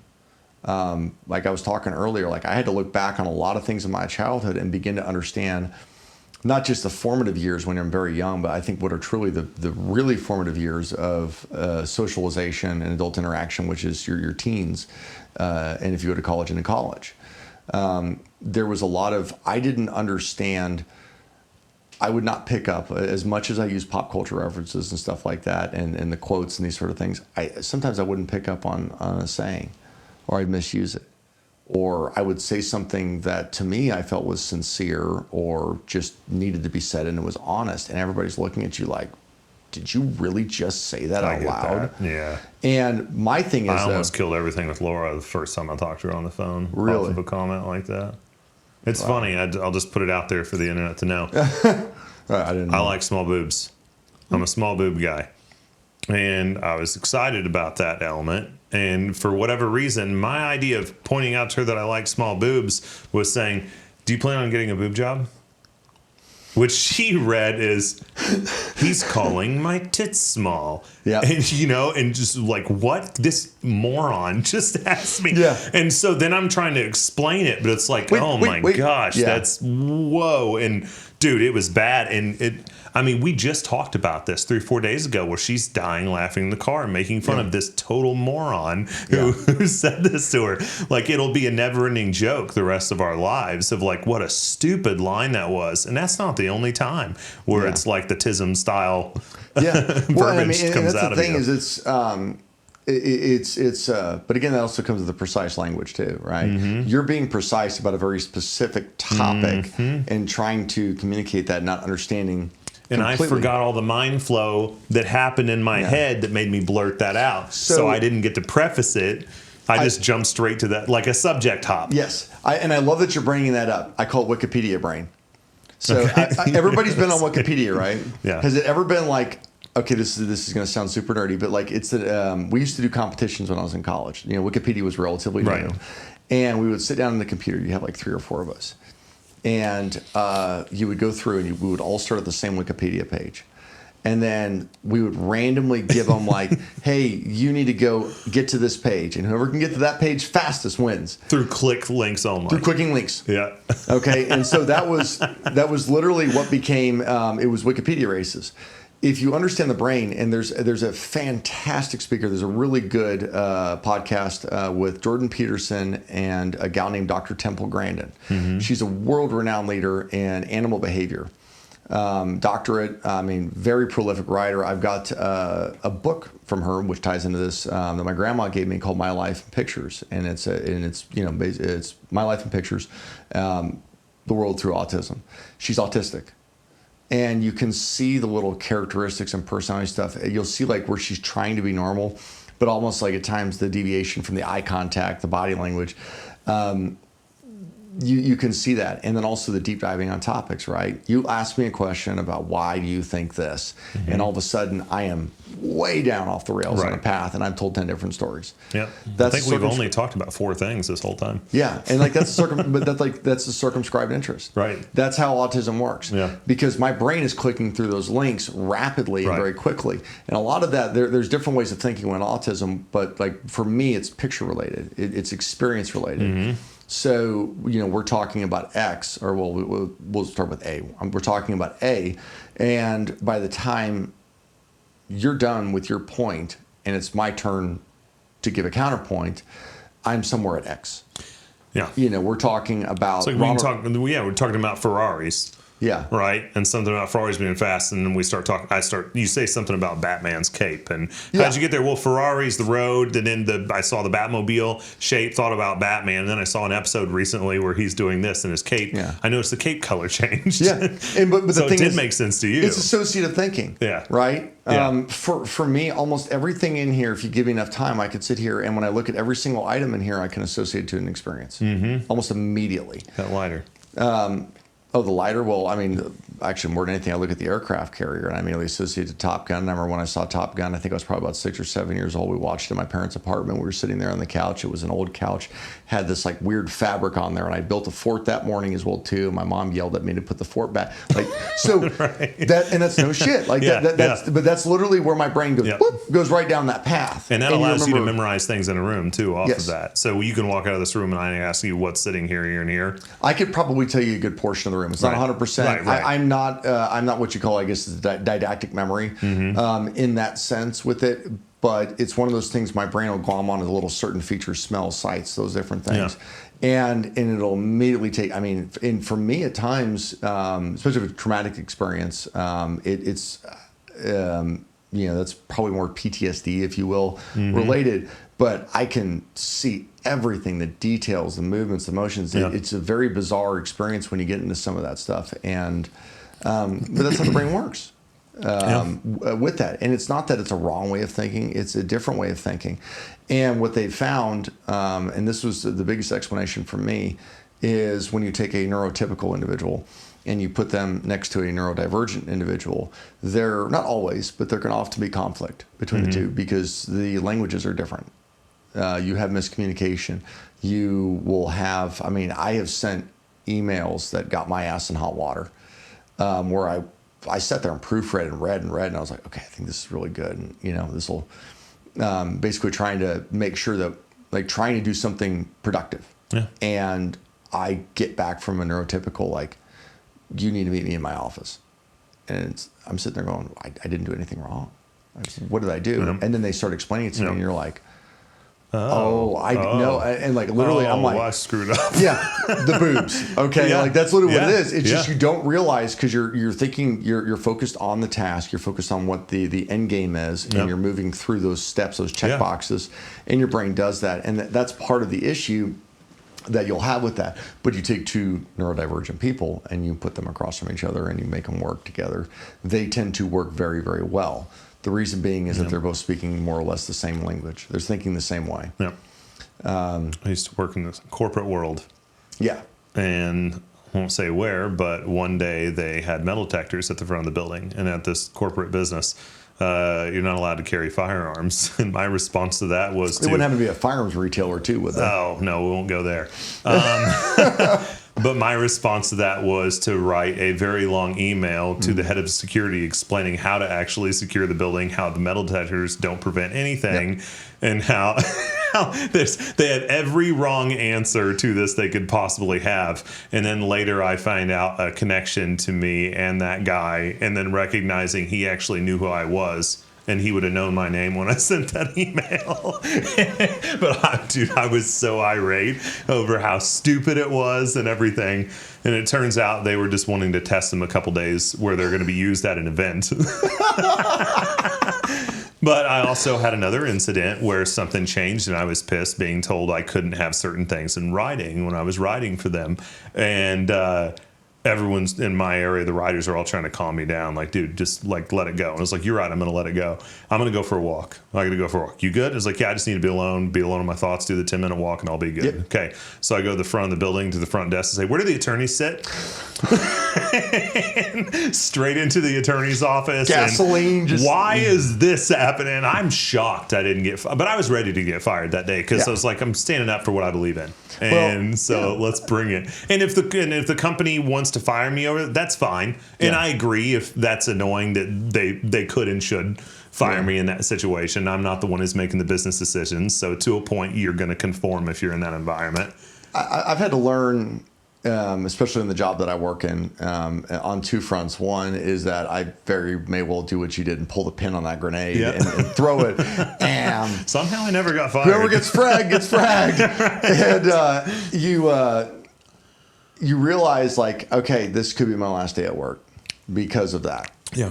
But at the end of the day, you did something that you felt was right. Yeah. And you did the right thing. I was fired from a company. The basis that they said was for shooting my personally owned M16 down in the range, which how many people, because we both worked in the same range. Yep. I used to watch your agency shoot down there. And I can't tell you how many times I took a department MP5 in there and let people get trigger time on it. And that was like, they knew I was doing. The guys in loss prevention that submitted the video of you got to shoot my MP5 down there. Yeah. So a lot of that story in and of itself is funny because there were so many things. Like while I was getting fired by the vice president, he has a dip in, which literally the first page of the manual says that if you're caught using a tobacco product on campus, whether smoking or dipping, you'll be subject to immediate termination. Yep. So, there's a lot of stuff there. Boy, I smoked a lot when I was there. Oh, yeah. And they said they'd run us off in the parking lot, but I was pissed off and angry. It's a little bit before you got me to go to Path. Yeah. And I'd just be out there smoking, and when they'd start driving by, I just say something. Let's go, buddy. And they just cruise on by. I wish one would. Oh, yeah. And say what again? I dare you. I double dog dare you. But do they speak English and what? Oh, it's such a good movie. And then there's like the flip side too with law enforcement where it's you have that sudden realization that due to politics, either within your agency, outside of your agency, due to social frustrations, due to just frankly you downright crap in the bed, and things end up going south, and as a result, like you're getting criminally charged or you're getting fired and your career is over and done with. I mean, that's the dynamic, and it's what I said earlier, it's there, but for the grace of God go I. It's a big part of why I got out. Yeah. Shortly at Ferguson is basically when I got out, and I could see the writing on the wall that we weren't going to be protected much longer over things that should be obvious protections. Yeah. And I'm not even talking about what you mentioned earlier. What is it? The hot button topic on where cops can't be sued over X, Y, and Z. Oh, qualified immunity. Yeah. Yeah. It's the dangerous element, or not dangerous element, but the thing is that there's the law enforcement profession, especially if you're working at the street level, I understand you're not going to get rich doing that job. But if you do not approach that job understanding that, okay, these events, they're not frequent. They don't happen that often.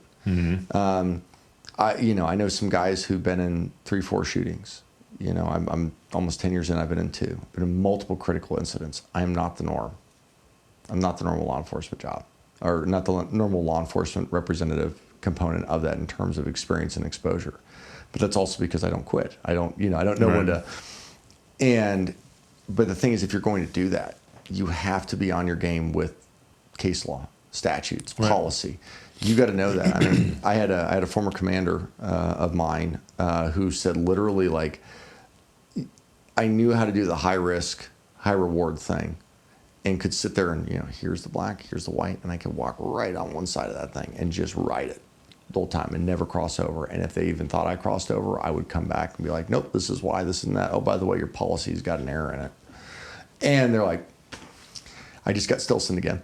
And but I learned that because my ass got in a sling more than once. I have made mistakes. Looking back on my career, I've made mistakes that I've gotten in trouble for. I've made mistakes that I didn't get in trouble for that I tried to rectify. I've made mistakes for things I didn't even do. Yeah, it's like, yeah. Why did you do this? I was in another state. And but like that's the thing is that if you're going to do the profession, you got to do it right. And for me, it was learning experience. And where a lot of the academies succeeded, they also failed.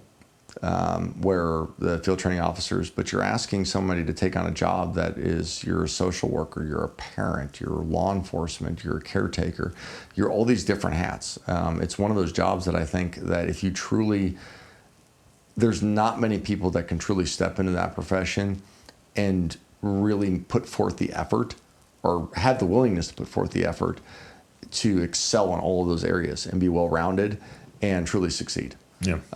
And it's risky, it's difficult, but if we are to get the law enforcement that we demand, we have to start stepping away from looking at law enforcement as, well, you don't need a college degree. A lot of agencies do require them, but they've lowered standards. You don't need a college degree, or you don't need military service, or you don't need work service. I'm not saying you need you don't need a college degree to be a good cop, period. You don't. But if agencies start looking at this from a perspective where it's, okay, this is a profession, we need to treat it as such. We need to treat it like a nurse or a doctor or a attorney, where it is long-term training. And we need to really re-envision what law enforcement training and everything is. There is no focus of long-term training. It's just continuing ed basic bullshit. And I mean, if we were to put this into a box of, this is Tom Stilson's world and we're going to do things exactly as I want it to be done, academies wouldn't be 6-9 months. You would actually be in academy for probably upwards of 2 years. Yeah. And it would be sectional with actual apprenticeship experience. Because we can sit in a classroom and we can learn about, this is how you investigate a domestic assault and do the role playing and all that stuff. And, of course, things get off the hook and people start getting goofy and you can get some laughs out of it and maybe get a little bit of value.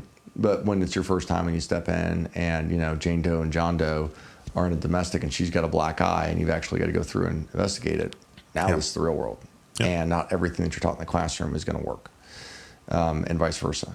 So you start learning that actual application. Well, why don't we change a academy format to where it's 3-4 months. You're in classroom practicals. You learn how to use the tools on your belt. You qualify on firearms. You get certified on all these things, and you learn case law, and you review case law, and you go through case law, and you apply case law to real world scenarios and learn all these different things. And then after 3-4 months, you get put into a car. So you've learned the basic framework. We've taught you, don't violate somebody's rights. This is how you don't violate somebody's rights. We've taught you, this is how you use the tools on your belt so you're not a liability and don't use them at the wrong time and don't violate somebody's rights. And then we have taught you the basic framework on how to drive a car safely, right? So now we can put you in a car with another officer, deputy, or whatever it is, and now we can actually put you out there and you not be a screaming liability, and you can be there and be present if a fight kicks off or something like that and help, but you're there to watch, you're there to learn, you're there to see how it's done. And then we go back, and now I've got real world experience. Now we go back into the classroom, and we're going to review this stuff. And then we're going to expand on it. We're going to include the mental health components. Coming back to the classroom, one thing that'd be amazing about that too is instructors who actually gave a shit would start finding changes in the material based on people coming back and realize, oh, we're not quite teaching this right. Yeah. How many PowerPoints have we seen that you remember from your academy was how many years ago now? Dude, you were talking about TikToking in your car, and I was jealous instantly because when I was first in a car, your phone couldn't do anything on the internet. Yeah. And I was told of this haircut place that was forever south in my county. I could go sit in their parking lot, back my ass up right against their building, and if I was lucky with a Wi-Fi extender on the laptop, I'd be able to use the internet, and I could work on reports and stuff. I kept a laptop in my car so I could do reports in my car. Yeah. We had to go back to the jail. I saved my reports on floppy disks. They issued me one. It's got my badge number. I was like, what's this? He was like, that's for your reports. And I laughed again. Yeah. He was like, it's for your reports. I was like, really? That's what, 2012, 2013? I started in earlier 2009. So 09. And dude, like we had crappy little flash drives back then. And I was there when we transitioned to flash drives, but like probably a little 256 megabytes or, not even a gig. And now we're recording on camera hard drives that are 4 terabytes that are this big. Yeah. It's crazy. It's insane. I mean, we've gotten away from CDs and everything like that, and it's all USB drives. I mean, like my duty bag, if you will, has got probably a dozen USBs in there that are like, we were discussing that recently. I'm like, why do we only have 64 gigs? Like, I just need the 16. Yeah. And they're like, they're the same price. Huh? Yeah. Like, okay. And, but I mean, even then, I got my law enforcement commission. Let's see here. It's, what's it, 22nd? 24th. 24th. Oh, wow. Samsonite, I was way off. But in tomorrow will be 9 years I've been a cop with the commission. So it's funny you bring that story up earlier. I remember a time there were no laptops in the cars. And then we get those cheap 1033 laptops that had no internet. And I couldn't even I couldn't pull a case number. Now I can stand outside of my car, ask my dispatcher, go, hey, pull me a case number, add somebody to the call notes for me, do this. And I can go through and sit in my car anywhere in the county. I can go down, we were just on vacation in Florida. My laptop went with me. And I had stuff pop up for cases I was working on. I was able to sit there and pop it open and do all this stuff. And so the technology's advanced so far with what we can do. But on the flip side, you look at the PowerPoints that you went through in Academy, probably a lot of them are no different than today. Dude, I ought to show you. I just found a recruitment video from Overland Park, Kansas City while I was in the Academy in 07. And I just found, I'll have to pop that in and show it to you before you leave. It's funny. That's amazing. It's so bad. It's so old. And it's like 1996 practically throughout the whole, and it was filmed way later than that, but cops looked terribly behind and everything with their style back then. Well, it's actually funny. So you mentioned, you brought this up earlier when we were discussing the educational thing, and this reminded me about this, and I was going to touch on this. So this ties into it. We haven't updated a lot of the training on this because, again, like you said, you don't have people that really care. You didn't have somebody that's out there. And it's not just what you teach, it's how you teach. Because there's certain ways that you teach stuff, and we've been to those trainings, and some of the, one of them's a defunct training organization. They may have not been the best publicly in terms of how they presented themselves, but the material, I've never seen a company that presented material that I saw cops retain, and it was good material on case law. Like, case law is a dry subject. How do you make it entertaining? I've seen companies go out there like Elite, or not Elite as an organization, but I've seen like Elite training and stuff, and they're like, yeah, don't bullet point everything, don't death by PowerPoint. Put pictures in there, put funny videos, use it to tie into the topic. Because now, just like I was talking about how I could sit there and look at that lighter and associate it to watching Top Gun as a kid, I can actually associate that, I know the silly video, with that, and we can associate it to that, right? Because we remember those things that are engaging and entertaining, whether we're ADHD, autistic, or just normal. So that's a huge component, is we're not doing the proper training, and we're not relaying the information the best. That's why we remember our good instructors in academy. Why? Look at their PowerPoints. Look at how they taught. Look at what they did. And it's the passion behind it. It's the ones, if it's a passion subject for them, you're going to love it. If it's not, some of them had passion, but they weren't good. No, they weren't good. And I'd love to say some quotes that anybody who went through would know, but I'd be throwing the poor guy under bus. Do you need 12 hours? Maybe as a rule. Okay, you're with me. Well, I mean, 12-hour rule. Well, I mean, the best way to describe him is like if you got Dr. Phil off of Timu. Yes. He's the Dr. Phil we have at home. That's legitimately how he looks, though. Like, if the shoes are on the floor, they live there. Yeah, step under my umbrella. I mean, he had a very distinctive voice. You guys may notice I have an interesting voice. I do a little voiceover radio work. Well, cool, you're not on the radio now. But yeah, well. like 2 weeks of that guy? Oh, man. Yeah. It's crazy. I had to have a brain scan shortly after that to make sure I didn't have cancer from the tritium front side of my mouth. You asked about energy drinks for me, and I said it was the academy. Yeah. He was one of the classes where I was hitting 2 a day. Yeah. Because it took 2 a day to keep me awake. So dry. But then you go work your first domestic, which is that was the topic he taught you in domestics. You go work your first domestic, and you just hear that in the back of your head. It worked. Like, get out of there. I mean, he's just, It worked. Yeah. It wasn't the best. I had Sean Clausen for DWI, and he was probably, in my opinion, the best instructor I had. Yeah. He did an amazing job teaching that, made it really, really interesting, and tied in a personal story from the beginning that was sad, and then punches you in the face with it at the end. That was mind-blowing. And that guy understands education. Yeah. And I mean, well, and he's out now. He moved along, right? He owns a bar in town, actually, ironically. Oh, that's right. Sports Bar and Grill. Yeah. He's like a co-owner in that. But what's it called? Marty's. Marty's. Yeah, I haven't been there forever because we don't live near there anymore. So we. I got my little. She was a little German Shepherd. She's like 6 or 7 now. And I met you guys there in the parking lot. That was oh goodness. So that was. Well, you didn't just meet us in the parking lot. You had to drive me home. Oh. I was 3 weeks off FTO at my last agency, and my field training officer and I, we had, our squad had the week from hell.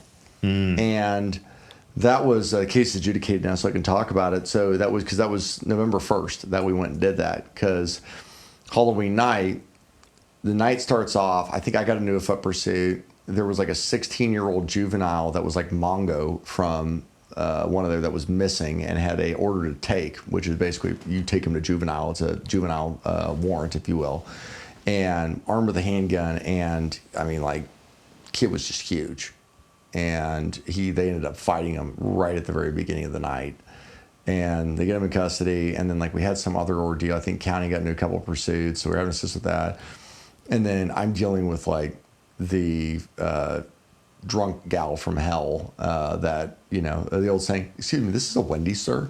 That's literally what it was. She was refusing to leave the Wendy's and was talking about aliens, and she was hammered drunk and probably had some other stuff going on, but I ended up taking her on a 96, which is a mental health hold. Where you basically say like they're a danger to themselves or others, or they're reasonably incapable of appropriate personal care. Right. So I remember I'm getting in there and I'm filling out the affidavit, and I sign it, and then I hear the dispatch getting the shots calls, and then I hear my FTO get on scene, and he's like, I've got one patient, multiple gunshot wounds here. I got another patient here. Like, I'm on, oh no. And I go screaming over there, and there wasn't that many people there. I go into the house, they're helping them, like they're treating 2 dudes with gunshot wounds in the backyard. One dude is inside the house on the ground, and like I remember I come in and I come up to go check on him, and I couldn't step without slipping on brain matter and blood, because the suspect had mag dumped him in the face with a stolen Glock 19. And then there was another guy that was on the couch, and he basically did a Marvin from Marvin from Pulp Fiction to the guy. I thought it was a black male, and it was actually a white male. That was that was from the bruising as a result of the cavitation from the round hitting him. And we come out, I think we had like a total of 5 gunshot victims. We had 2 dead, all over a roommate argument. ended up having multiple people killed. So like literally, and then it just snowballed from there for the rest of the night. We were on that for most of the night. Everybody else was trying to shag calls. We get done with that, and that was when my FTO was like, "You drink? Yeah. Meet me here. We're going." And I was like, "I'm still finishing your report." He's like, "Finish it up and get your ass there." Okay, cool. And then what was it? 5 hours later, you get a drunken call from me, or you know, and going back to the law enforcement thing, to close that point out, we need to do a better job of educating the public. And I know traditionally we've done, citizen academies, ride-alongs, these sort of things. So many people aren't on time for that kind of stuff, though. No, they don't, but they got time for social media. Yeah. And a great example of this, and I truly respect the guy for what he's done for law enforcement, is a guy named Lieutenant Tom Cotton, retired from Bangor, Maine Police Department. Yes, you got me to follow that. Mike Rowe, a few years ago, shares this thing, and Danelle, my wife, tells me, "Hey, have you heard about, you need to see this post from Mike Rowe?" She sends it to me, and I look at it, and it's like, "Hey, whether you're a supporter of law enforcement or not, you got to read this page." Bangor, Maine ain't a huge town, and I think it's got 3 million likes on Facebook, and there's a reason why. Cotton could write. Man was he still is. He's a very talented writer. He can tell a story, and you can learn from it. And he would do stuff like Wednesday Got Warrants, or Mugshot Monday. And they would do these little things where he would tie in police blotters and everything, and he would make stories with it, but it would be educational to a degree as well as entertaining. And, you always close it out with, remember what your mom told you. Keep your hands to yourself, leave other people's things alone, and be kind to one another. Which I still close out a lot of my contacts with people. I'm like, "Hey, just if you follow those basic rules, you'll be good." Yeah. And, but he did so much, I think, for, it wasn't spinning oh, look, we're great and everything. Like it was, he was actually showing law enforcement operations and not tactics and stuff like that and tipping the criminals off, but he was actually teaching people to a degree of understanding how the job works and why we do what we do and these different things. And I mean, it was nothing political. It was just, no, hey, this is how it works. That's what law enforcement needs to be doing. I get that we want to post photographs of, us handing out ice cream to kids and stuff like that. And that is important, the interaction stuff. I will tell you I think the most impactful interactions I've ever had with kids is if I'm working a call outside of a Walmart and I see some kid staring over there, looking at my car, looking at me, pointing with his mom or her mom, that I approach him and go, "Do you want to sit in my car? Would you like to check my car out? Do you have any questions?" And getting those kids to interact with that, to understand that, and at least have that, as Einstein said, that passionate curiosity. Yep. To look into those things, because that starts on the individual level.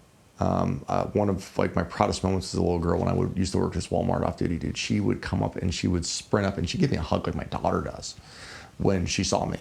And because that experience. And as a kid, I was 5 years old. And I still had the Polaroid photograph somewhere. I don't know if it's even still visible. But I had a Polaroid that I had hanging up in my bedroom until I was a teenager and we moved, of me sitting in a Crown Victoria. It's 1993, 92 range outside of the comic book shop up in Runner Park. And that was it was a Marin County Sheriff's deputy that stopped up at the shop to grab a cup of coffee.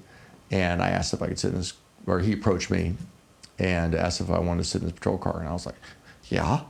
And go sit in there. And that experience of sitting in that car and seeing those things and asking those questions and having that interaction, you don't always forget that as a kid. And so it starts at the individual level in law enforcement. The agencies need to start adopting that. You start the education, you start the outreach, not just with symbolic gestures, but real shit. You actually do the things to get the public to understand it and to buy in, right? The why. Yeah. To actually truly buy in as to why things are the way they are. And that does require sometimes having a hard conversation. Well, and the symbolic stuff, too, people become numb to it just because they've seen it. Yeah. It's just like if you went out and took a photo of you in uniform playing chess with a homeless guy near a homeless camp and put it out there, it's like that may be a little heartfelt because it's kind of new to some people, but we've already seen that picture done. Yeah. You know what I mean? Yeah. And to me, that has to evolve like everything. Just like you're saying, the training has to evolve, like how you're showing the community how things are done, why things are done. Yeah, and it's and I think that's do I have all the answers on that? Absolutely not. But that's what we need to have that conversation, because at the end of the day, it comes back to the why. When social media is free, yeah, they don't have to pay sponsored ads, and even smaller agencies, you could assign a couple people tasked with creating a post. So you're going to create a post on Monday. I'm going to do a post on Tuesday, and then we have to send them up the chain where 2 supervisors clear them and proof them on copy, photos, whatever is included to make sure it matches the department image, and then kick it out. But how much time is that taking? You know? Well, and really, I mean, it doesn't take a ton of time. I think it's reorganization, it's regrouping. It's also, you need to just find people passionate within your organization that are willing to do that. And to me, that's not hard to find. There's always guys who want that. 100%. There are people there. I mean, look at your best report writers. Guarantee those are going to be the ones that are probably going to put your best posts out there. And, you know, I'll add this caveat. I mean, I used to back off on social media a lot. I'm like, well, law enforcement officer, I shouldn't be getting into debates or discussions on social media. I need to be very careful about where I insert myself. Yeah. As of recent, I've kind of realized it's how you insert yourself, right? And understanding the circumstances and reading the room. We had, I told you about the critical incident that we had earlier last week. And in the press release for our agency, it said, over 100 officers from our agency and surrounding agencies responded to this incident. And, mind you, that's an officer down. That's a hell of a scenario and deal. And several people asked questions on there, like, why did it take 100 officers? It's one guy barricaded in the house. Well, I'm not only law enforcement, I'm also, I do the hut stuff, the tactical work. And I understand why. I understand that we had a shooting, guy armed with multiple firearms inside of a neighborhood that's fired shots, and multiple law enforcement officers hitting one. We have to clear that area out immediately. It's a heavy, dense residential neighborhood. You ain't doing that with one cop. If we're going to do it efficiently and we're going to do it correctly, we need a bunch of cops. We also didn't know if he was fully contained in the house due to the landscape. So you're going to have perimeter units that are going to extend the perimeter. Mm-hmm. And you're going to have an inner perimeter and you're going to have an outer perimeter to help with containment. But that's the bare nuts and bones. That's not getting in your SWAT team. Right. That's not getting in your armored vehicle operators. Your just your happened in commanders. Branson or Taney, and it was like that, where people from everywhere responded to do the same thing. Yeah, and that's the thing, is the average person doesn't understand the logistical nightmare that you run into in a situation like that, in a critical incident, how much resources something like that's going to sink in you up. It's not like you've got one guy in the front, one guy in the back, and a dude standing out in front of a loudspeaker. Right. That's not how it's going to work. But the thing is that if I come at it and be like, well, you don't know anything about law enforcement, why are you asking that question? You're a cop was shot. And it's a problem because a lot of those guys do jump in the comments. Yeah, but I mean, isn't that the dialogue for the most part today? Right? It's that oppositional stuff. It's, I want to prove I'm right. I want to prove that you're wrong. Instead of let's make this educational. Politics to choose a side. Yeah. Are you this side or this side? Are you team red or team blue? Yeah, and it's my thing has never been, but anyways, I answered the question on there, and more or less like I answered it here. And I get back, thank you. That was actually very informative. I didn't know that. Somebody else comments on there, hey, thank you. I actually asked that question earlier. Because you could do it diplomatically. Yeah, and it was educational, right? It wasn't attacking, it wasn't accusing. I mean, but even then... You're answering why. Yeah, I'm answering why. And the thing that, unfortunately, though, is that I can control what I can control. I can control my words, how I say them, when I say them, where I say them, all these different things. I cannot control another human being. And just like I think we saw in the gun group where I was doing the ballistic testing, and I posted some of the data that I had and was like, hey, doesn't match up with what you guys are saying. Nope. And the level of vitriol, what was it? It was, you need to educate yourself. You're an idiot. Go take this class. Go read here. But there was no actual tangible information. Mm-hmm. It was just, you just need to go do this. Or, go read that. Okay, well, instead of you regurgitating, you should read this book. Tell me the points in the book. Tell me the points that support your argument. Like, let's have a discussion and go through and let's look at the facts, let's look at the data, let's look at the reasoning and the rationale behind it, so we can get down to, do we reach an agreement? Do we maybe agree in some areas, disagree in others? So, and that's the problem, is that you're not always going to get you're not always going to be on the receiving end of it. And if you can't control it, it is what it is. But we can do a better job of it because people want to know why. I had to back off social a little bit too when in law enforcement, because I had one comment on I believe it was on a Fox News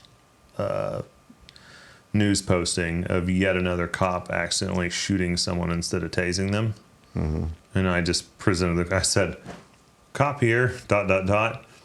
Why is anyone asking why we shape the taser the same as we shape the gun?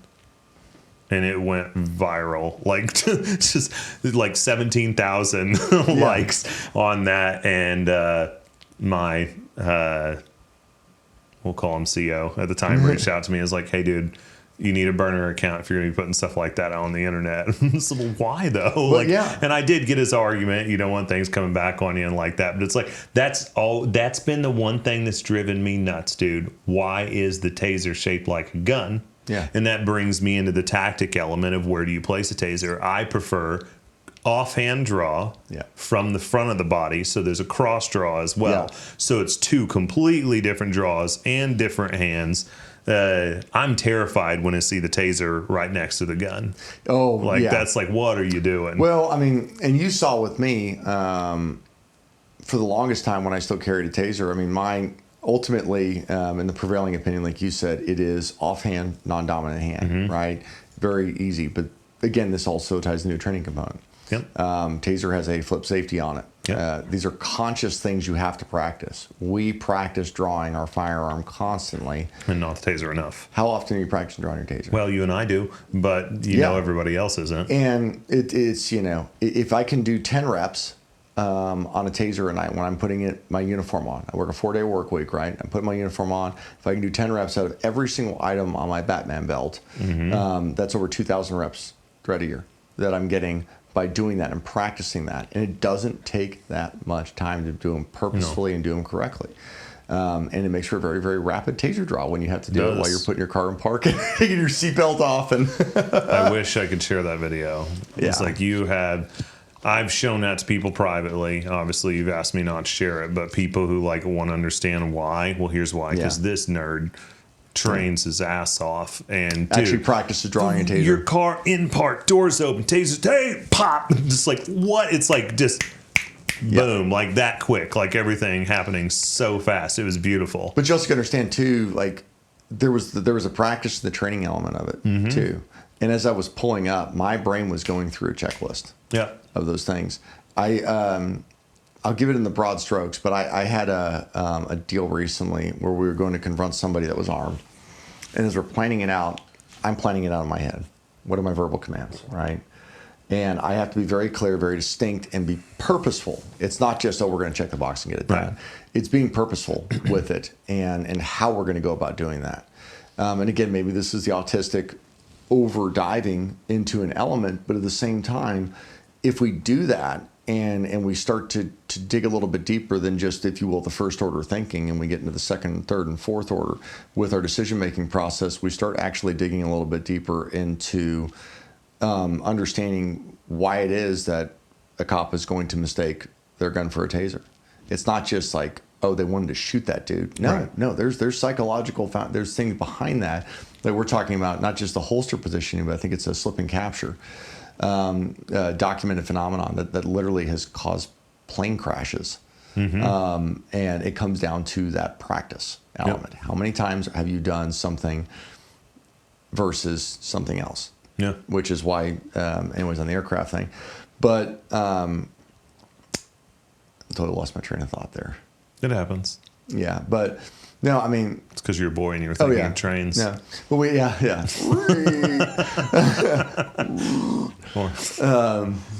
You saw the food dog and thought it was a squirrel. You should call this podcast a puzzle piece. Put a puzzle together. I actually, but no, I remember now. So it's, as I was pulling up to her, my mind was, what are my tasks? What do I need to do before I even pop that door? What do I even do before I talk to her? Oh, seatbelt's got to come on.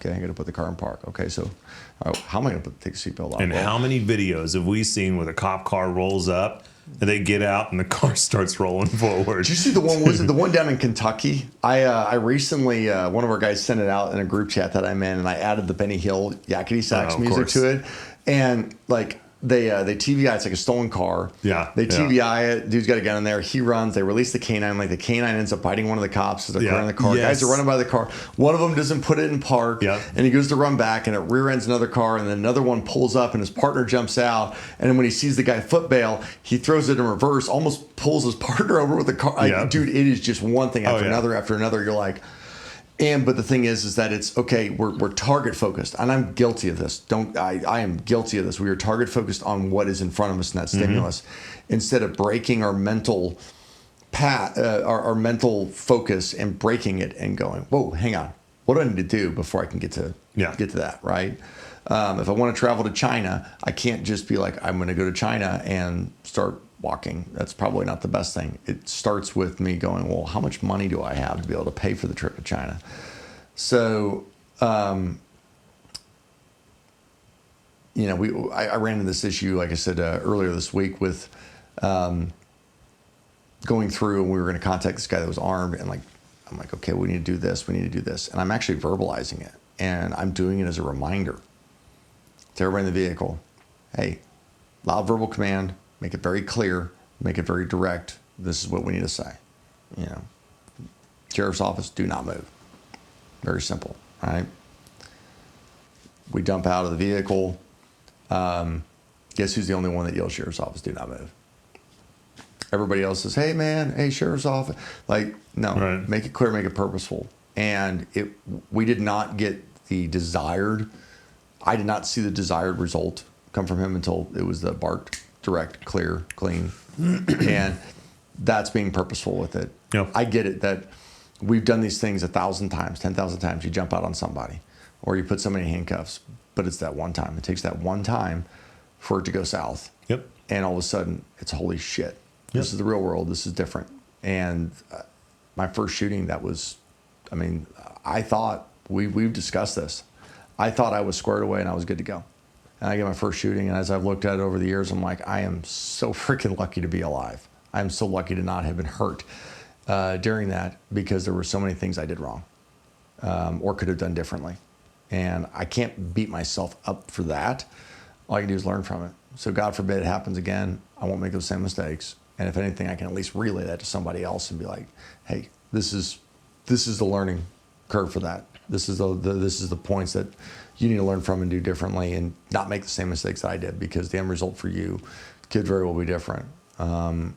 We had that with Chris Walsh. To give some background, we had a active shooter in 2020 that killed. We had one shot on the freeway. They survived, and then killed 3 inside. No, just kidding. Trying to remember. Killed 4. Yeah. My brain's associating to where we found him. So, active shooter, armed with an AK-47, goes into a local gas station about 11 o'clock at night and opens fire. After he's been driving for miles, cranking rounds off out of his vehicle. No idea why he targeted this gas station. We think it was mental health issues coupled with marijuana use. That, whether you want to debate it or not, the data's there. Marijuana use is not good for younger folks, especially developing brains, or anybody with a family history. Schizophrenia? Okay, yeah. Yeah. That's the biggest common trend I've seen, where you create some what can be very serious issues. Extreme. And for those who are advocates of the green, know that even Joe Rogan says that. Yes. And it's understanding. So, with my writing on that I do on reviews, like gun reviews for who? Gun Mag Warehouse. So Mag Life blog at gunmagwarehouse.com. I do a lot of product reviews, and my view on product reviews is that when I write it, it's not about whether it's good or bad. Is this product good, or is it a piece of junk? It's what is the scope, what is the purpose? right? Where does it work? Like I just got done testing a $120 True Glow, and I destroyed that thing very quickly. Like it was intentional because it was like I'm doing stuff that I've done to my $600 Aimpoint T1. Oh, I guess it'd be $800. They're like now. $900 now. Yeah, gosh, it's insane. But like I'm doing stuff that I've done to that for 10 years on my old patrol rifle, abusing it. I've dropped it directly on top of it. It flew off the deck lid of my old Crown Vic at Webster. Did you ever take one of my rifle classes out there?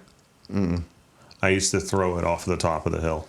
Yeah, I remember. And Nat would be smoking a cigarette and leave in advance. I'd throw it down the hill, and he'd be down there smoking, pick it up, and walk it back as I'm giving a speech about buying proper gear. Stick it right back on there with a little room mount, and then pop steel at 225. Yeah, and this optic first drop on the rifle, I dropped it directly on top of the optic from butt waist high, so 3 feet. I pick it up, and I was like, yeah, it ain't factory anymore. I mean, literally the tubes. Like that. Oh, wow. The mount, the screws have backed out. It survived 600 rounds on full auto. But again, purpose and scope. It's a $120 optic. Right. It ain't an Aimpoint. Yeah. It's not a Trijicon. It is not a Vortex. That is meant for different applications. Going back to the marijuana, is there no use for it? No. There is a use for it. But again, marijuana is a substance that affects your brain. It does cause impairment at certain concentrations, and it can cause medical issues beyond just the schizophrenia aspect of it. Long-term heavy use, they've actually found that you can get clogging in the brain. So do you remember how the big thing whenever medical marijuana came out was ocular degeneration, glaucoma? Like my wife, she's got narrow angle glaucoma. And it was, if you smoke weed, it reduces the pressure on the ocular nerve and helps with the glaucoma. Well, if you stayed high all the time, yes, it would. Like you would literally have to be keeping it maintaining. But if you're sobering off of it, it's coming back. Yeah, the optical pressure goes back. So it's not a effective long-term treatment because it requires that you basically impair yourself at some level with this stuff long-term.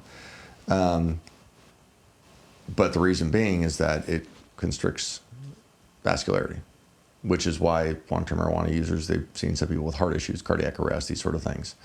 Not to mention the lung issues from the tar, and if you smoke it, those sort of things. But what they're finding is that the long-term marijuana use, they're seeing symptoms that mimic Alzheimer's because of the constriction of capillaries, vessels within the brain, and you're getting plaque buildup. We're heading in a direction of a question that I wanted to ask you, because as I've seen where a lot of law enforcement doesn't seem to care about marijuana, you still seem pretty strict and against it. I Do think you still marijuana, feel that way? I think marijuana should be legal. Should be what? Legal. Okay. But it should be handled like a medication. Okay. To a degree. So we have to look at this, and this is my perspective. When people are like, well, you're just against weed. Okay, well, you're pigeonholing my response because you don't like what I'm telling Correct. you, right? And I run into that a lot. And it's easy to do. Like, I fall into that trap, but I try to stay out of that trap, because if we pigeonhole ourselves and we just go, he good, he bad. Right. Well, yeah, cool. That's neat. You're doing the us versus them mentality we talked about earlier. I wish I would have asked the question first, because I know some people quit listening to you the moment you started talking negatively on it. Yeah. I wanted to preface it with that at least. No, I mean, well, and I'll even rephrase it. Like, I'm not against marijuana. Marijuana is not heroin. It is not methamphetamine. It's not even cocaine. It's different. Just like heroin is not meth. It is not cocaine. Okay, they're all different, and they do different things when you ingest it in the body. Let's throw alcohol into the mix. Let's throw tobacco into the mix, because we're going to circle back on that. To quote the Biden administration, we'll circle back. They all perform an action to the body, whether it be a stimulant, depressant, whatever it is. Marijuana has its own basis for doing that. When you look at the marijuana research, and this has been the issue, is that in the United States, because it's a Schedule I controlled substance, the research is lacking. Now, you've seen it at the state level. One of the biggest things we could do is to take marijuana at a minimum and move it from Schedule I to Schedule II. I think that's an argument we can make, right? Aren't they doing something like that right now? They may very well be. And There's something that passed federally, but I think it's still going to go through one more step, but where they Yeah. are changing the schedule on it. Yeah, and one of the things that we have to keep perspective, right? Everybody thinks they've got the latest and greatest, newest idea. Oh man, this is going to change the world, right? How often do we see that in firearms training? Yeah. And we see it in everything, right? It's the latest and greatest, and you look around, and you're like, this shit was invented 100 years ago. Yeah. Like, this is nothing new. It's like comps are all over the internet now, and it's like we did this in the 80s, 90s too. Yeah, and yeah, Everyone comped everything for a while. I love how it's always the old timers always sit back and they end up shaking their heads, and I mean we're not quite there yet, our age wise, but I love. No, but my next guest is excited to already talk about that.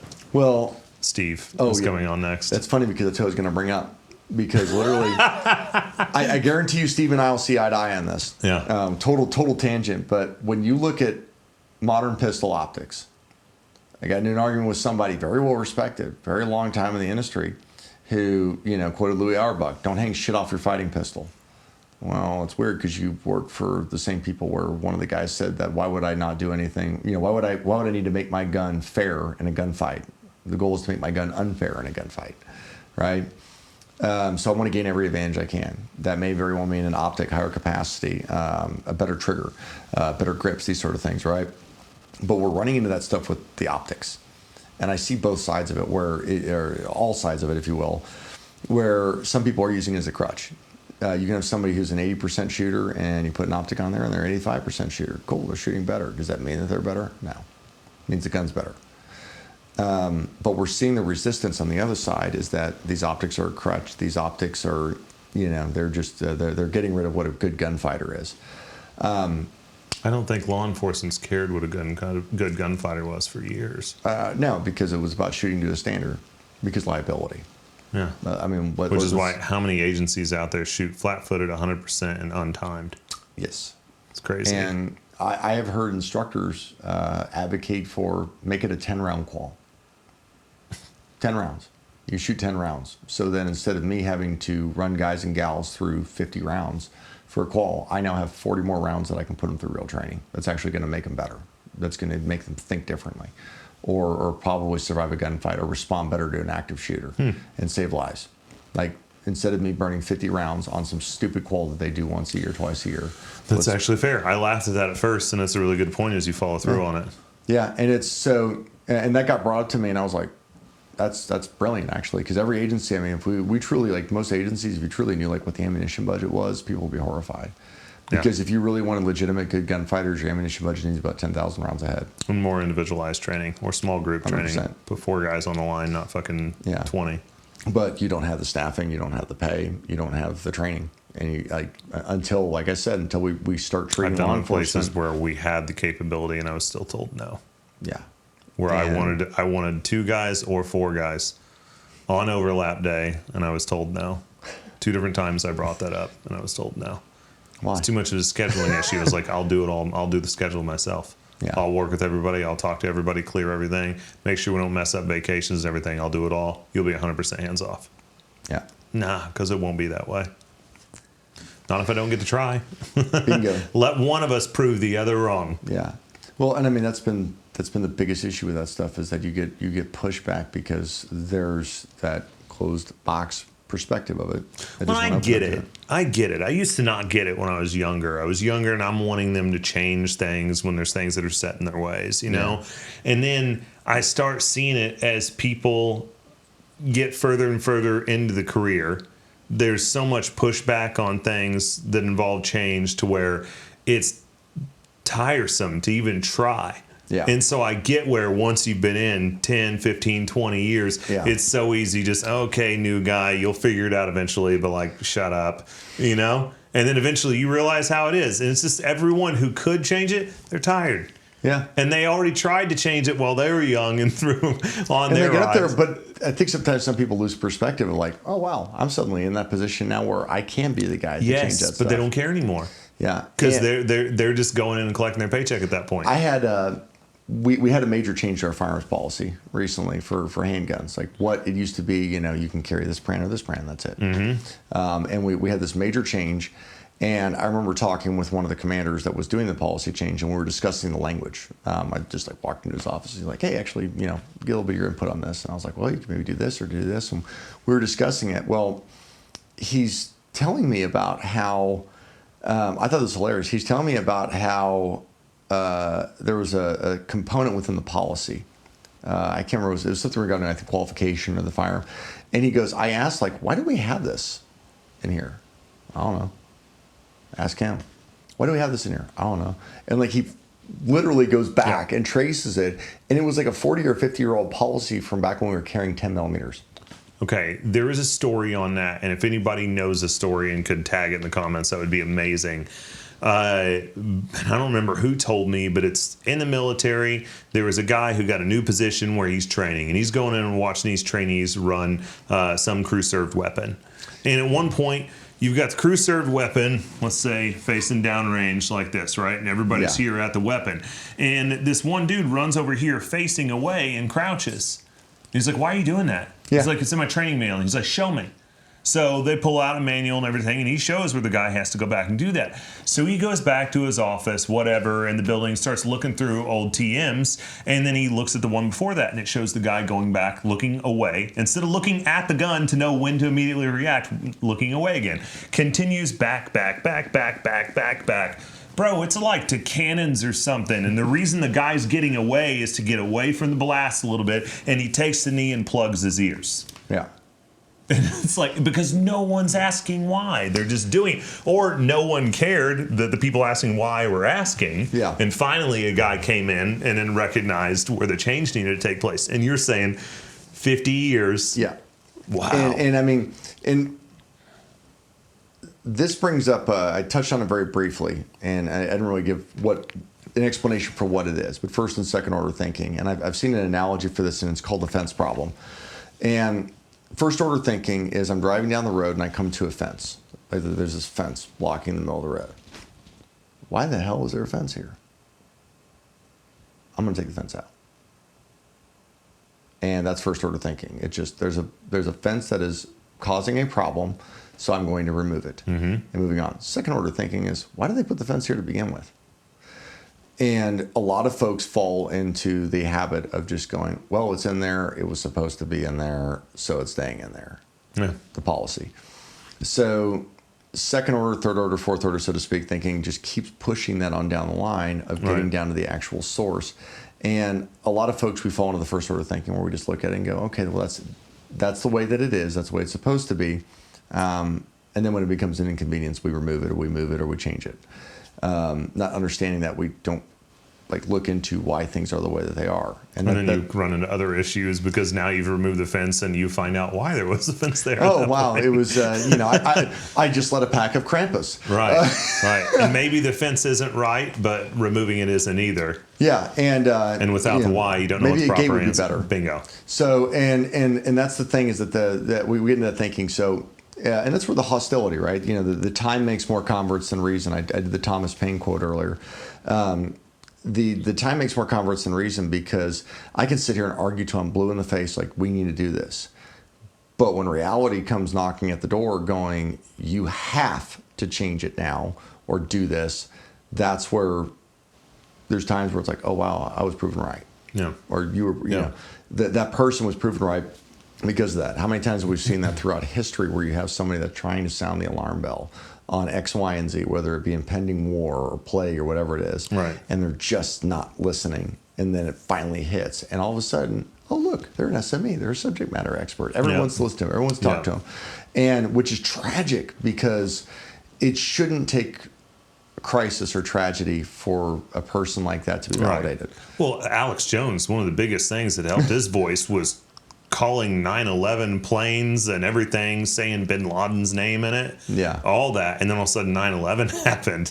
And that put him on a huge platform. Yeah. And I mean, God, his quotes, Alex Jones are the best, Yeah. What's wild is everything he says is so outlandishly crazy sounding by how he words it, which is great to get people to, He's not accurate all the time, buzz. but he's surprisingly accurate. But what's weird is how many of those things, if you say it if anybody else says it and spells it out the correct way, wait, Alex was right when he said they're putting chemicals in the water, turning the freaking frogs gay.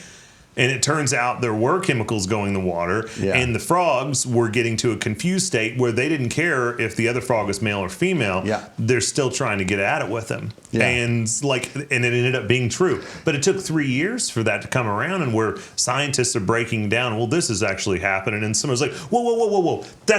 That's what Alex Jones said.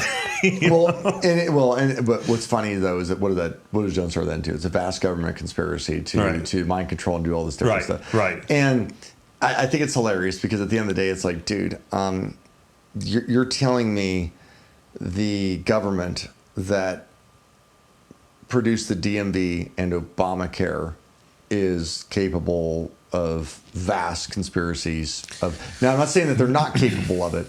But you understand, where they're like, are they either that they're either?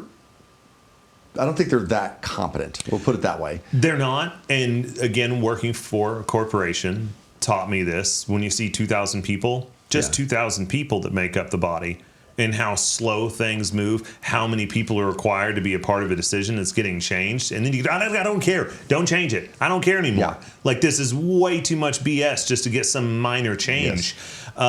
And then put that in the perspective of the government and how much bigger it is. Like, that's crazy. And it does seem like it'd be highly challenging for them to do that. But it also makes sense why there'd be so many loopholes and so many elements that is completely screwed up. And I think that's where you go into the tangent of we're looking at the government body, which I've always found ironic. Oh, the government's so bad. Who elected them? Who comprises the government body? It's your friends, it's your family, it's your neighbors, it's the people that you voted for, maybe didn't vote for. Like, you have to understand, this is, when we look at government issues, we want to point the finger at the government. And this isn't me carrying a flag for the government. We want to point the finger at the government and say the government bad, not realizing that, have you thought about maybe looking at the fact that our society is kind of messed up? Right. And we have a cultural issue and we have these other individual issues. Like, when you look at something like what happened with George Floyd in Minneapolis, regardless of what you feel about the situation and everything, when you look at the riots and the issues of the police department, that's not a police department versus minority community or police department versus the media, or there's not a what you're looking at. That's a cultural issue. That is a community that has ate itself from the inside out and has degraded to the point that we have these issues. Yeah. Therein lies your problem, like, from the politicians across the board. But again, hard to look internally and actually have that level of self-reflection and be like, oh man, maybe there's things that I do that contribute to the problem. Right. And so, again, that's totally off topic, but marijuana point, to close that out, we have to understand marijuana, there's a lot of dynamics that are going on there, right? We can't pigeonhole it and say that it's good, it's bad. I think it has a scope, it has a purpose, because I know of people who it's benefited. I know me personally, I don't like it. I never smoked weed in my life, but I also know that my dad smoked weed and then tried to kill my mother. Psychotic break. So, I might have a little personal bias. I also know that I've worked... Was that all he had done? He was on a sustained medication during that time, and he'd taken it for several weeks, no issues, smokes weed. So whether it was the weed itself or a combination thereof, I don't know. I would assume that, because that's the one thing I've noticed is if someone's just got marijuana in their system, I don't see a lot of issues. I don't really see any issues. But what I do the is... man who killed Chris Walsh just had marijuana in his system. Really? That was it. All right. Well, that's So, crazy. What I was going to say, typically in domestics and all that stuff, there's almost always alcohol or meth or something else that's like involved. Yeah, no, absolutely. And if they're checking a couple of those boxes, weed's definitely going to be in their system too. Well, it's because, the polydrug use is very common. We see people, they're using uppers, they're using downers, they're trying to level themselves off, right? Like they take meth or they smoke meth so they can go to work and work as a roofer or whatever it is all day. And then they get home and they realize, crap, I burned a half a gram of meth today. I can't sleep, so I'm going to smoke some weed to put myself down. But again, that's almost that goes back to that first order thinking. That's a superficial approach to the problem and the issue at hand, or at least the conversation. In it's a 40,000 foot view when we actually need to be like standing on the ground and looking at the subject. When we look at weed, the weed that was smoked at Woodstock is not the weed that's being smoked today. Correct. I'll go a step further. The weed that was being smoked in 1999 is not the weed that's being smoked today. No, the weed that kids are smoking when we were in high school, they could have a whole joint by themselves. And the weed today, you take one good puff and you're on your ass for 5.5 hours. One joint in Woodstock was comparable to maybe 2 beers. Maybe. A buzz. Right. Like that's what it was. Buzz and munchies, right? And there's additional chemicals in marijuana, but you also have THC and you have CBD. CBD is very well known. It's legal almost all 50 states, I think. I mean, there's probably a few that's still outlawed, but you have THC and CBD. CBD tends to have a calming element. There's a lot of different, can't remember all the details of what it does, but I mean, both THC and CBD have been shown to have medicinal applications. Right. So let's look at going back to even when it was illegal here, I had a friend who was recovering from a bone marrow transplant. Yeah. And he was still getting weed pills. Yeah. That were prescribed to him. And was like, wasn't it illegal? Yeah. But there were medical applications. That was back in like 99, 2003. Well, here in Missouri. You have Marinol, cannabinol. I think it's cannabinol. You have Marinol, which are actual medications that are used, originally were used for cancer patients to help give them appetite. Weed-based drugs. Yeah. But this is I don't think this is the best analogy or best comparison, but you look at K2. K2 started as synthetic marijuana, so they could do testing on it, and then with a little bit of tweaks and stuff like that here and there, we have bath salts. Because somebody's dropping a carboxyl group or a hydroxyl group, or they're adding a methane group, and what you're seeing is your methanol group, and what you're seeing is eventually you get to stuff that makes you want to eat somebody's face. Hell yeah. So yeah, the zombies. And remember crocodile or crocodile? Oh yeah, I mean, well, and that's really scraping the surface of some of the drugs that are out there. Yeah, that's like some crazy Russian shit that made it over here. I've never personally seen it. Dude, go. If you like gross stuff, Google up. Oh, I've seen it. It's DIL or DYL at the end. Otherwise, it'd be crocodile. It's DYL. Yeah, and dude, people's feet, because they're injecting between their toes. Yeah. And they start looking like they're taking on the form of a crocodile. Well, you get these messed up drugs, and obviously with regulation, okay, now with gummies and drinks and just general weed, you're actually getting more of a standard in terms of where it's coming from, right? It's being regulated to a degree. But what we need to look at is that the THC concentration in marijuana has grown dramatically. I may be off by a couple of points on the percentages, but you're looking at an average of around 5 to 6% THC, probably in the days of Woodstock, and you're up about 3 times that amount. I think there are some hybrids that'll go in excess of almost 30% THC content. Okay, so I work in the security business occasionally with celebrities. I'm around this stuff a lot when I'm around different people. Well, you also worked with a dispensary at one point. Yes. Didn't you? Yeah. But I just know when we were around some in California, it was 37%. So yeah, and I didn't see anything like that when I was in the dispensary here. No, and I mean that's insane. That's extremely high THC content. I mean, that's the difference between me drinking a beer and me downing a fifth of vodka. That's a pretty well. I mean, not be that extreme. It's probably like drinking about a third. At least a third. And I mean, and that's the issue is that it presents. Okay, so we have this higher THC content. Well, what does THC do? THC alters the brain chemistry in the same manner or a similar manner to what you see. I think it's, and I may be completely off on the chemical. This is my brain not firing on all cylinders. I think it was dopamine, if I remember correctly, or I have to look that up now. I can't believe it. I used to know that just fire it off, but now with the autism data download on ADHD and autism and stuff like that, I want to say dopamine, but I know it's not dopamine. But either way, with schizophrenia, you tend to see certain brain chemicals that are in high concentrations. Okay, when you get into high concentration weed, you also see those chemicals boost up, which is why, talk about Joe Rogan, with people who are normally, where their brain is still under development, every time they ingest THC, they are increasing their risk dramatically of having a long-term mental health. Well, and he even says kids shouldn't smoke. I believe he even says like the best you do is waiting till you're, I want to say 26, when the brain is fully developed. And we know not everyone's brain is fully developed at 26 either. Yeah, and and some people, they just never develop. But God bless them. They're just, they're special folks, and dumb is what keeps us in business. But anyway, it is. Well, I mean, I used to always say to people on the outside, law enforcement is just parenting for the kids who never grew up. Yeah. With more serious consequences, more serious offenses. Well, and it's, it's like the point I tied into earlier. We deal with and we confront with absolute evil. Most of the time, what we deal with is people making bad decisions. Yeah. They make mistakes. Yep.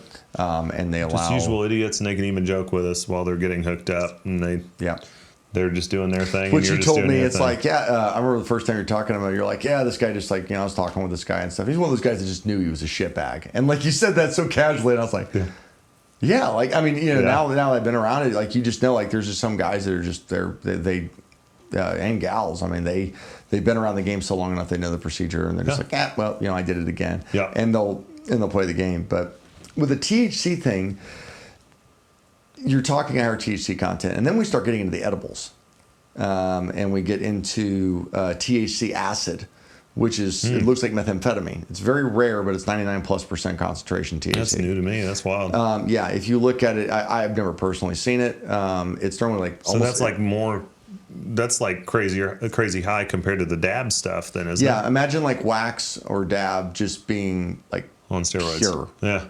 Ballistic gelatin, right? Imagine like my ballistic gelatin being pure white and like being like the. That's, you're talking high grade stuff, right? So. You increase those THC concentrations. Are we going from what would be considered a level that would be therapeutic, right? Like we're talking about me using Adderall, which is an amphetamine, me taking 30 milligrams over the course of the day versus me taking 3,000. Trying to get fucked up. Okay. People who are long-term marijuana users, chronic long-term marijuana users, where it is, now there are addictive properties to marijuana. You can look up the data. But long-term chronic marijuana users, you will see the diminished mental capacity, where there's lacking of, like, basically it's the memory issues. My mom smoked weed when she was younger. She used to be a math genius, and after she smoked weed, like she has to have a calculator to add 3 + 3 + 4. It's just so. Again, the brain, when it's growing, even after it stops growing and developing, there's still that risk. You're altering your brain chemistry. We're taking something, we're putting it in our system, and it's altering your brain chemistry. If you do that long enough, is eventually something going to break, right? Yep. If I've got a 98 Honda Civic and I'm driving that bad boy around, and I keep hitting it with a nitrous boost constantly, and I've done nothing to basically strengthen that motor, eventually that motor is going to blow. Right. So you have issues that'll compound from that. So that can generate mental health issues. And then you also have people with mental health issues that use it to try and self-medicate, like we talked about with these other drugs. The other thing is, we look narrowly at our scope with the United States Schedule I controlled substance, marijuana.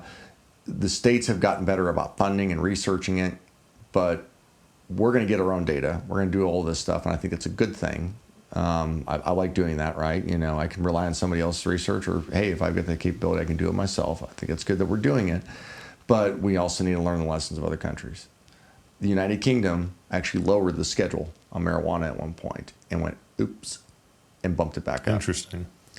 Lower CBD content, higher THC content does create paranoia. There's actually a clinical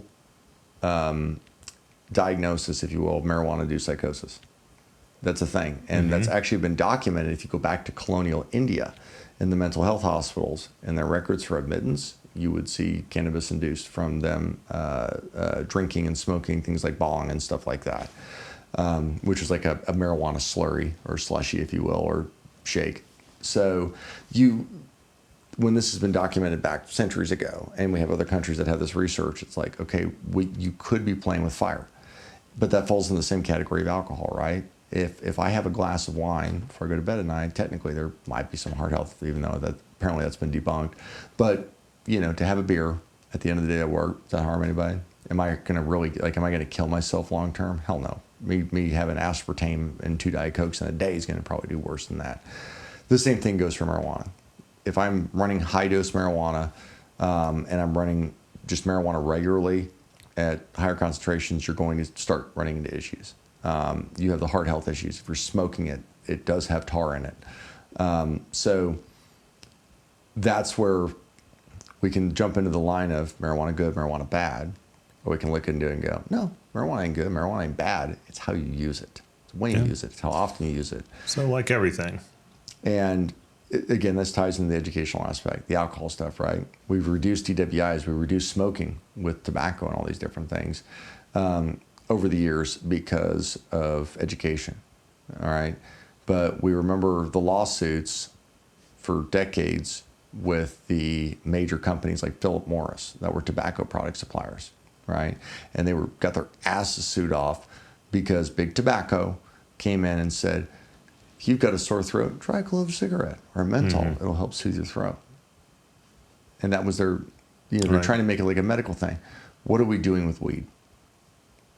It's big cannabis, period. That's the same thing. Yeah. When you look at some of the larger larger migraines, it'll cure your anxiety. It'll fix glaucoma. It'll cure your cancer. Yeah. It'll help with this. It'll help with that.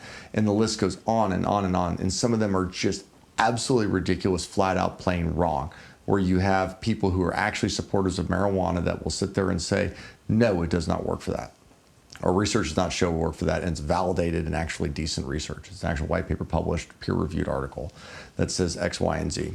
And yet you've got people going out there, no, sore throat, smoke a joint, and not understanding that. And that's the problem, is we're repeating history, and that's what I truly see. And we're not having the discussion that, like, the Oklahoma marijuana grows. I have seized hundreds of pounds of marijuana every time I interview the person that was the courier where this was legally grown marijuana, and they were carrying it out of state and going to another state. I asked them who told them to do it. Cartels.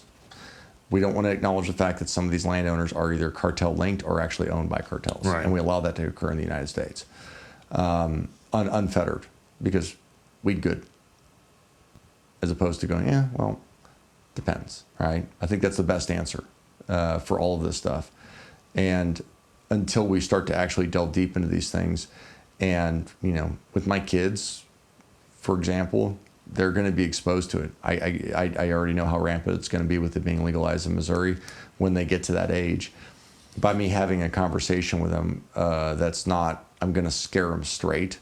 I want to teach them to respect what it's capable of. Yeah. Just like alcohol, just like cigarettes. I did that with firearms, and it's worked pretty damn well. Yeah. So, but that's the long answer of where we're at with marijuana. But well, we're pretty well up on time. I want to tap into just one last little thing, and we're probably going to go too deep there, so let's try and keep it a little short. Sure. But behind you is the only geological piece of anything that I have in here on the shelf, if you want to grab that. Oh, boy. That's allegedly a non-rock rock. It's supposed to be petrified wood. Do you think that's actually petrified wood? I think that you probably have some components in here that could be petrified wood, but I have a little bit of hesitation in a couple of other areas. It's mainly this. I think what you actually probably have is a metamorphic composition. This right here, it's been polished, so it makes it more difficult.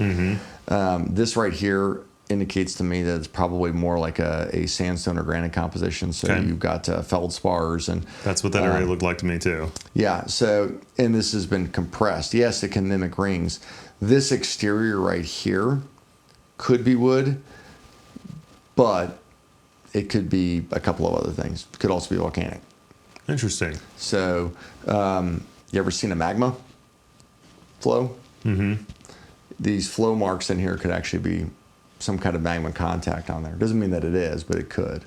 So there's a lot to it that it could go either way.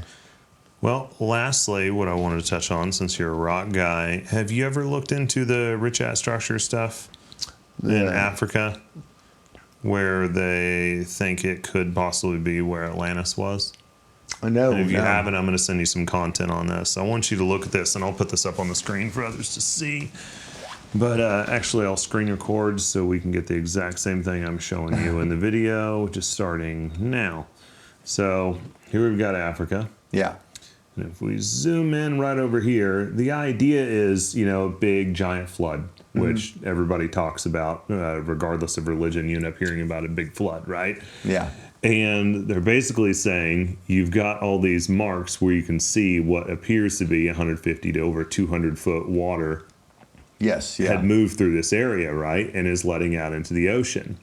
And if you look into all the stuff of Atlantis with all of its details, it's rings of islands and water with an outlet to the sea going out to the south, where this would have had a sea at one point. Yep. And the reason why we can't find anything evidence-wise is because there'd be tens and tens of feet of sediment that buried anything and everything from that.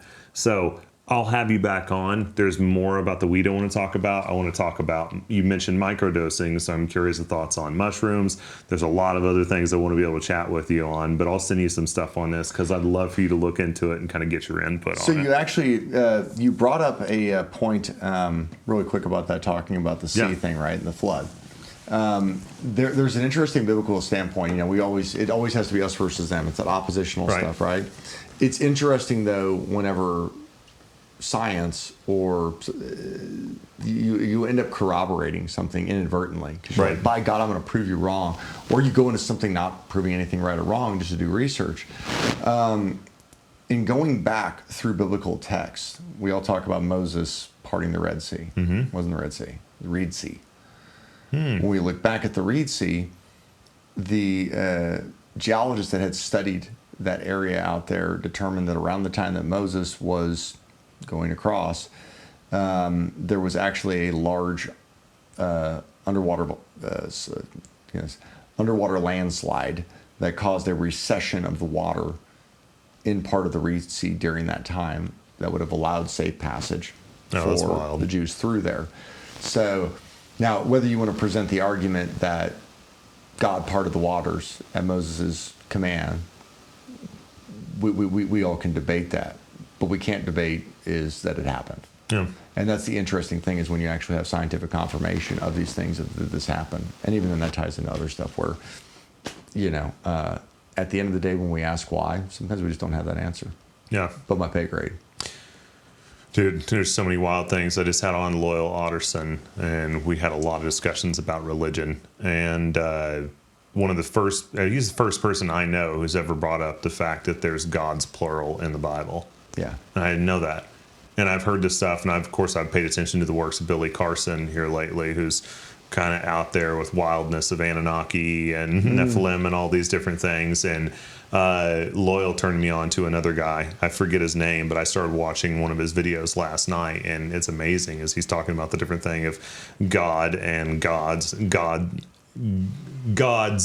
ownership, interaction with God's plural, lowercase g, below him. And it's like, what? So I've got a whole new can of worms now. Makes you wonder, like, so it's like God, like the CEO, and then like you got like gods, like you have another one over here that's like the executive vice president of marketing. Well, it sounds like ultimately it's like the Nephilim, the fallen angels, were viewed as gods because they had what do you call it, the power, weird stuff, demons and all that, supernatural power, right? And it seems through a certain turning point, their powers were taken away, so they can't. Okay, I found this on the web for a certain turning point. That scared the crap out of me. Wow, the fact that actually got recorded. Yeah. That was, dude. I was like, it's like we've been talking about shootings at some point tonight, because I'm back to jumpy status. That's gonna be fun to watch back. On that note, dude, I watched that. Thank you so much for coming on, brother. Thank you, brother. It's a pleasure anytime. Yeah, thank you, man. Good deal. So, what do you think? Good stuff. Well, I think you just beat 4 hours. That was long. That was lengthy. I'm sorry, you're gonna have to edit 4:29. So with the break, it'll be about 4 hours. Yeah. I don't edit it, so I edit it, but I don't cut stuff out. A certain turning point, their powers were taken away, so they can't. Okay, I found this on the web for a certain turning point. That scared the crap out of me. Wow, the fact that actually got recorded. Yeah. That was, dude.